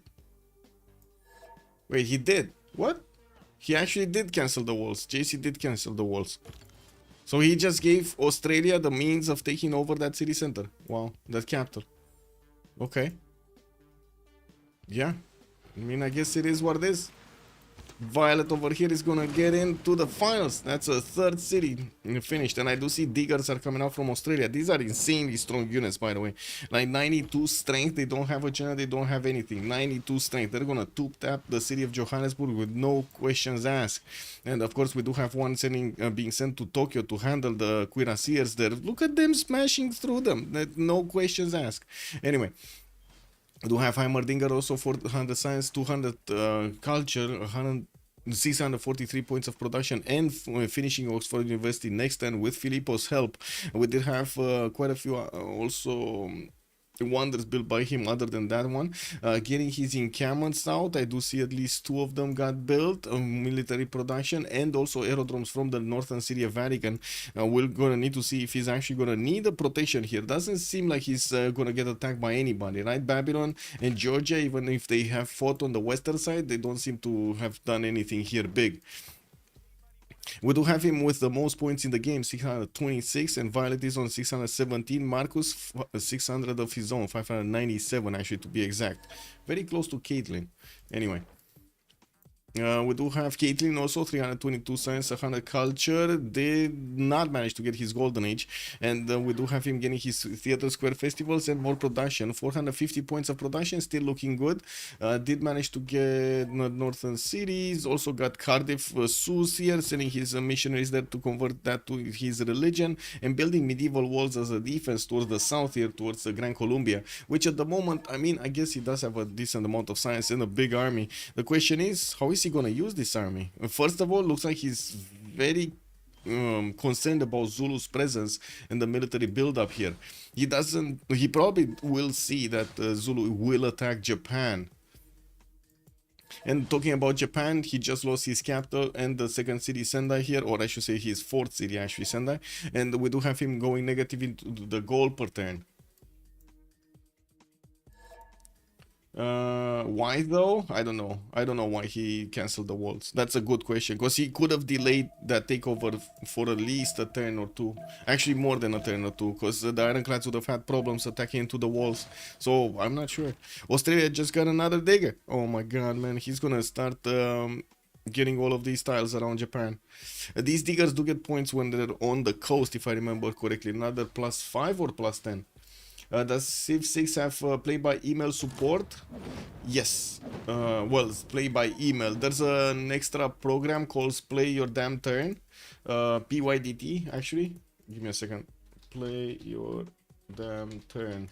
This was made by the community, and you can play Civ4, Civ5, Civ6, no, 5, 6, Beyond Earth, and Old World. Give me a second. There we go. That's the website. And it's actually quite used in our community. In CPL we have a section called Play by Cloud, and it's filled with games. Actually, let me show you. I don't think we're gonna have in Civ7 Play by Cloud. That's another unfortunate event. Where is the play? Oh, Play by Cloud. Play by Cloud. There we go. So we got this. There we go. The play by cloud, and find new games. This is where you ask for new games, and then you do have the chat, the main chat, people talking about getting into games, and then the games are actually well, there are different forums. First of all, there are like 33 games already going on in the main category, with more games going on in like different leagues, like the 1v1, the 2 versus 2s, and so on and so forth. It's quite interesting. So many people actually having the patience of actually playing a turn every few days. I gotta admit, I don't have that patience. A turn every few days, I'm gonna go insane. Reni has declared war on Jace. Wait, what? Reni being Zulu declaring war on, of course, Tokugawa here. Yeah, okay, got it. We do have Zulu's bombard army starting to get next door to Japan's defenses in Osaka, and of course, with the help of the military engineers creating those pathways, it's gonna be much easier to go through the hilly terrain and the rainforest and the rivers. We're gonna see him take down Osaka as quickly as he can. The Australian digger, yeah, there we go. He's getting +10 strength on the coastal tiles. That's what I was remembering. +10 strength. Wow, he's not gonna take back that capital. He's really not gonna take back that capital. Yeah, I'm pretty sure he won't. I'm very surprised we don't see the digger actually going to Johannesburg to double tap that city. I don't know why this actually got moved back to Sendai. Maybe there was a unit there from Japan that maybe pillaged the tile or something. Maybe that happened, because I do see it's burning, right? The university is burning, so maybe there was a unit from Japan that just pillaged the tile. Anyway, let's see here. Rapicum is being placed under siege. There's a Muskeman coming out next turn, beefing up that city's defense. The walls are down though, and we do have the trebuchets with still decent amount of damage to attack into the city's defenses. There we go, 1, 2, the walls are down. Now with the Muskeman though being in there, it's significantly harder for the units of Georgia to actually attack into the city center and delete it. Well, good thing he still has a few farms to replenish his health, and he does have access to line infantry corps, which he is getting right now from Poti. This one, Osaka, about to be pillaged by everything that Zulu has here. His cuirassier armies are getting on top of him, and look at the damage difference. That's, wait a second, 80 strength only against the 78 of Japan? Something is fishy. Something is very, very fishy over here. Why is Zulu's strength so low? Anyway, Babylon Libere. Oh, wait, he actually needs to keep the tile for all of the game, or 1 turn or 3 turns? I'm getting confused right now. Honestly, I'm getting confused. Oh, we got another war on Hammurabi from Heimerdinger. Why? Wait, what's going on here? Okay, he's sending a few knights. He's sending... oh, I see. He levied the city of Mohenjo-Daro and is trying to get Belgium for himself. I mean, I guess why not? He's gonna manage to actually do a few pillages over there and gonna get back the gold he spent to actually get those units levied and upgraded. Not bad. A rule value also coming out from Sterling in 4 turns, getting an aerodrome from Edinburgh for more plane production. Also building the Big Ben in Dumfries to double his gold count here. We only have him on 293 in the bank. He definitely has a lot of gold per turn. 560 gold is very good here for Robert the Bruce. And we're also going to need to see if he's going to be happy with John Curtin also being right next to him. They're extremely productive here.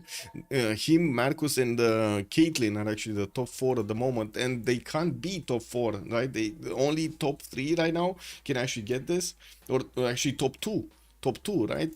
Because Australia got in. Australia is already in, right? I'm pretty sure Victoria is in, and Gran Colombia is in. So we got 3 now. Only 2 players should actually have the remaining slots in the finals. Dios de Pazla, hello there, sir. There was a cuirassier on the campus. Okay, there we go. The _sleepy_hedgehog. Thank you so much for the prime, sir. The sleepy hedgehog. Much appreciated, sir. Thank you. And yeah, there we go. Like these diggers don't care at all. And I'm pretty sure neither does Australia care that Japan is actually attacking into his cities. He should be steel walls pretty soon anyway. Where is he? Getting ballistics 1 turn, mobilization in 5. Looks like yes, Japan is pillaging his own tiles here, and we do have Australia getting a few more heavy chariots bought in his 4 cities here from Japan that he got from Japan.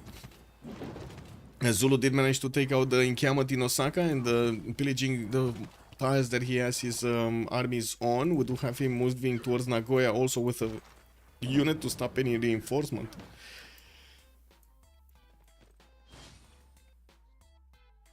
So many units coming around. Also, I've seen Habub. I have seen Habub.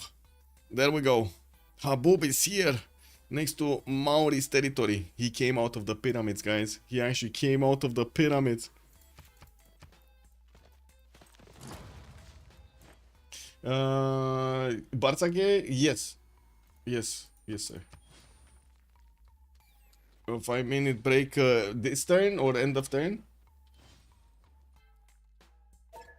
Okay, end of turn. Now? Okay.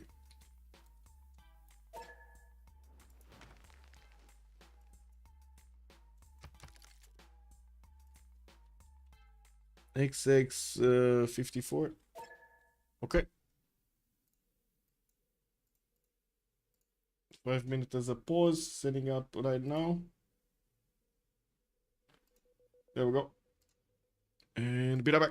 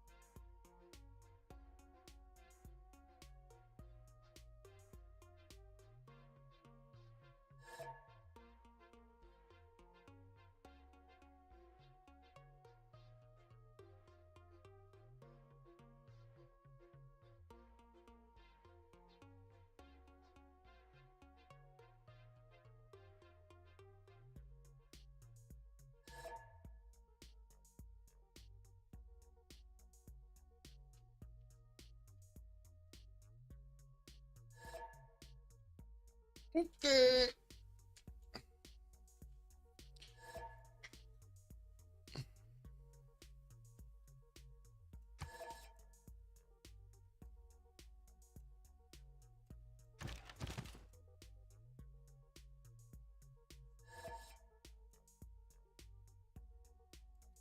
Still waiting for the pause. A few more minutes, right? 1 more minute.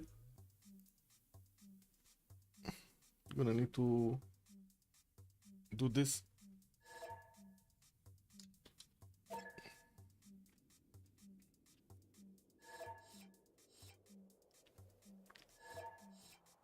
We need 9, right? Only one was taken out. 2, 4, 6, 8, 9. Yeah. 2, 4, 6. We got 6.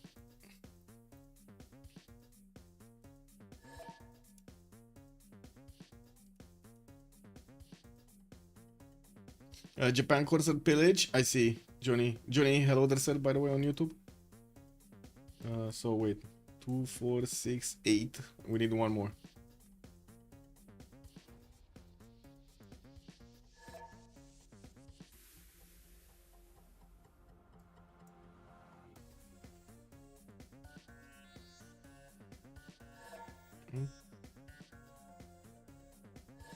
Okay, there we go. Actually, like this. Yeah. I don't know who's missing, but one is missing.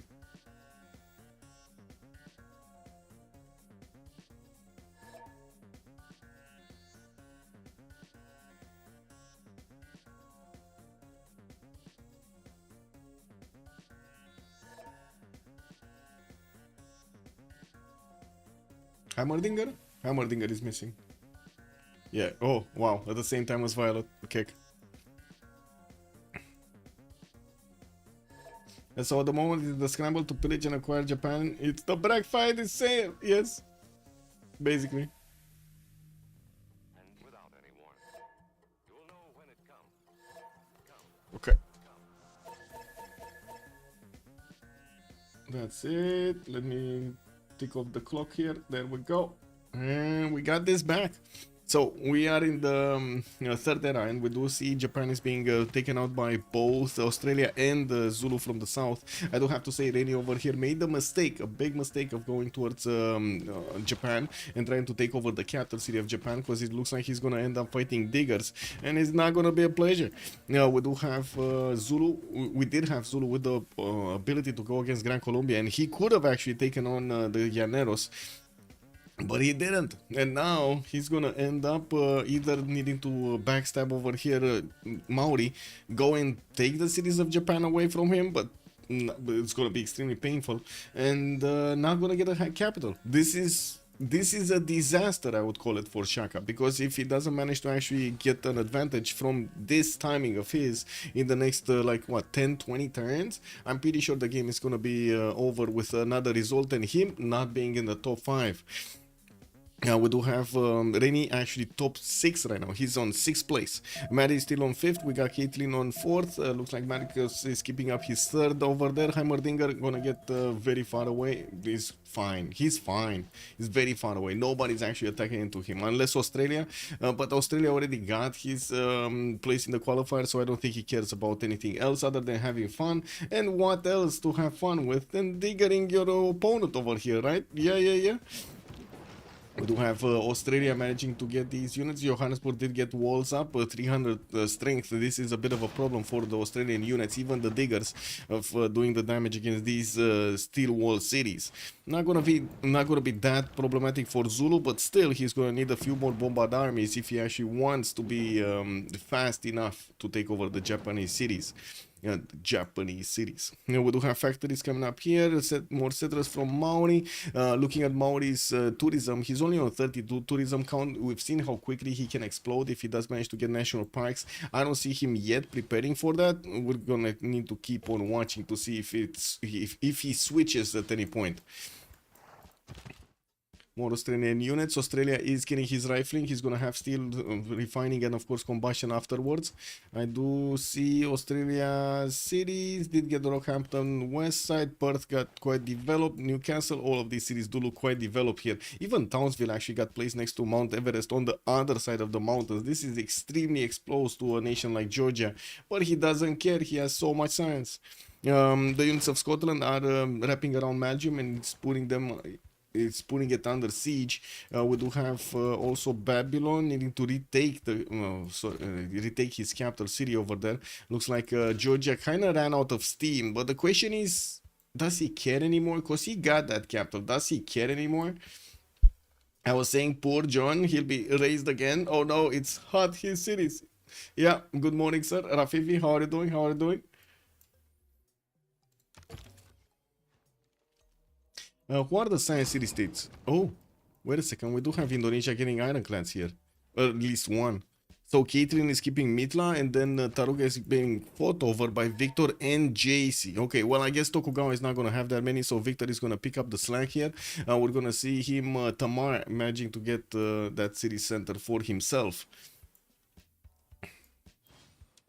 Osaka got taken over. Zulu did successfully move his army into that city's borders, and now we will probably see him try to get Nagoya and Kyoto, and will need to go towards Tokyo. I think Johannesburg is going to be taken out by Australia here, by the looks of it. He's keeping these cities defended with ironclad fleets in them, not to mention having quite a few diggers on the coast with the extra +10 is amazing here for Australia. Main cities of Zulu keep on building cuirassier armies. I'm pretty sure he's going to tanks, refining in one turn here for any, and he did get steel walls, allowing him to get very quickly to combustion to upgrade those tanks. The question is he going to have the gold? And the second question is he actually going to keep on going towards Japan, where already the capital city of Japan is being kept by somebody else, or is he gonna want to switch everything towards the east side, towards Gran Colombia, which at the moment did manage to get higher in science. His 338 points of science, getting his refining into Reformed Church will get quite quickly to his own tanks. Now, the question is, will he have the production? He's on 374 points of production, a decent amount of cities settled, and I do see he's managing to get 1, 2 encampments, 3 encampments, 4, 5 with the 6. Okay, he has a total of 6 encampments around his cities. Of course, he still benefits from Commandant General and a decent amount of army here between Quito and Cumana. These Llanero corps are going to be strong enough to withstand the initial Cuirassier corps attack. I think the problem is more about tanks than actually Llaneros here, or Cuirassiers. We'll see. Zulu tanks are legendary for doing way too much damage than their opponents can handle. We do have another war. Caitlin has declared war on Jace. Caitlin being Indonesia. Wait a second, what? Indonesia has declared war on... Oh, he's taking away Taruga. That's what he did. He took away Taruga from him. Entirely. Like, he declared war on him to push him out, right? Or will push him out. Where is he getting this? It's already established, so he didn't finish that? What? What? So why did he declare war if he doesn't do anything? No? Yeah, he doesn't do anything. He has like a general here, no pillages. I don't know. It's kind of weird. Anyway, looks like Japan is working on trying to take back Mumbai with a few bombards. He has 3 of them in a line with a general that could allow him to move and shoot. And we do also have wait. You still have starting? How? I ticked it off. What the Oh, I took off oh my god, I took off another button. Never mind. Thank you, McCase. Thank you.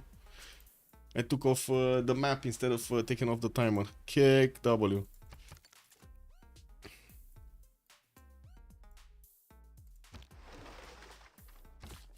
Well, Mao is still sending settlers towards the northwest of Ngaruahia, or is he? No, he's actually putting a city in between Tepokohiwi and Ngaruahia. And of course, you do see Johannesburg is starting to rebel here. Zulu does have a level 2 spy in that city center, and Australia does have diggers next to it with a bombard coming out from Sendai to deal with the walls. That's a steel wall city. That's still gonna be a problem. Now, we do have immediately Zulu's units, of course, getting to wrap around Nagoya, and it looks like even with steel walls, it shouldn't be a problem for this Cuirassier armies to punch through without taking that much damage in return. There is also a bombard that will get the opportunity to move. but not shoot. It's only 2 movement speed. He doesn't have a general next to it. He could have, but he didn't. He could have actually moved this general 1 tile to the south and gave this bombard army the ability to move and shoot, but he didn't. Natro, hello there, sir, and welcome. What do we have here? Gran Colombia finishing off some units. Nagoya trying to do some damage to these Zulu units. The Cav Corps are gonna get a promotion, so it shouldn't be a problem to keep on moving and pillaging. While we do have the city of Nagoya under siege, we're gonna need to see Zulu getting in there. He just upgraded an artillery, got the steel walls upgraded on those bombards, and will have a much stronger unit to take down these walls. Even if steel walls, this is gonna be so good. Repairing the tiles that he actually pillaged with his military engineers. Very, very nice use of these military engineers. While I'm pretty sure he's gonna start bonking against that city center, he does want the pillages first by the looks of it. Which makes sense, right? You do want to reap every benefit that you can. Here, Rapicum getting put under siege by Babylon. That city's gonna finish. Tsikes next turn, and it looks like he's gonna stay alive for a little while longer. While Tamar is gonna get industrialization next turn, he's gonna add more production capabilities to his empire. He's only on 264, and that's a long way to get industrialization compared to the other ones. Looking at also here, we do have Scotland getting his zoos for more amenities, dams, and aerodromes coming out from multiple cities. He already finished the one in Vatican and will need to get the hangars in them. We'll also need to get planes out, like actual fighters and bombers out. On the coast, nothing much is happening. Australia sending his army towards Johannesburg. That city looks like it's going to be taken down quite quickly. We do have a decent amount of cuirassiers and also diggers that are going towards that city center. So it looks like Japan is probably going to lose his borders here, all of them. He's down to 4 cities. Johannesburg soon going down. Nagoya probably going down next turn. Kyoto in the following next 5 turns. And we do need to see here, this is the main question, where are all of these units going? Because I do see artillery armies getting hard built here in the Zulu cities. Most of them are going north, so it looks like he wants to finish off the job here on Kyoto and Delhi quite quickly, and that will secure the victory. The question is he going to start repositioning his army towards the east, towards Gran Colombia? And I also want to point out Gran Colombia here already secured his place. Indonesia does need to secure his place. Scotland does need to secure his place, and Zulu. Those are the 3 nations right now, and Kupe. So who's gonna get the top 2? They need top 2, right? Right now, they need top 2. So Violet already got it, Heimerdinger didn't, Marcus didn't, Caitlyn didn't. 2, 3, 4 place did not get their capitals. It looks like Gran Colombia is fighting off Japan as much as he can over here. Almost took down his general and pushed it back into his opponent's cities. And right now, yeah, there we go. He did take out the unit and then with the walls, and then pushed the general out with his cuirassier. We do have also Japan about to lose Nagoya. We did have the artillery army moving forward, doesn't have an extra movement speed, can't move and shoot, unfortunately. We do have also these traders of Japan that are about to get pillaged. He's in a normal age, right? So I'm pretty sure this Cav Corps should actually pillage both of those traders and get the gold, get the princess. What's going on here? Johannesburg being put under siege. You see how little these bombards do to the wall defense? That's quite terrible. And I think Zulu actually moved his spy, his level 2 spy from Johannesburg somewhere else. I think it's going to appear in Delhi, but it's going to take some time to move and activate again.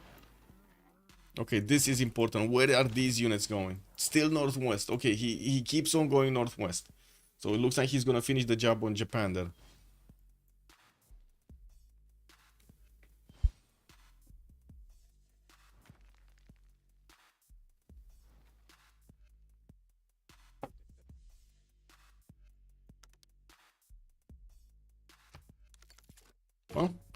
Well, more these theater squares coming off from city to pad those number of culture points. I have to say he's on 700 points of science, and if he, well, we're gonna need to see if he's actually gonna put down the spaceports here. He definitely has flat tiles that he could use. Yeah, he definitely has flat tiles that he could use for the spaceports. We do have him getting his combustion next, and then colonialisms. He's gonna get tanks over here quite quickly to help fend off Zulu's advance, I should say, advance. Now we're gonna need to see. We're gonna need to wait and see. Nukes, research labs. Did he get research labs yet? Yes, he did manage to get research labs. I mean, 700 science makes sense. Also Theater Square Festival, so he can get the projects. We do have Alfred Nobel, the next scientist, and I do want to see if Einstein did get picked up. I do not see it getting picked up, so it's still available for them. Gustav Eiffel did get picked up by Scotland. I do see Zulu did finally manage to get Dandara. That's a modern era unit general, helping him get the tanks also. With the general bonus. Combustion coming up in 2 turns for Zulu. Reni is gonna have the city borders of Nagoya to actually upgrade those tanks into. He just needs one more turn. And I do see Mumbai is getting attacked massively by these bombards against the city's defenses. That's still steel walls, and you do see how the bombards are just not managing to do enough damage. They will get the counter-attack here by the units of Gran Colombia, and at least one of the bombards did go down. We do see another one. It's gonna fall soon. This one doesn't. This cuirassier doesn't have enough movement though to take it down. So that's attack over.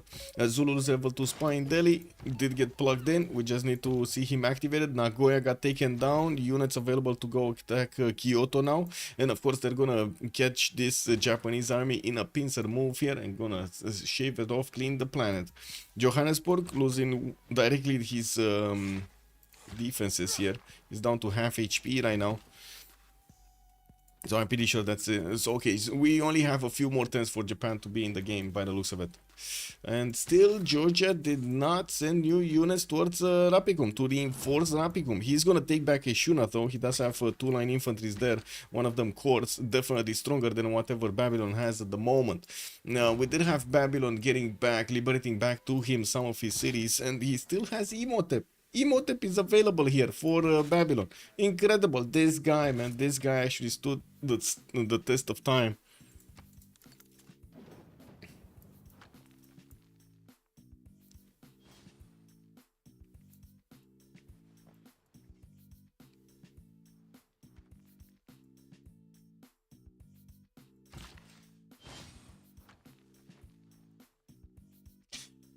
Guys, I have a bit of a question mark, because you know it's a confusing period right now, and I want to ask, having family values is good thing?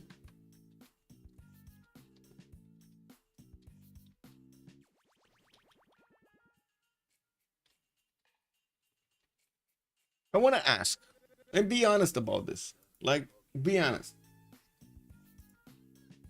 about the poll. I put up a poll over here. I'm actually quite curious about the opinion of everybody.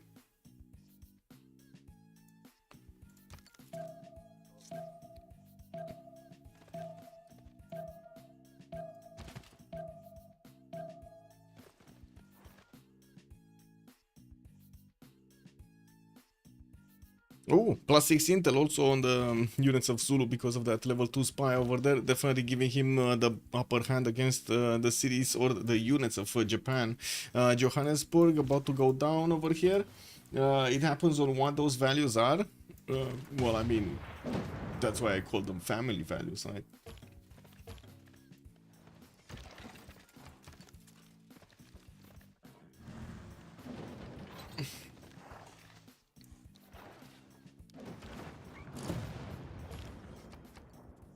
I would have answered inevitable.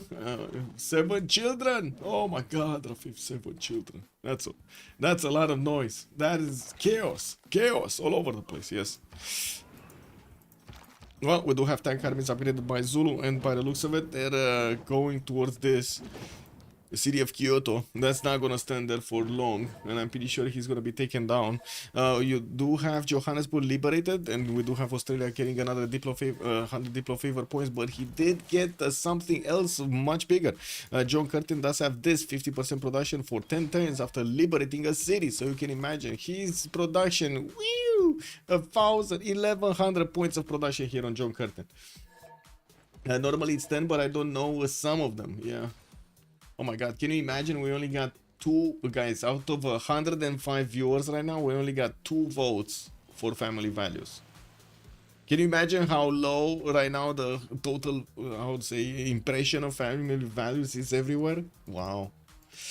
Wow, bro. I guess Hollywood killed the family. It is what it is. Yeah, rip the family, man. Press F.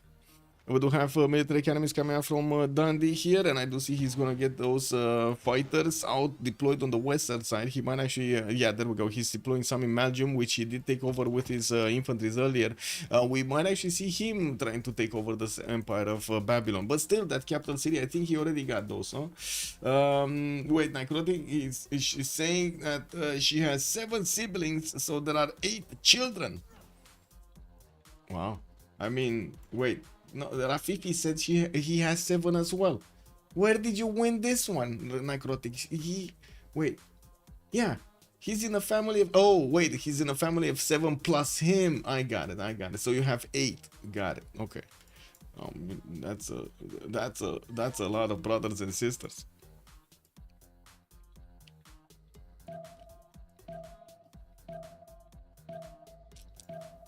Well. Yeah, there are 8 and there are only 7. I see. Yeah, one more, it counts, man. Numbers count, what can I say?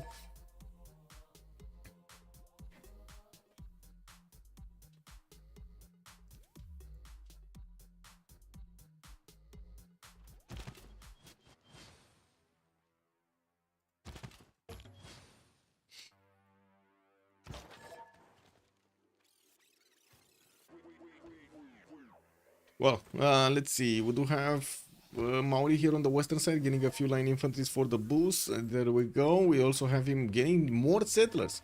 There are some Australian diggers that got pushed out from the borders of Johannesburg next to him, and I just heard Kyoto got taken over by the Zulu's empire.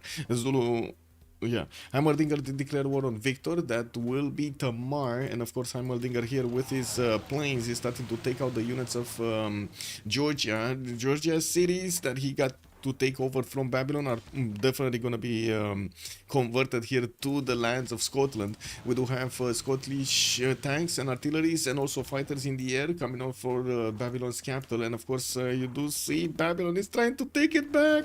He's expending all of his health to take back its capital, at least for another turn. He wants to be his. This sounds like, hey, I break up with my girlfriend and so on, but I still want one night, man, one night. Oh man. Bombers coming up from Sterling. We do have Cav armies also for the upgrades on his helicopters. Looks like John Curtin getting his advanced flight in 1, and I do see Hammurabi. Well, I guess he's wait a second, he didn't finish it, right? He's getting it in 1 over here in the south. I don't think we actually have bombers in production or fighters in production for that matter for Australia. He's barely getting his aerodrome right now in Rockhampton. Got one here. Okay. That's only 2. That's only 2 of those. Anyway, we do have definitely Scotland with a few more, and he did manage to get his hangars in most of them. While he is placing down more aerodromes, we're gonna be looking at helicopters coming out from his main cities, and of course planes from the other ones. Reni has just declared war on Violet. That is Reni Shaka declaring war on John Curtin, and definitely wants Tokyo. He wants Tokyo for himself. Okay, well, he does have the military artillery to definitely take over that city center. And what happens if he keeps the cap? What happens if he keeps the cap? Is this gonna be like that? Is he gonna take the point away from Australia and he's gonna get into the finals, or Australia is still gonna get there? I'm confused. Let me see if there's any mention in the rules here. It doesn't really help that. A second. It doesn't really help that they're in French, but let me see. Maybe I find. Annonce.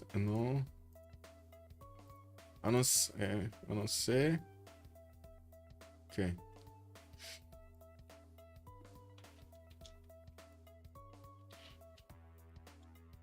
So the rules state. Wait, what? the first two players that have captured the capital, it's only two players, they automatically obtain a slot in top 5 that goes into the finals. And then it says details down below, but there's like no details down below.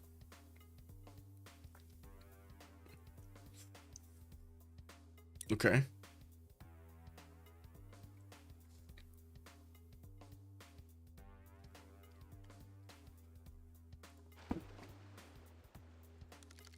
Guess it is what it is. So only two players. So the first two that got a capital were, wait, Babylon and Gran Colombia, no? Yeah, Gran Colombia got Padna and Babylon, no, sorry, not Babylon, Georgia got Babylon. Those were the two players that got the capital and held it for a few turns. Tokyo did not get in. Australia did not get in.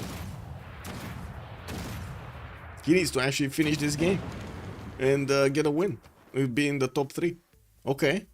Okay, so Violet, Heimerdinger, and Marcus are all gonna fight over here, and funny thing is, they're all on the same coast. This is gonna be beautiful. We're gonna need to see if we're actually gonna have one naval nation going against another naval nation here, because it doesn't look like it. And I gotta say, Indonesia here starts to build up his research labs, but he's not getting up there. He's not getting there. 500 points of science with 150 culture, and yes, normal age, but then where's his army, and what is he gonna do in the game to secure the victory, right? That's the question. How is he gonna get top 3 and actually, because he's 4th right now with a decent amount of difference between him and Marcus and Heimerdinger, not to mention Violet. Caitlyn here definitely needs more of everything, more cities that he needs to settle on the right side, more population, more science, more army, more gold, more everything, more arena square, basically everything.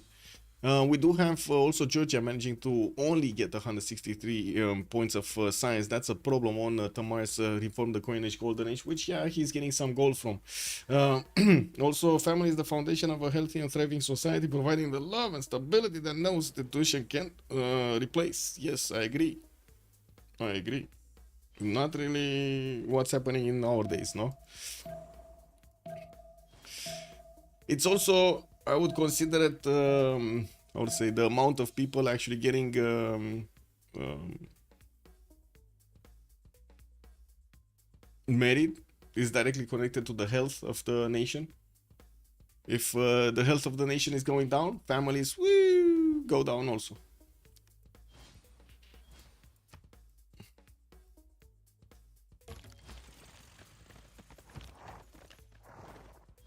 Yeah, yeah.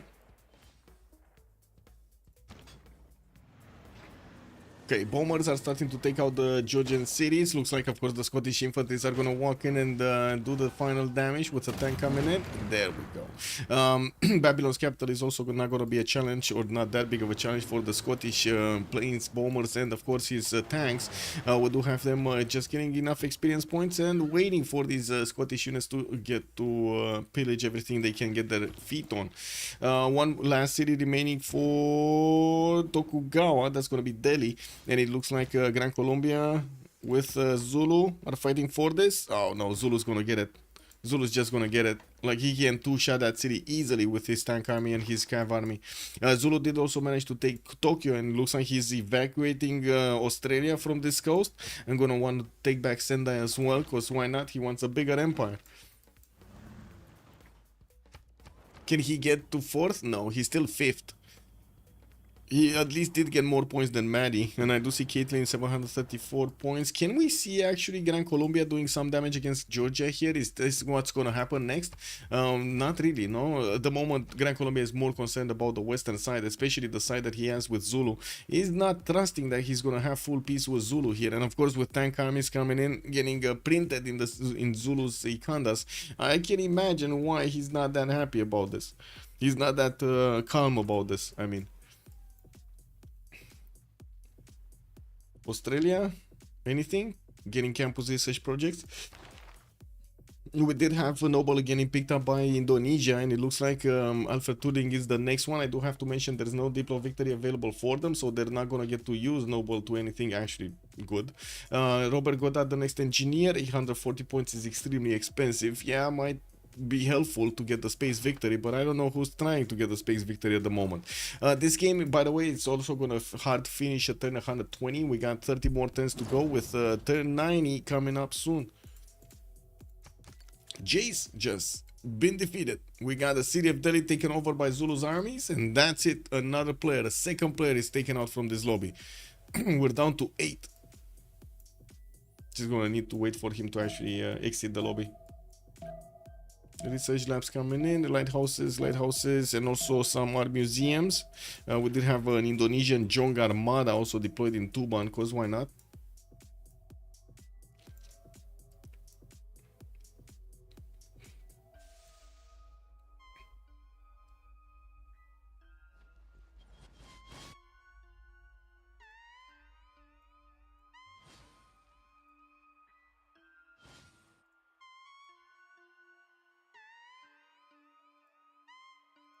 One sec.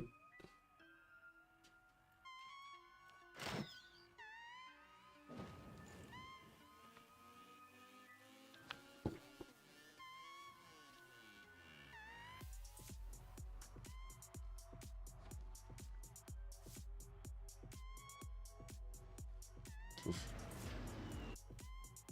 Delete.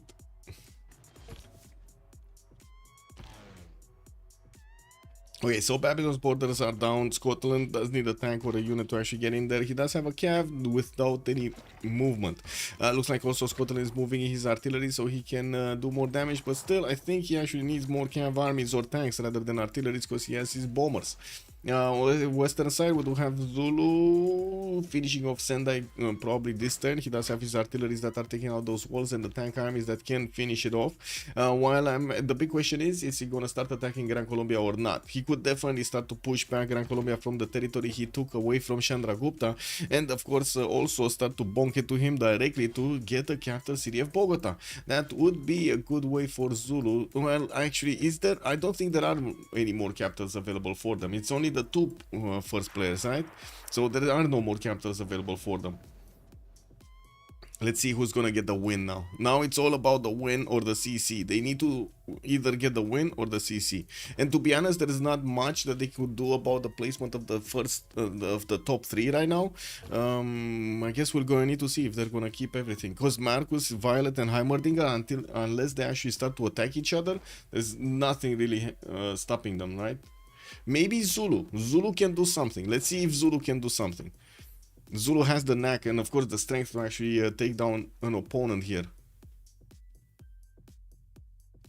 If he does take down Gran Colombia... Wait, what's this? Ashka, pardon? What? What?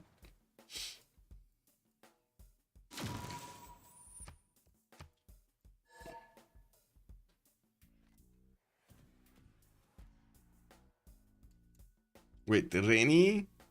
So whoever holds the capital in the game? Okay, and now I'm confused. I'm more confused than I was before. You need to keep the capital until the end of the game, or you just need to keep it for 3 turns?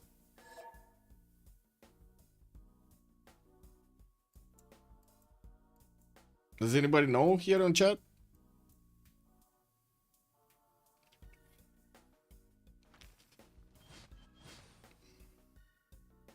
No?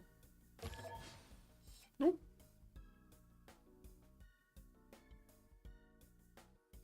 Bad. Anyway. It is what it is. Let's see. More planes moving forward from Scotland. I do see a lot more cav cores, and he did manage to make a tunnel, so it's easier for these to go into these railroads and of course appear in the cities of Babylon. He's probably going to take over all of this empire and will have the northeastern quarter of the map for himself. Only a few more Babylonian units are available here to, well, pillage themselves by the looks of it. And wow, they just died against the Georgian infantry corps. Oh well, we do have the bombers starting to attack Ishuna. We're going to need to see those fighters also being deployed a little bit closer to the front line here, so they can do the damage against the Georgian units in the south, and also maybe have range to attack into these other cities on the western side. We do see some broadcast centers are also coming around from him, finishing off his extra culture and per turn, getting his hangars, also building his aerodromes. Very important to get the aluminium production going. We do have a campus in Vatican in 3 turns, okay, coming out. And from what I do see on the western side, it looks like it's peace right now between Zulu and Gran Colombia. And I say right now because this might change in just a bit. We got Sendai here getting taken back by Zulu, and by the looks of it, the units of Australia are moving on the borders of Maori here back to their own cities. Now, I guess we're going to need to wait and see if he's going to come back and do some damage here. We do have also Rennie jumping up to 300 science, but then Coupe next to him 450, and look at Australia. He's 900 science and 323 culture. What does he have here? Cav army is coming in, campus research projects, research labs. Is he getting? Oh, he got Einstein. He's gonna get Einstein. He just needs to click on the recruit button and he's gonna get Einstein. That's amazing. That's perfect right now. Destroyer armadas for the extra strength, and of course banks for the extra gold. Violet is gonna discover his nuclear fission in 1 turn, and also is very close to getting fascism. He's 1335 points of production right now. He still is in those 10 turns after he liberated what was it, Johannesburg, right? Looks like Zulu's tank armies, after taking over Sendai, are starting to reposition to the eastern side, and I do believe right now, there we go, they're starting to attack into Gran Colombia. He just declared war against Gran Colombia. And let's see here, because we got units from Gran Colombia getting to the borders of Zulu, and we do need to see if Zulu is going to manage to match this. He does have tank armies coming out from his cities, and of course he's going to need to actually put them to slow down these llaneros from pillaging his tiles. Okay, 2 tanks. One here. There we go. The other one needs to also get to grab the cattle, and he does need to close this. There we go. Those are the 3 tiles he really needed to get. And Gran Colombia is getting pushed back. Yeah, it doesn't seem like at the moment Gran Colombia can actually match this. Astronomy coming up in 1 turn. He does have his own tanks. It's just a matter of time of putting the gold in. He has 900 gold in the bank, so it should be fine. We do have also Babylon going towards Eshuna, and I do know Babylon, sorry, Scotland going against Eshuna, and also Durkul Gazu and Mashaf Shapir. We do have a lot of helicopters coming out here from Scotland, which are gonna start to take over cities. Only 2 more remaining cities for Babylon. That nation is gonna go down soon.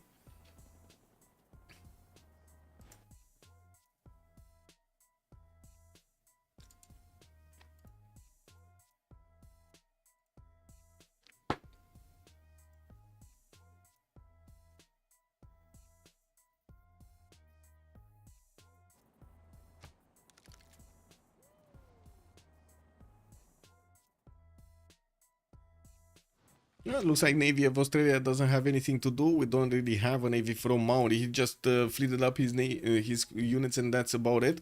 And I do see he's getting his Mahabori Temple in Kapiti. You can't really get a Diplo Victory in this game because it's disabled, but you can get to finish your religions. And taking a look at this, we do have Maori with cross-cultural dialogue and stupas already. So why is he building the Mahabori Temple? Just for points? Oh my god, he's just getting it for points. Indonesia did get the religious community with stewardship, itinerant preachers, and wants here for the extra science. While Gran Colombia did get warrior monks, crusade, and a lay ministry. It doesn't seem like it's gonna help him out that much. Of course, he got the holy sites from Chandragupta, so might as well get the religion for himself. Well, he's gonna have a big problem here. These tanks of Zulu are not something you just wanna, you know, ignore. These llaneros don't look like they're gonna withstand the tanks for long. Coupe getting flight next turn. Also rocketry from John Curtin coming out next turn. We do have him with so much production. Canberra right now is 150, and that doesn't have Magnus in. 150 also Geelong. Sydney is 165. We do have Manhattan already started off in the city of Perth, which is 610, 136 strength city. And wait, he doesn't have a Magnus anywhere? Oh, he does, but in Rockhampton. Okay. I was thinking maybe he does have Magnus Vertical promotion in some of these cities, but looks like no. Submarine Armada is coming up from Melbourne. Looks like he's gonna get ready to get his nuclear submarines out while he's gonna get a few nukes.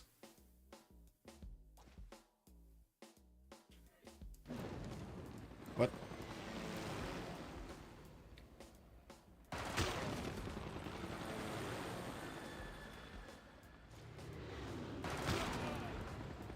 Okay, helicopters from Scotland going towards Georgia. I do have to say Georgia could take over the capital city of here of Tbilisi, which could have been a Grand Colombian capital, but yeah, Grand Colombia totally ignored it. Now we do have Zulu tank army starting to get right in the face of these Grand Colombian Llaneros and also the Cuirassier Corps. I do have to say over here, Zulu needs to be careful because these were turned into tanks, and there we go, we got its first one. Doesn't seem like it's gonna do that much to have tanks against Zulu here. City of Mumbai is probably gonna be the first one taken over. So wait a second, Hashki is saying, oh, that's a GG right there, right? For another player. That's a Mel, that's a Babylon. Okay, so Hashki was saying actually Victor will receive his place for the second person of taking over a capital. Okay, it's his fault, I guess. Wait, 4 instead of 1v? Wait, he needs to stay alive or something? That's what it says? He needs to stay alive for until the end of the game or something? Well, that's gonna be interesting. Trying to stay alive here. Momo's Vinia Momo, hello there, sir, and welcome. Colombia casually doing astronomy, 1093, so no factories gaming. Yeah, I mean, you know, it is what it is. I think he did, yeah, he didn't get his factories. Wow, he actually didn't get his factories. Also, Rafifi, Scotland will hear the Babylon, and then Georgia. They will hear them. Okay, they will hear both of them. Oh, take, I see, take. Yeah, makes sense. Take, yeah, he's gonna take both.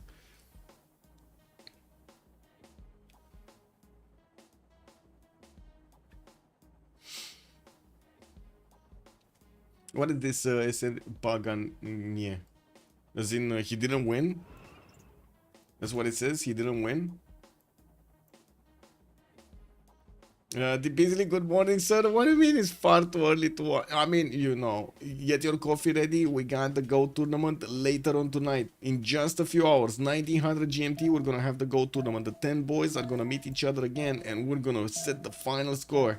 It's 10:30 in the morning. Oh my god, I totally agree. It's too early. It's too early, man. Yeah, it's way too early to watch anything.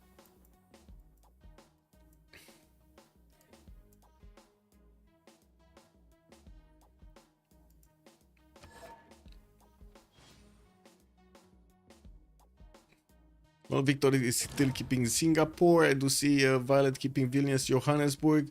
And that's it. We do have Heimerdinger on Mohenjo-Daro and Namadol. Mel is on Zanzibar, but he's about to actually lose his cities, so he's not going to be on Zanzibar anymore. There we go. Mashfa Shapir got taken over. Scotland is going to take Durkuri Gazul over here. Double tap it, and boom! There we go. Another player has just left the building. That's Babylon. We got 6. 7 more, 2, 4, 6, 7 more in the game.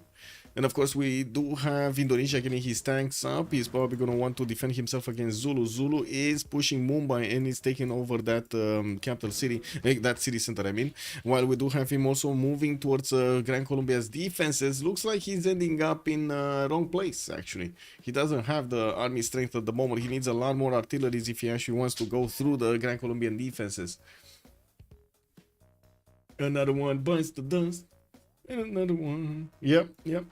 What have you been? Eddie Kofinanski. Yeah. I mean, I'm pretty sure the Beasley was going out as light man. He went partying.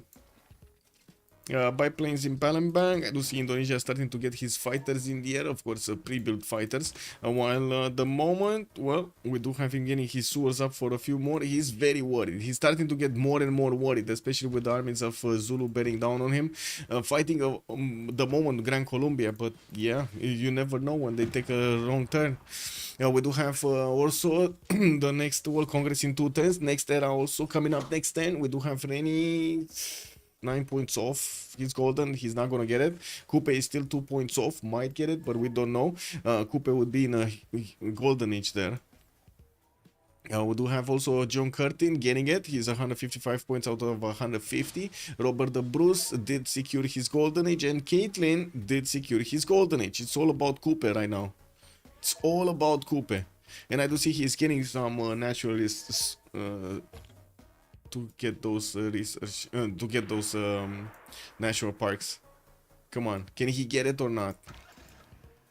What is he sending this? Is that actually a settable tile? That is a settable tile. Wow. Okay. It's putting cities everywhere. And another naturalist. Okay. This is the last turn he can actually affect the era score. This is last turn he can affect the era score. And he's not getting the golden. 2 points off golden here. That's quite sad. Yeah, that's quite sad. 2 points golden.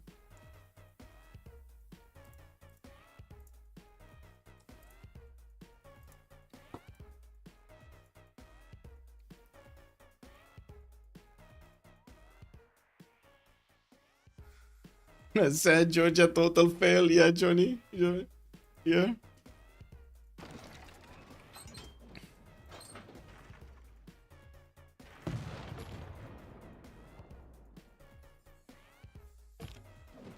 Oh. Just realized I need to start off Photoshop. Anyway. Fighters. So Indonesia did get advanced flight. We do have spaceports coming up from Sydney, and we do need to see if Canberra is gonna get one. 2 turns for Manhattan project to finish in Perth, and to be honest, it does have a lot of production in most cities here, with Violet on 1,500 points of production and 1,000 points of science. Looks like science victory is well on its way to be activated here. We do need to see if he's gonna get a lot more spaceports, because he will need them for the last projects, and with so much science he shouldn't have a problem actually getting there quickly.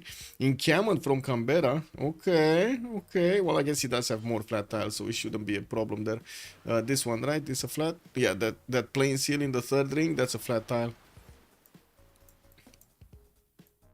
You need flat tiles for the spaceports, right? Spaceport also starting off in Sterling. That's 3 turns away from finishing between 2 neighborhoods. That sounds terrible.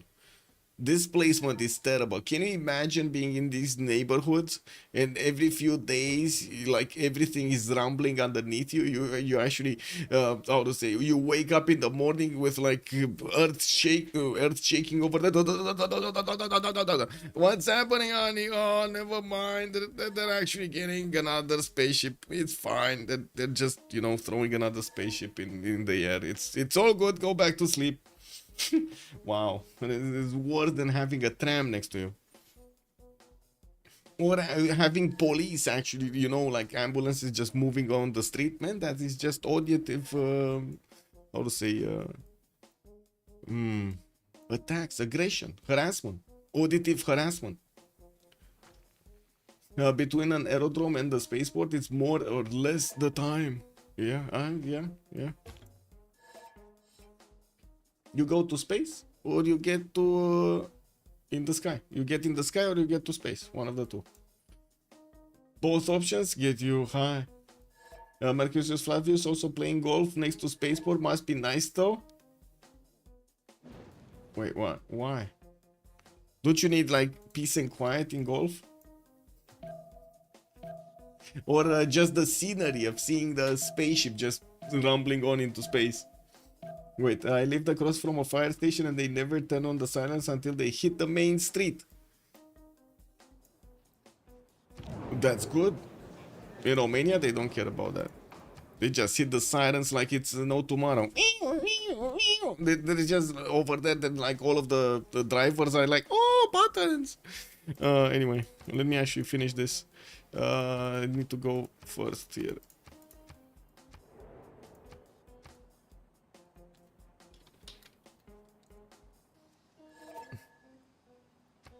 And we gotta pause for 2 minutes. Be right back.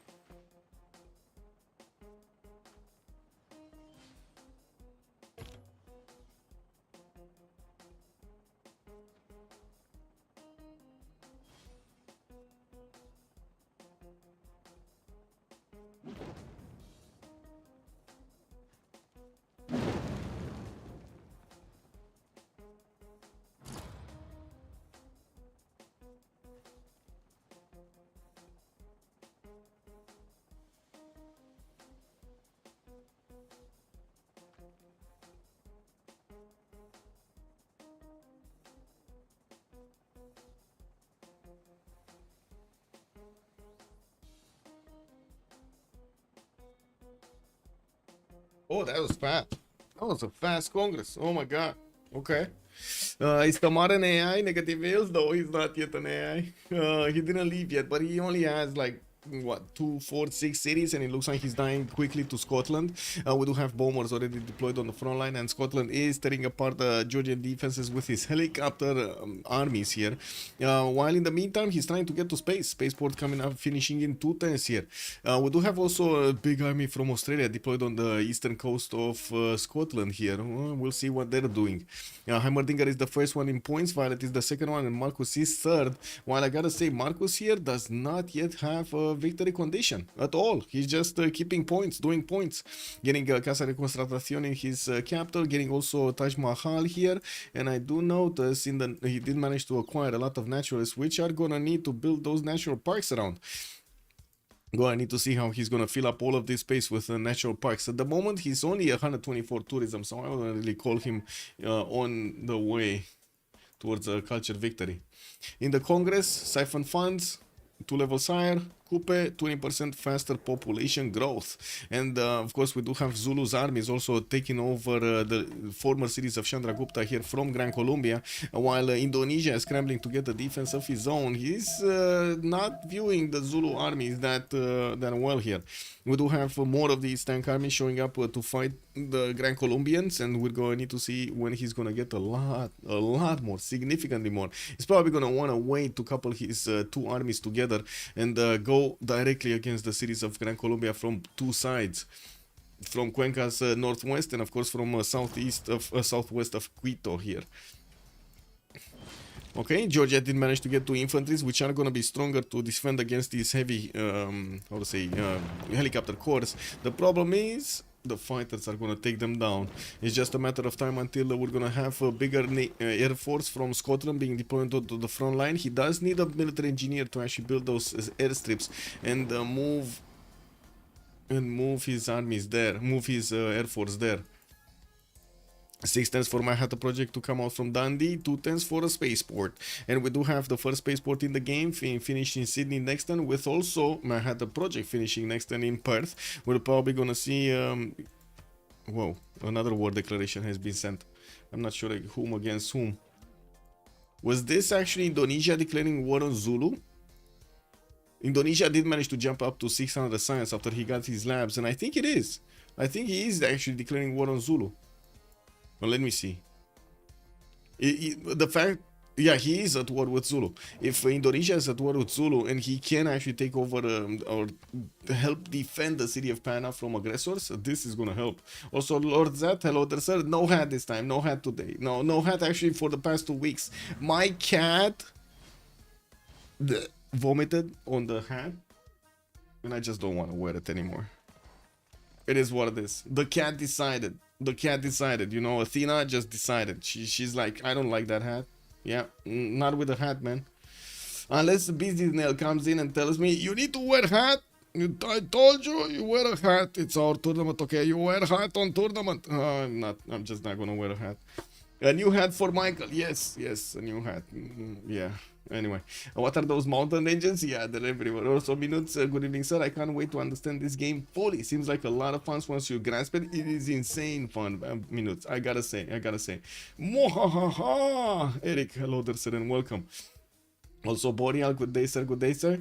Yeah, the poor hat, man. Strayas is pressuring Scotland into an alliance with an army on the shores. Yeah, basically. He's keeping a close hand on Scottish coast over here. And look at this flat barrier, man. This is insane. This is so big.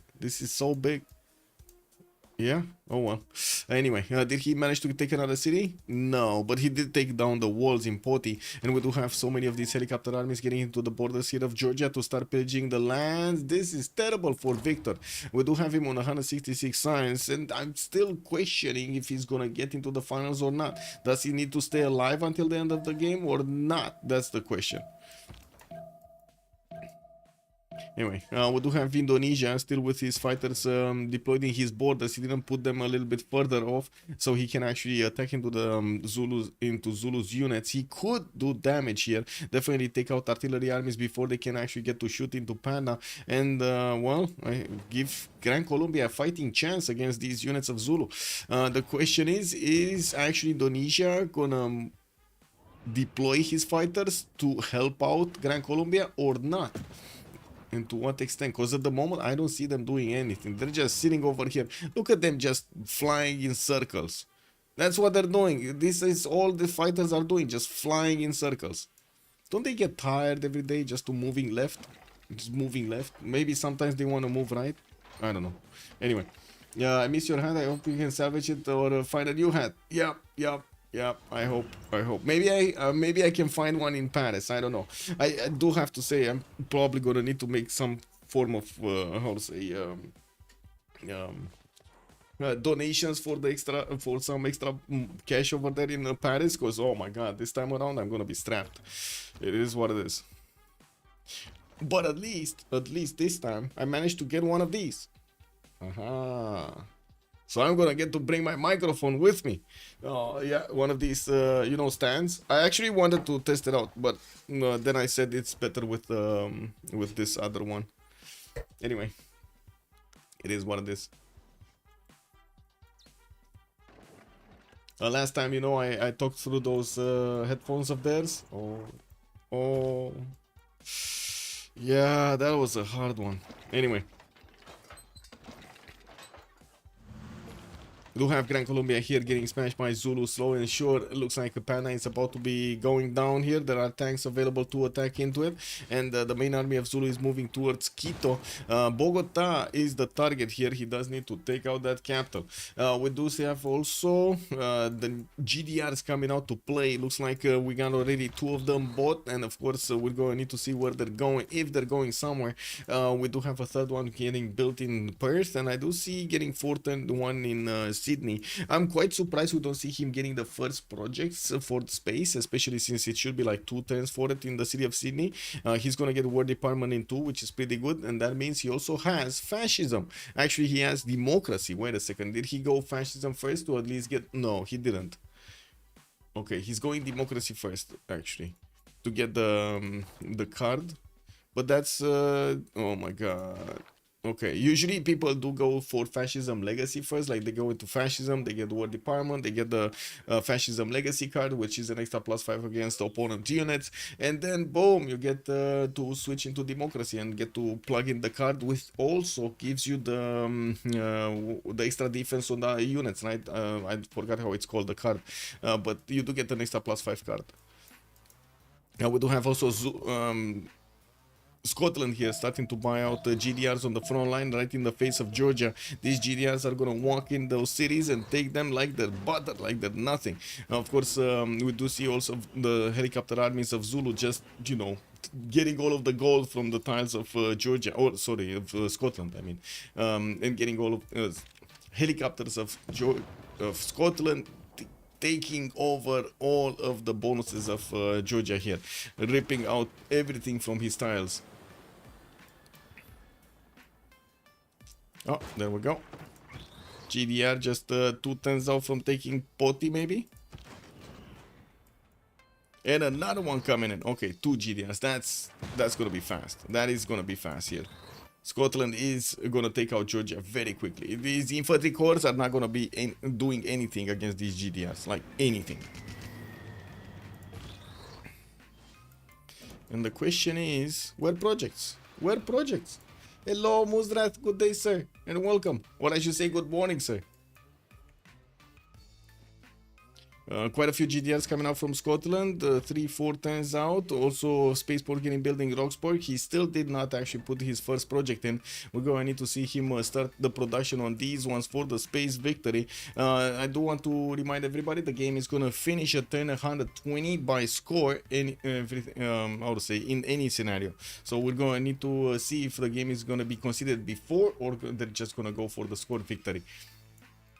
Zulu is managing to push through Grand Colombia's territory, and that will allow him to gather more points. He already overtook Colombia in points, and he's trying to climb up into the top 3 over there. Caitlin is at 155, and I gotta say, if Zulu over here does manage to take another 3 cities or 2 cities, I think 2 cities with enough population like Chennai and Agra should be enough to actually overtake Caitlin's points here at a score. Okay, Zulu... Crossbowman armies, more camp armies. Where is Zulu on the text? And next turn he's gonna get his helicopter upgrades, and we do have him getting mobilization. Wait, wasn't he on mobilization for a long time? Oh no, that was nationalism. Never mind, not mobilization. And this is the moment he gets an extra plus 3, right, at mobilization, if I remember correctly. Like it used to be that you get it immediately. Plus 5 if it's a core, capturing a city, and blah blah, shaka. Plus 2 base, combat strength of the mobilization civic. Okay, plus 2, not plus 3. So finally, on Indonesia didn't war. No, he did. He did. He did declare war on Zulu, but he didn't actually do anything against Zulu. And that actually allowed Zulu to be much faster on taking over Grand Colombia. And I gotta say, this might actually cost Caitlin his slot. This might cost Caitlin his slot. Because there's not much that actually Heimerdinger, Marcus, and Violet are gonna lose this game, right?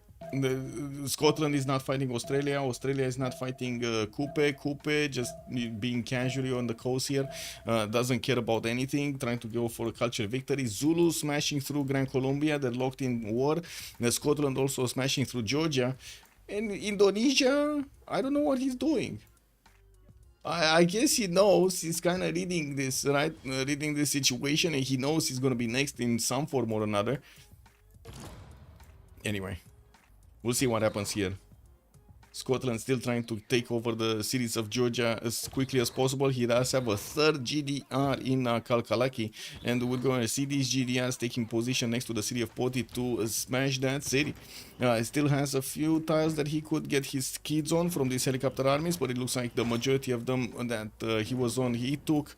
We just have this and the banana, right? What is that guy doing? LOL. LOL. Oh well.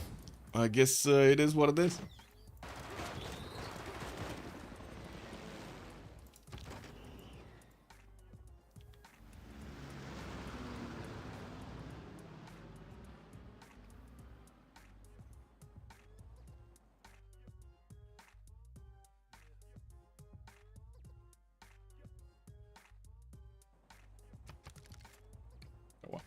Western side, jet fighters, more tank armies coming out from Indonesia. Good thing is he can hard build them. And I do notice Grand Colombia did manage to push back at least into thrust I would say an attack against Zulu's army. If he does manage to get into the artillery line, this is dangerous for Zulu, but I'm pretty sure Zulu should have this. I do see his tank armies are definitely stronger than the Grand Colombian tank corps. It's just a matter of unit count here than anything else, and of course where they are positioned into the tiles. If Zulu does manage to get 3 or more attacks on to one tank, it should actually finish it off, not to mention the Llanero should not actually handle the Zulu tank armies, especially since he did manage to get a level 2 spy and also did manage to get the mobilization civic. We do have the helicopter armies getting bigger, and in the north, as you can see, he's chewing through Agra quite quickly, his defenses. Those units that were defending Pana did move back towards Agra, and Chennai here is just, I don't know what he's doing. It's rebelling though, so if he takes Agra, that city is just gonna flip on his side anyway. Quite a few more jet fighters coming out from the cities of Indonesia on the western side. We do have Scotland arming up, coring up his helicopters, not doing much. Jet bomber, upgrading to jet bombers, at least one of them is Shuna, and I'm pretty sure he's gonna start bombing down the city of Kutaisi, because he doesn't need to do anything about Poti anymore. With the GDRs being over here, they will take over that city center and whatever unit is around it. I'm thinking Heimerdinger is more concerned about his stats, as in acquiring the points from the pillages rather than taking over cities. We do have more GDRs in the production queues, a lot more from Australia. Oh my god, he's getting 2, 4, 6, 8 GDRs over the what? He already got at least one, right? Where is his GDR? Oh. Oh. Wait. He's killing off Kupe? Oh my god, he's actually killing off Kupe.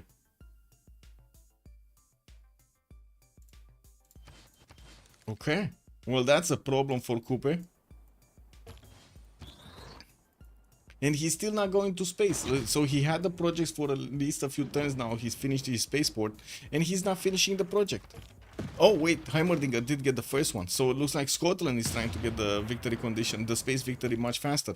He does have also 1000 science with 369 points of production. And we do have him needing to actually put the second project in. He's getting nanotechnology. Okay, that's fine. And of course, moving towards the cities of his opponent here, he does want to try to pillage as many tiles as he can before he actually takes over the city centers. Simon Bolivar going chemistry. We do have him retreating from actually defending the city of Agra with the tanks he has, so he has a better chance with a bigger army. Machine gun armies are also going to help out quite a bit. And finally, Indonesia actually did move up his fighter line. These fighters will help actually Indonesia push back the units of Zulu here, if Zulu is not going to get any anti-air. And of course, you do see that they can actually triple shoot these artilleries. And they can quadruple, or they need 5 shots on a tank army. That's not bad. Like every turn here, at least a unit will die. And this is going to be a problem for Zulu, because he's not one-turning units in his cities. If he keeps losing cities every turn, that is a major problem. Scotland and Australia played a single-player game, just do whatever and win. Yeah, looks like. Okay, 4 turns for moon landing. And Rennie is asking, let me play. Caitlin is asking Gitarja. He's annoyed that Gitarja is actually taking out his units. He realized that this is going to be extremely painful if these fighters can keep on attacking his tanks.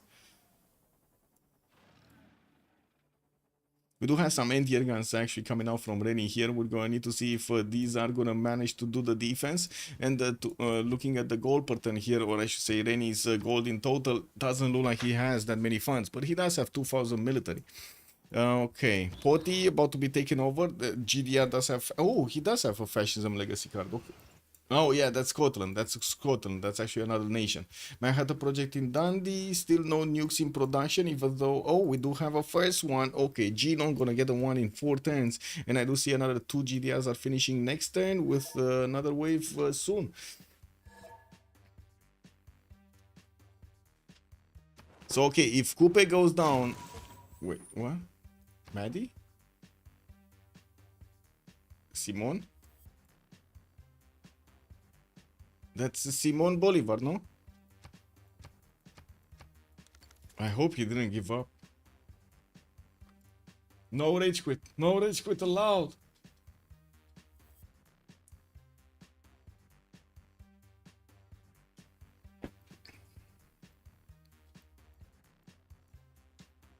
And I don't know what's happening, but my game, the Civ6 game, actually keeps reverting to full screen.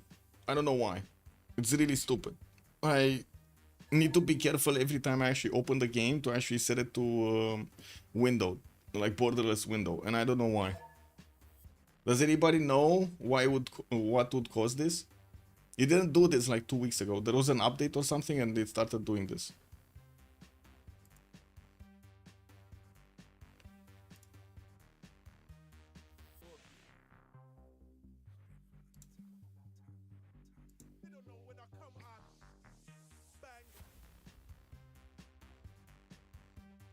Sounds like the settings file is set to read only. Interesting.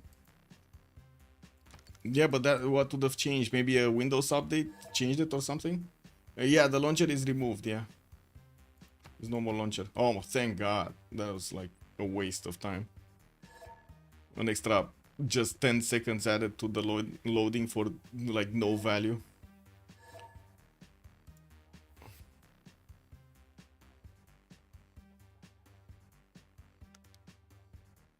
Okay, we got the return of Maddie here, but I think we might need a relobby. I don't know.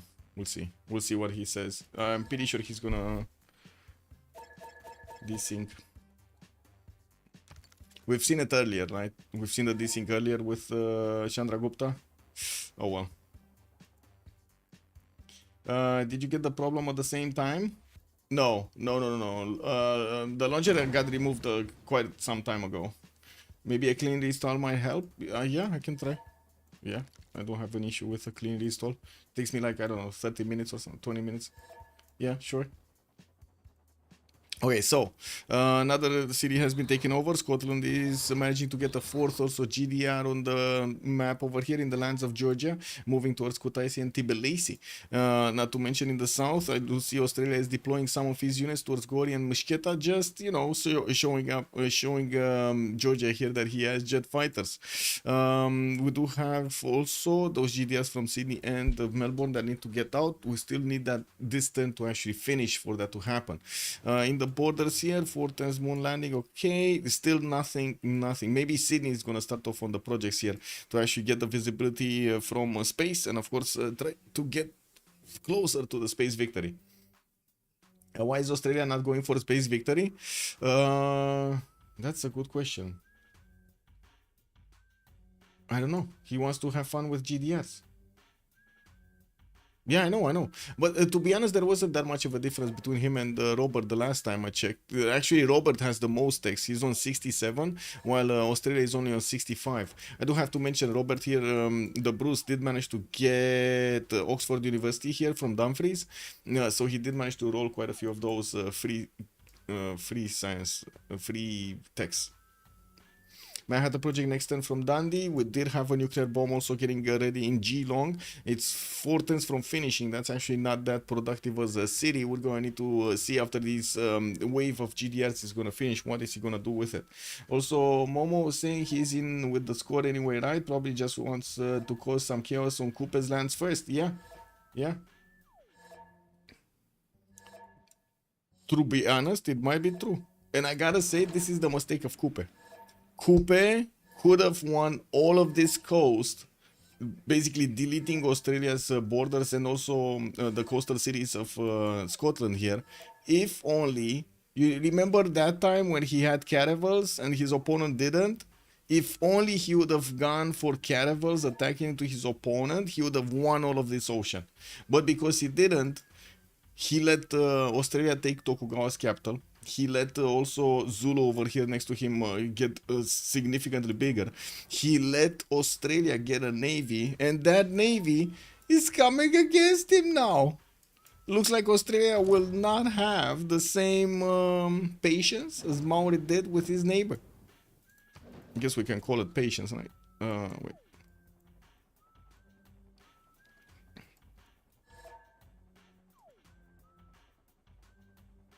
Do we get a relobby?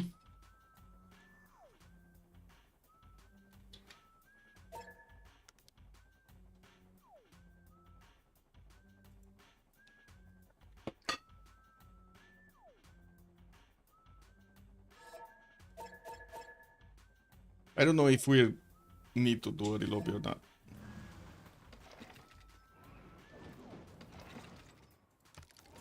Yeah, he's asking for a relobby also. Yeah, go next turn, okay. Do have Indonesia here pushing back with his tank corps and armies, not to mention getting the jet fighters to attack into Zulu's military. Looks like Gran Colombia is pushing back and doing damage against Zulu. We do need to see if Zulu's production is gonna keep up with the defense here. Looks like, of course, with the jet fighters of Indonesia being stronger than his tanks, Zulu has problems, big problems. He did manage to raise the city of over here, and I do see him moving towards Chennai, while in the score screen it looks like Caitlyn did manage to keep his 4th place, while Reni is still on 5th. We might actually see Indonesia managing to get the cities of Chandragupta, and that's going to be a 5th owner of the city of Mumbai, by the way. Wow, so many people actually got to handle that city. Aerodromes coming in. What's happening here? Okay, looks like next turn we're gonna have the Scottish GDRs take over Tbilisi and Kutaisi. It looks like its walls just got shaved off clean by the jet bomber. We do have 2 of these jet bombers, 3 jet bombers on the front line with 5 GDRs. 1, 2, 3, 4, 5 GDRs deployed from Scotland and getting more. We also have, of course, a lot of production of GDRs in Australia.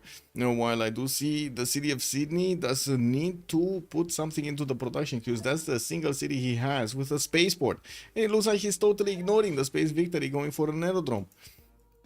3 more turns to get moon landing in Stirling. We do have Scotland here with the military engineers building pathways. We don't have any good engineer for space, and I do see in the scientist screen is Erwin Schrödinger here finding his cat, trying to find his cat. What do we have here? Okay, this is weird, right? Maori has a privateer fleet watching this. Oh my. Wait, did he get that nuke?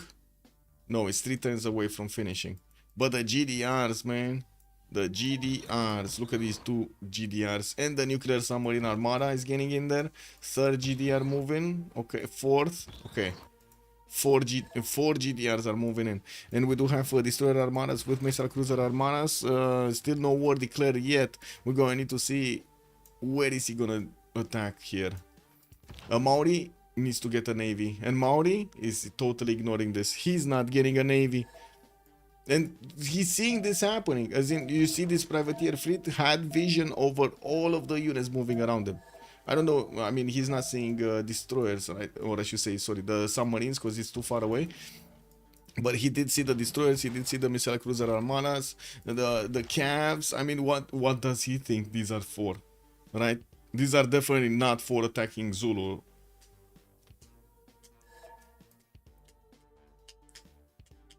Australia has a bigger navy up top. Oh, he does, but I wouldn't really call it bigger navy, but he does. That's a 2nd nuclear submarine armada that he has also.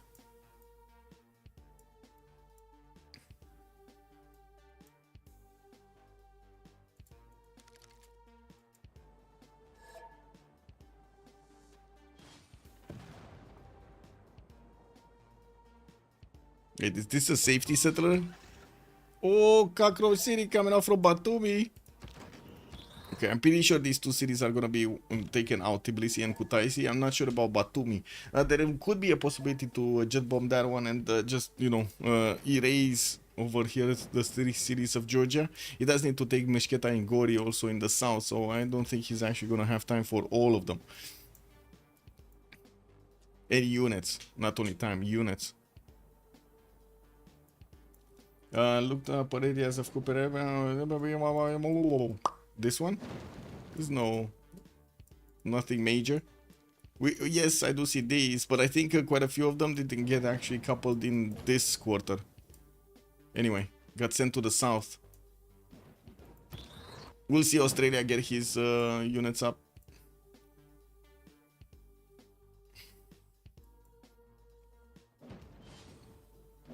Looks like Padna did get taken over by Indonesia, moving up his jet fighter screen so he can keep on doing damage against Zulu's units that are working on Chennai, the last remaining, well, former city of Chandragupta. While we do have Zulu also retreating from attacking through Gran Colombia, or having at least his armies next to the Gran Colombian armies here. The tanks are just watching each other and not attacking each other. That's a Zulu tank army that is just gonna die. Yeah, it just died. I don't know what he was doing there, but he just died.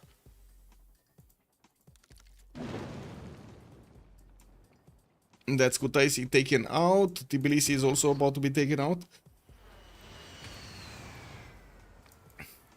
And we do have the bombers starting to attack into the city of Gori, while the helicopters from Scotland are going in to pillage those tiles. Looks like he's also sending his GDRs to do something. Oh yeah, we do need to relobby. Kick. He didn't desync this turn, right? Oh my god.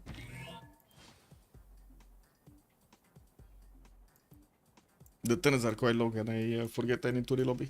Kick W.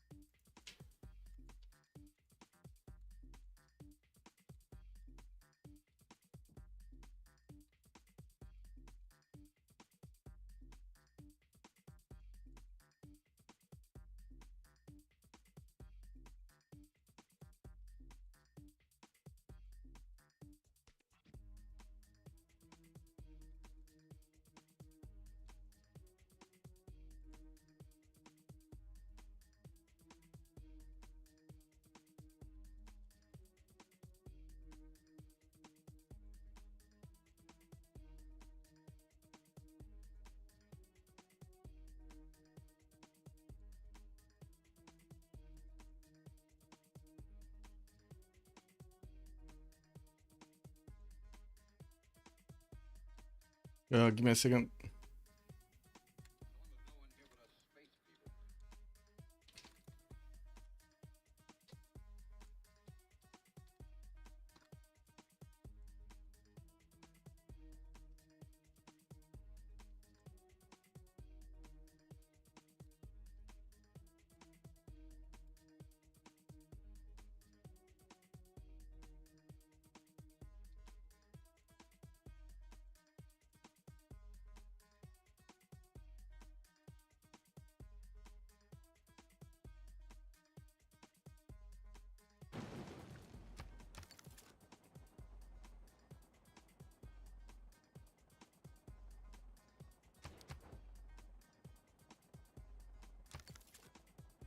I don't know what HK is saying. But I mean, he could just get out, right? If he disconnects from the game, I'm gonna relobby anyway. I don't know why they're waiting for me. Anyway, we're 15 turns away from seeing the finish of the game, with, of course, a lot of GDS coming out. It does seem like the game is gonna go faster and faster. To 110 for Moon Landing to finish for Scotland, and we're going to need to see if he's gonna get to the actual space victory here. There still is time. There still is time.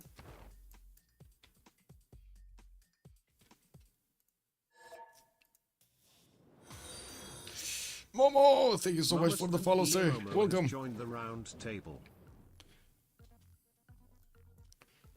Okay, seaports, Dumfries, and air.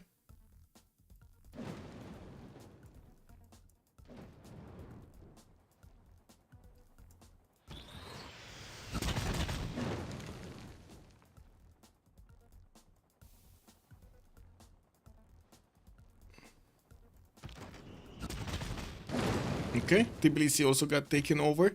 Looks like Heimerdinger over here is gonna have two more of these GDRs. One can go to Batumi, one to Mushketa. And looks like, oh, never mind, he actually has three. And Batumi over here is gonna get bombed. We do have the GDR doing damage to the walls, but not enough to take it over. A second one needed to actually go there to finish the job. One last remaining city for Victor, the city of Mushketa in the south, where he will need to send his GDR to take it over. We will also need to see if, yeah, there we go, he has two more. Oh, that's totally fine. Next turn, the city of Mushketa is going to be taken out. There's one GDR that has enough movement to actually get next to Mushketa. like right next to it.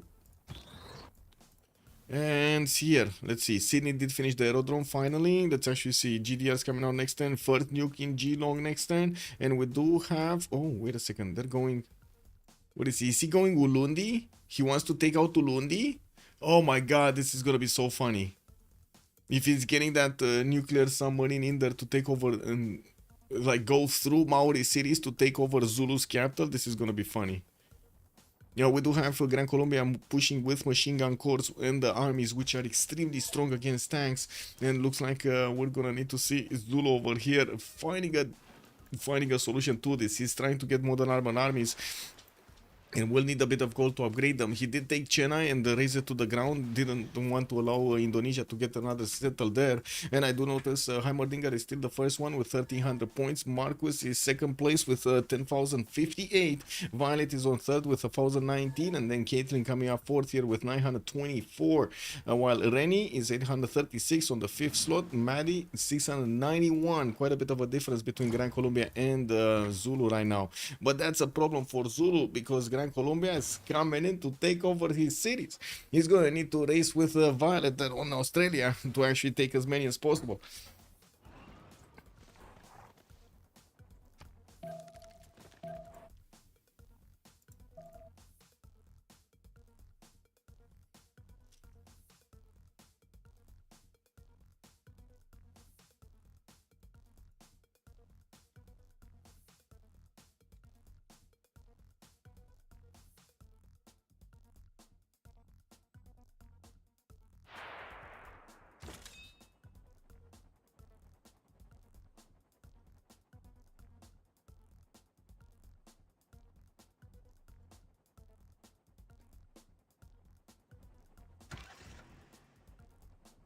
Oh, is Georgia gonna get out? Because there is a GDR right there. Right there. Was this GDR just bought in the encampment of Batumi? It might have been. Okay, let's see. Is he taking that out first? Come on. Yeah, he will. Okay. He took that settler away from, that was the safety settler of Georgia. And looks like he keeps on moving west side. He might actually want to take down Indonesia as well. We'll go, yeah, there we go. He just declared war on Indonesia and going towards Ternate. Now, this is going to cause a problem for Indonesia, which was trying to gather some points from the western side from taking over the Chandragupta cities. My god, Chandragupta Empire, man. It switched sides so many times. Anyway, we do have over here the jet fighters that will need to reposition towards the right side to try to block the movement of these GDRs, and even so, it's gonna probably be impossible to actually handle this. We do have already 4 GDRs on his border starting to do the damage against that city center of Ternate, while Mushketa is about to go down, and we do need to see these 2 GDRs actually walking in and taking over that city center with the help of the jet bombers dealing the initial damage. Looks like he wants to keep on going. He's actually pillaging the lands of Gran Colombia now. He doesn't care at all. Okay, sure. I guess he doesn't want to take out Mushketa. Do we have... do we... Oh my god. I needed to relobby, no? Kinda need... Oh well. He didn't desync this time, so it is what it is. Okay, what's happening in the south? The nuke finished, right? So we got 1 nuke in the chamber here for Violet. For Australia. You see, he's taking down Singapore and he's gonna get the city over here. Does he have a military engineer? Yes. And he does have missile silos. Does he get more bombs though? No. 2 tons Earth satellite, finally getting the projects in. While I do see Sterling did put a GDR to defend his capital from any kind of bombs. We're gonna need to see if Australia is actually gonna get more tic-tacis. He's not. He's getting Cristo Redentor. He's doing anything else actually than getting nuclear bombs.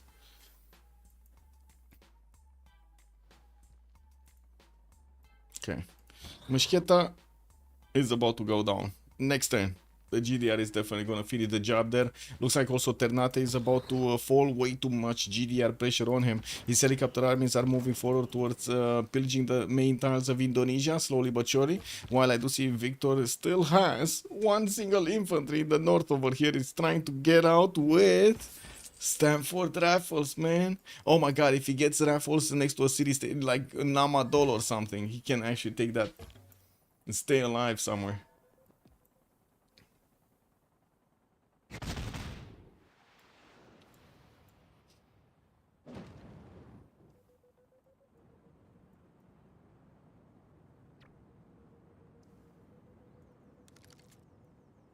Two, four, six, seven, 8 GDRs. 8 GDRs going against Indonesia. Is Indonesia getting GDRs? No, he's getting composites. That's not gonna help him. Like, jet fighters blocking the pathways into the cities would help him, but not forever. The only thing that could help him against GDRs is his own GDRs. And he did not get them. He did not get the GDRs. Wait till Scotland decides to backstab Australia. I don't think he will. I think he feels really comfortable with the lead. Because he's in the lead. Why would he actually backstab Australia? I think the only question is, who's going to finish this game? We're still 10-106. Yeah, it would be funny though. Yes, I have to agree with that. It would be funny.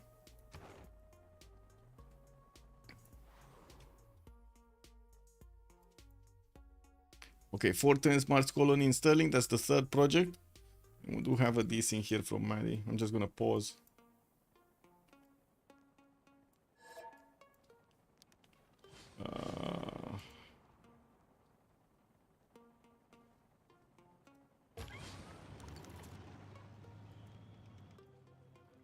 No, wait. What the? Trying to pause. Never mind. Did not got taken over.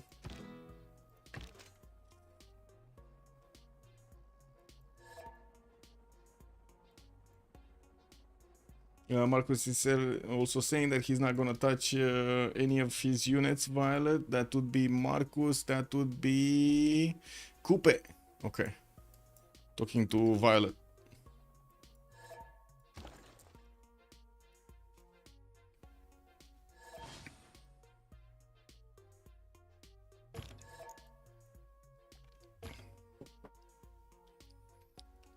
Are we actually gonna see that nuke or not?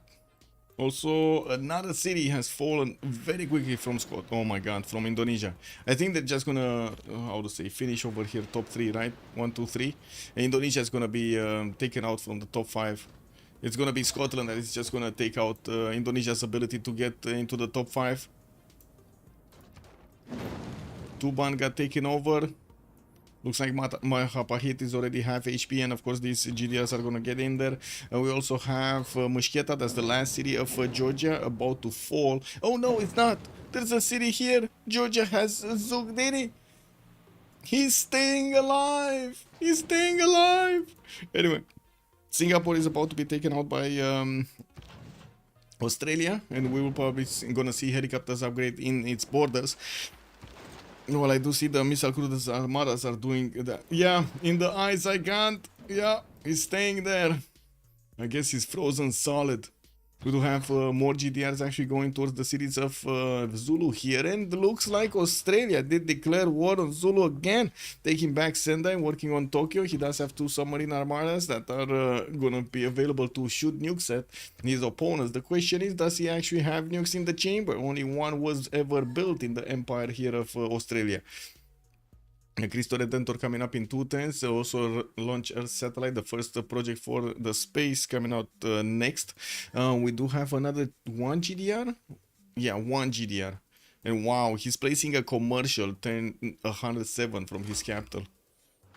Okay, well, I guess it is what it is. The bloodline must survive. Yes, who makes hello there, sir, and welcome. Machiavelli, hello there, sir, and welcome. Welcome. FFA escape settler meta is pretty funny. Yeah. The cockroach meta, as the players like to call it, the cockroach meta. Yeah, the ship that could. Hello there, sir, and welcome.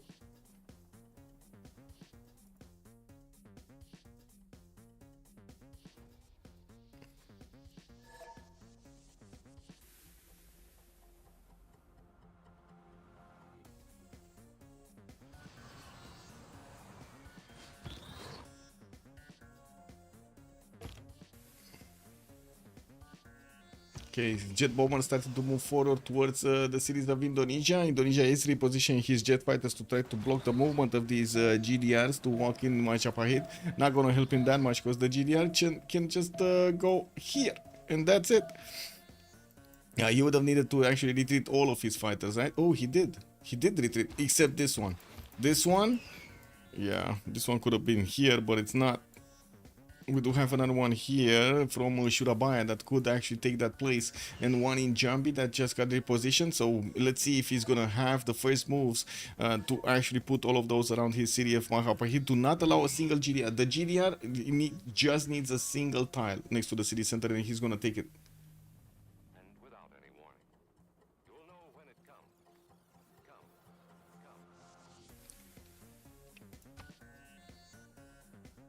1700 points of production here for Robert the Bruce. So many cities. Mars Colony finishing in 2 with multiple spaceports also getting built in his other cities. He's getting defensive GDRs against nukes and planes.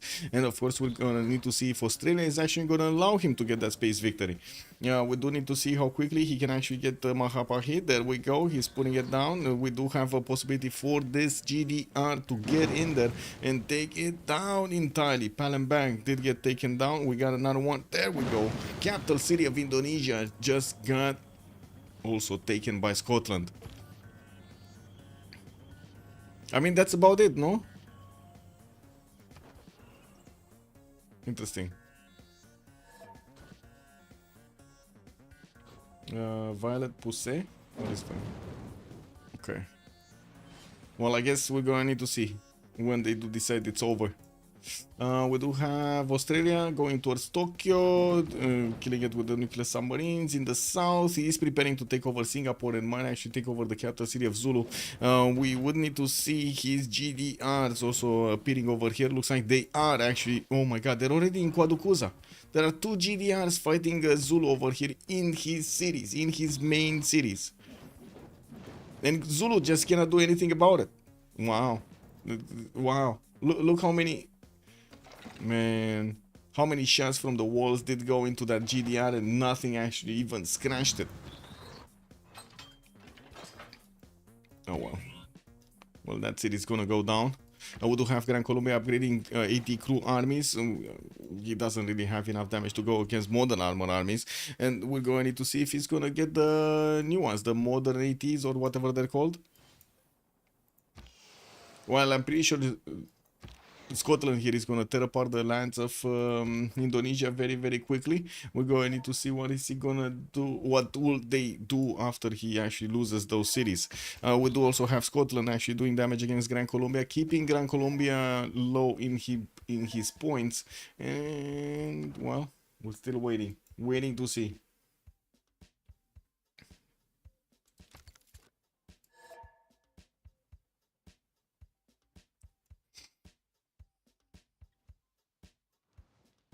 Okay, Singapore is about to go down next turn.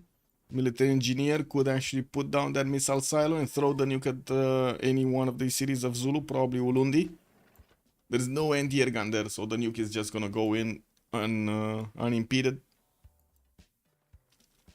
Okay, hangar Sydney, granaries, while Sterling is 2 turns out from getting Mars Colony. That would be the third project that Heimerdinger is gonna get. He does need exoplanet expedition and of course the last projects. We don't know if he actually got smart materials. Looking at the tech side here, wait, let me actually see here. He did get smart materials. Okay, so it's only a question of getting the other one. He's 1 turn away from that's it.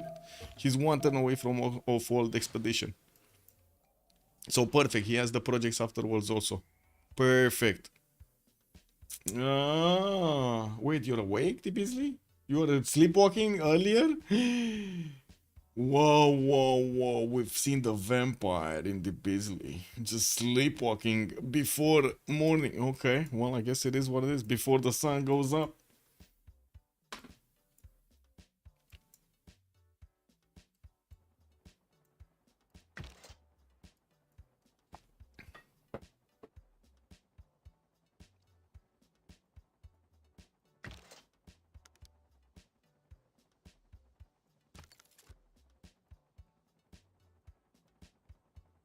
Do I even need to pause right now? I guess he's under attack by...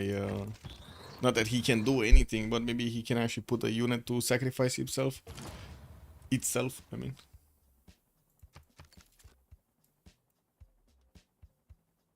Marcus 2 turns robotics. We did have Robert the Bruce finishing that one, and he is 1 turn away from finishing the 3rd project with new spaceports getting also finished. He's gonna need to, you know, how to say, it's gonna need to get that 4th project quickly. And looking at his oh, Sergey, woo! Scotland really needs to get Sergey. That's a lot of production to actually get the projects, but oh my god, he's gonna 110 the last project if he does manage to get Sergey. But oh my god, he needs to do so many projects for it. He's 1225 points. Yeah, I don't think it's worth actually. It's just make the project and it's fine. It's gonna be 3 turns, 4 turns anyway, right? Getting the Oathfold expedition. Okay, what do we have here? Surabaya getting under attack, getting taken over. Indonesia is... Uh-oh. Wait, nuke. Here? Where is the nuke? Where is the nuke? Oh, here. Yeah, I did say... Well, okay. Probably came from the west. Oh, from here it came. Okay. Let's see. So, Quadokuza's walls and all of the Ikandas of Zulu over here from the main cities did get taken out. The GDRs will have the opportunity to go against Quadokuza and take it out. Also, quite a few units from Zulu have been leveled. But he only has 1 single nuke. And he just got Singapore in the south, Australia. Wait, I don't think he can get Singapore. He needs to delete the city. Oh yeah, there we go. He just bought a GDR and deleted the city. Got it. Okay. Because he did have Volin from the beginning, right? Modern 80 still loses to Modern Armor if the other side has extra buffs, yeah? Yeah. The wall survive. I have no idea what's happening with this wall. I have no idea. I don't think it got hit by the nuke. So the nuke got to hit in between the cities. It didn't actually hit the city. The city remained alive from the GDR attack, not the nuke. That's what happened there.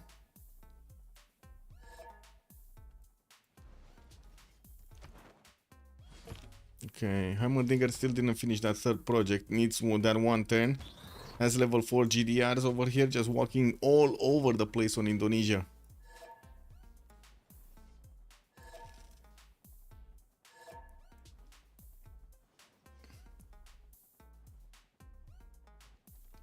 Can't keep the city, but you can buy units in it. Yeah, true.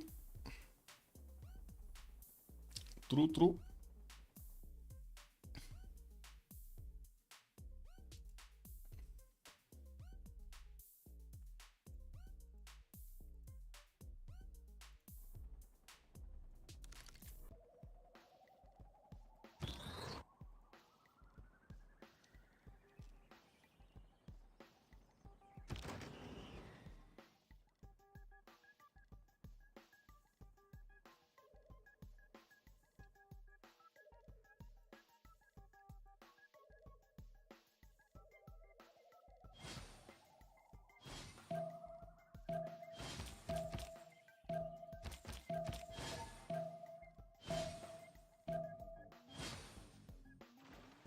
Is he buying trade routes?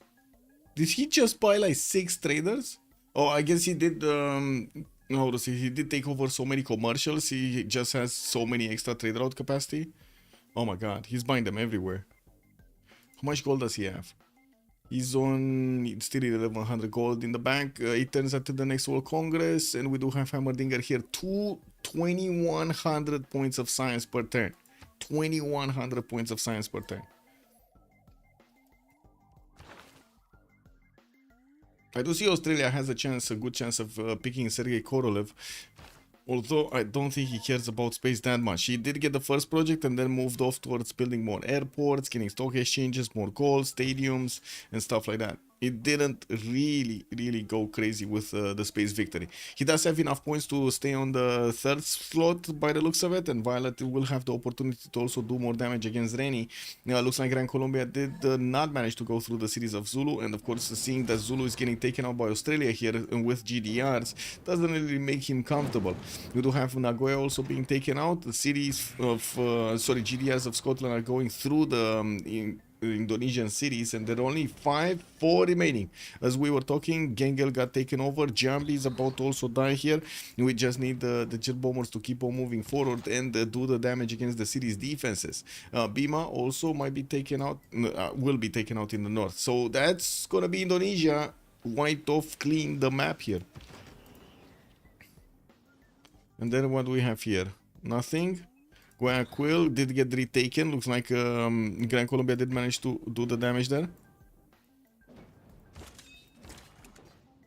And let's see. Projects. Scotland is on 71 points of engineers per turn. But I think he's 4th. Yeah, there we go. 4th turning exoplanetary expedition with the production he has in Sterling, which is 186. Didn't get to like the amazing 400 you would get with vertical integration in that city center, but still 186 is still pretty good. We do have him top first here, science. He just needs this project and then the last ones, and he has a decent amount of spaceport. So in probably 7 to 8 turns we're gonna see this game finished, and that would be right on time, right? Turn 120. We're just gonna stop the game and take a look at the score and see who has actually the first slots. Also, Shining Light Gecko, hello there, sir. The hut by the picture on the faces. How do you get team colors? The hut with the picture. Well, if you have teams, but there are no teams right here. If you have teams selected in the in-game lobby, you're gonna have the extra banner, the extra whatever it's called, graphical element showing up right below the portraits.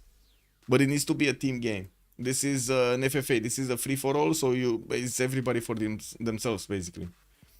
What day is the final? Today. It's later on today. But we're gonna be looking at the GO tournament final, which is at 1900 GMT. Actually, in what? 3 hours? 2 hours and a half? 2 hours and a half is the final of the GO tournament.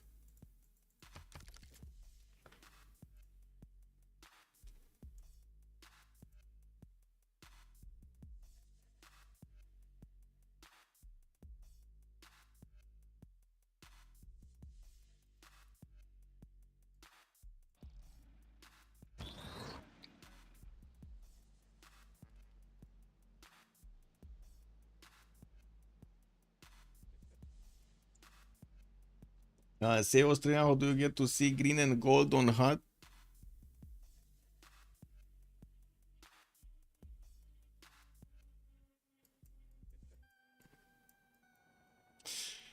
Okay, I feel like I'm getting trolled over here. Maybe I'm getting lost in the translation. We do have Scotland managing to get next to Delhi, and it looks like he already shaved off part of that city's defense. We do need a bit of a pause here for the big guy to actually get back. Not that Gran Colombia is doing that much, but he's getting under attack here by Scotland, so it's not a pleasure. We do have Scotland managing to take down Guayaquil, even though he does have a lot of units around it. Not a match for the GDRs. Quaducuza did get taken over. Australia is working on the other cities, and I gotta say he still doesn't have extra nukes available for him to take these cities quickly. He does have his GDRs, which are managing to make quite a bit of an impression here in the opposing cities. Now we're going to need to see if they're going to be enough.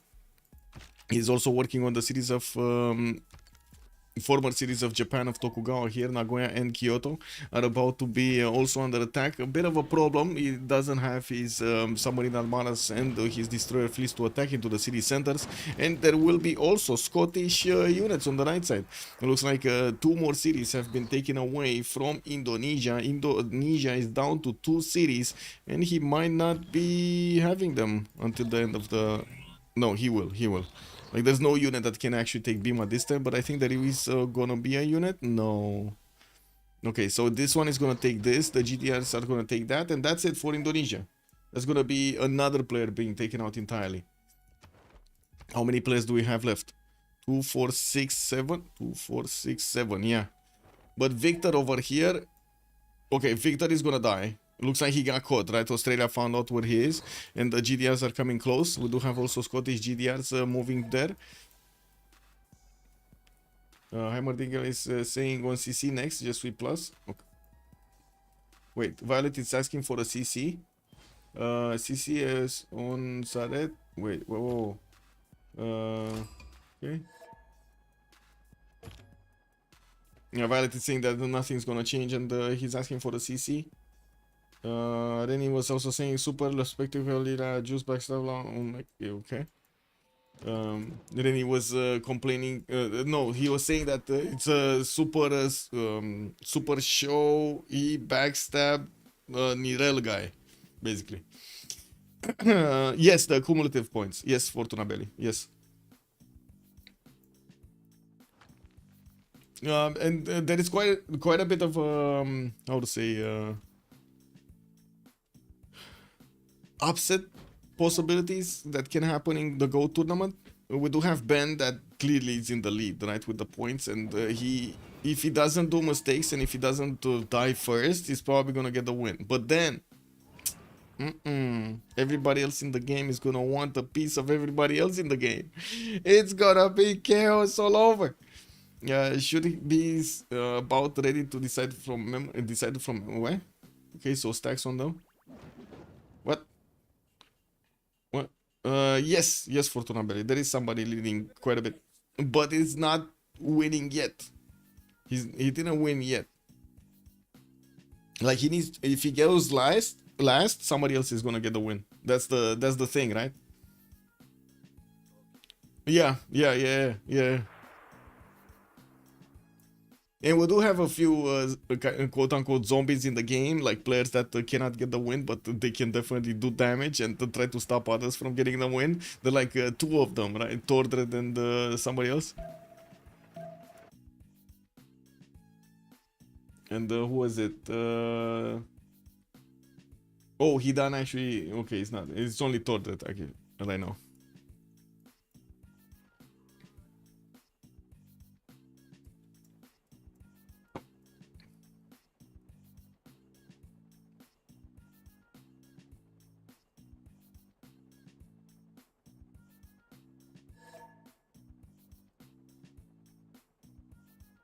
I also want to say, since the game is gonna be so close, I don't think if this game keeps on going without them CCing, I don't think I'm gonna have time to actually go through the post-game chat or reveal the players.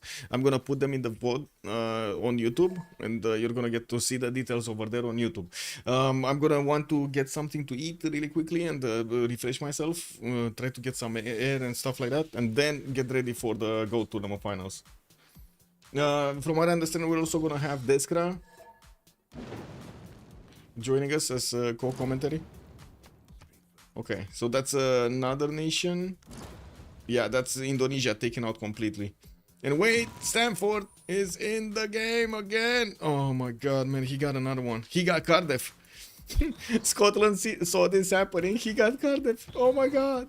Anyway, we got Lugdini about to be taken down, but it looks like he does need another attack with the missile cruiser if he actually wants to take that down. And there is a GDR on the way there. Another GDR is going to Rustavi.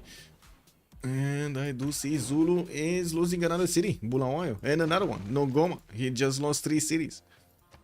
Easy peasy. Well, we do have Victor here last place. We got Maddie 641, Rennie 741, Marcus, and Violet and Heimerdinger. Nobody's stopping them from actually getting this top 3.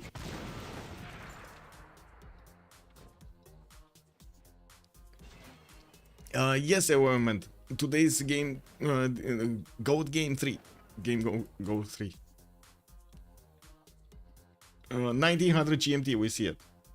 Can Cardiff be liberated after being taken over by the Great Merchant? Yes. Just lost its walls. Violet asking if CC. We got 1+. So Heimer is first, Violet is second, Marcus is third.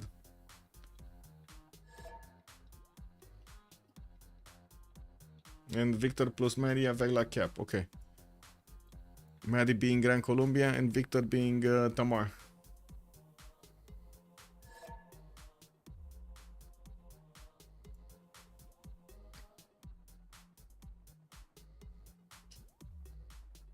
I don't know if they need to, like, they need to send the message to somebody. They need to put pluses or minuses here in the chat. I have no idea the procedure here.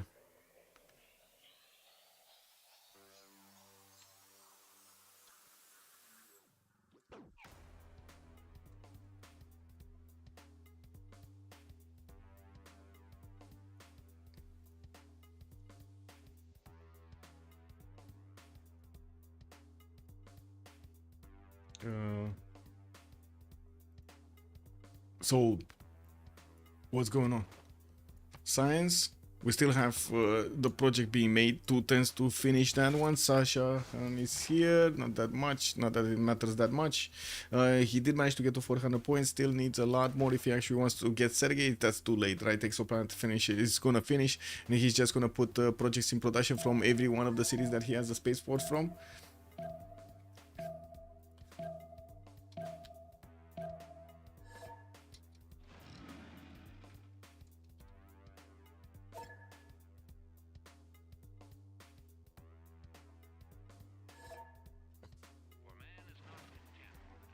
Okay, nobody knows if it's CC or not.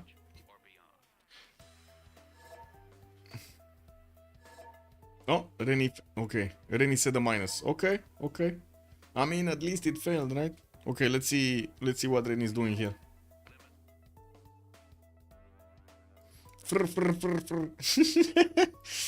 Can Cardiff? Yes, I did read that. Okay. Rennie wants to see the game until the end. Okay, sure. Well, Zugdin is about to be taken out. That's also Rustavi that needs to be taken out. Looks like the GDR with 170 strength is definitely going to do enough damage. Cardiff also. So 3 cities could just be taken out next turn. Victor. Ooh, steel walls. Steel walls. He just got steel. Oh my god. He's actually going to need more. Zulu being Zulu, yeah, of course Rennie says no, he may outlast Victor. Yeah, but I mean, it doesn't matter anymore, no? Yeah, it doesn't matter at all, actually, for Rennie. Because Maddie and Victor are still gonna get that. If I understand correctly. Maddie and Victor are still gonna get the qualifiers. Okay, that's another city taken out. 4th city from the main cities of Zulu. His capital city is also getting under attack here, and we do have the GDRs about to do the damage against the walls. There is an anti-air gun there, so his planes are not going to do much. Babanango also getting triple shot by the GDRs, and it looks like he's just cleaning up house here. He has 5 more cities to go from the main core of Zulu, with 3 more in the north that he did manage to get to from Tokugawa. This city is getting attacked. He does need another GDR to help with the steel wall defense, and Zugdini is also how to say, getting attacked by the coast from that missile cruiser armada. A level 4 GDR should actually take over the city center next turn without that many issues. And looking at the projects, next turn we're gonna have the exoplanet expedition finish here. We also have the cities of Gran Colombia being torn apart. Guayaquil did stay alive there, and it looks like the GDR did, I don't know. Did it die? I have no idea where this GDR went. But anyway, there are 4 more GDRs coming up from the north. The capital city of Bogota is going to be taken down. And we're definitely going to see these Scottish helicopters just keep on pillaging his tiles. He has more GDRs in the north that were taking over the cities of Indonesia that are right now repositioning. So they can take head-on Gran Colombia.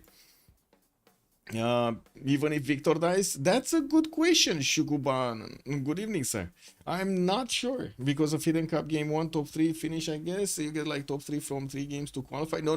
The Hidden Cup is just top 5 going against the other top 5 from the other qualifiers. They only have like 2 qualifier games at the same time during the day, and everything is played in a 24-hour session, right? You get like the afternoon, you're gonna or the noon actually. You start off the first 2 games, and the top 5 from each game will go into the finals, which is later on that evening. That's the format. The Rooster Cup, for example, had 3 qualifiers that would go into 1, but they were all 4 different days. While we got a Go tournament that has 3 games with the same players. 3 games with same players. It's quite different. It's quite different. Top 5 from 2 games, then final was wait, top 5 from 2 games, then final 3rd game. Yes, exactly. Okay, then he has declared war on Victor. Not that it matters anymore. We have Zulu over here, I don't know, doing some mischief. Oh, he's trying to get next to Rustavi.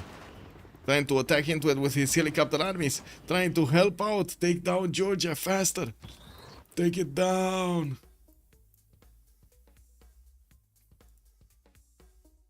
Yes, Pedro's looting. Good evening, sir. Yes, I am. 1900 GMT. We got that one.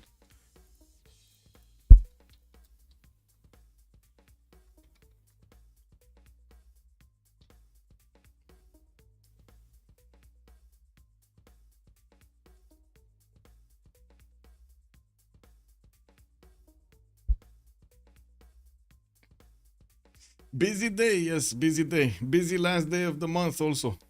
When I do have to admit, I did have that bit of a pause at the beginning of the week because obviously propaganda came to Bucharest with a lot of friends and I wanted to also have fun. And then I had a bit too much fun, so I had to recover and so on. Oh my god, man. Oh my god. All of the recovery until the end of the month. It is what it is.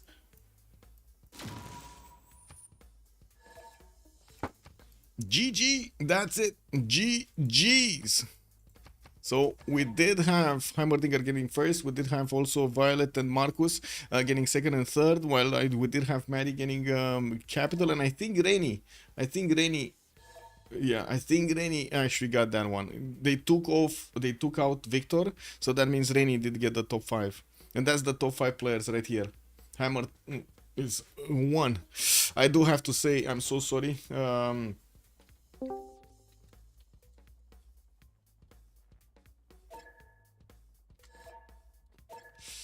I'll go, how to say, how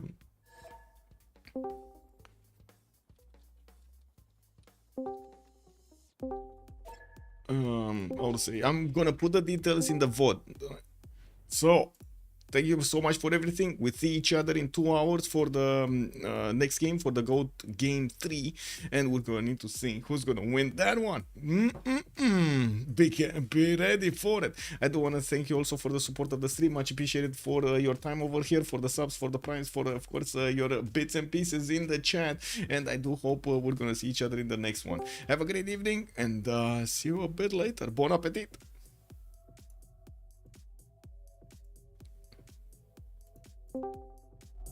You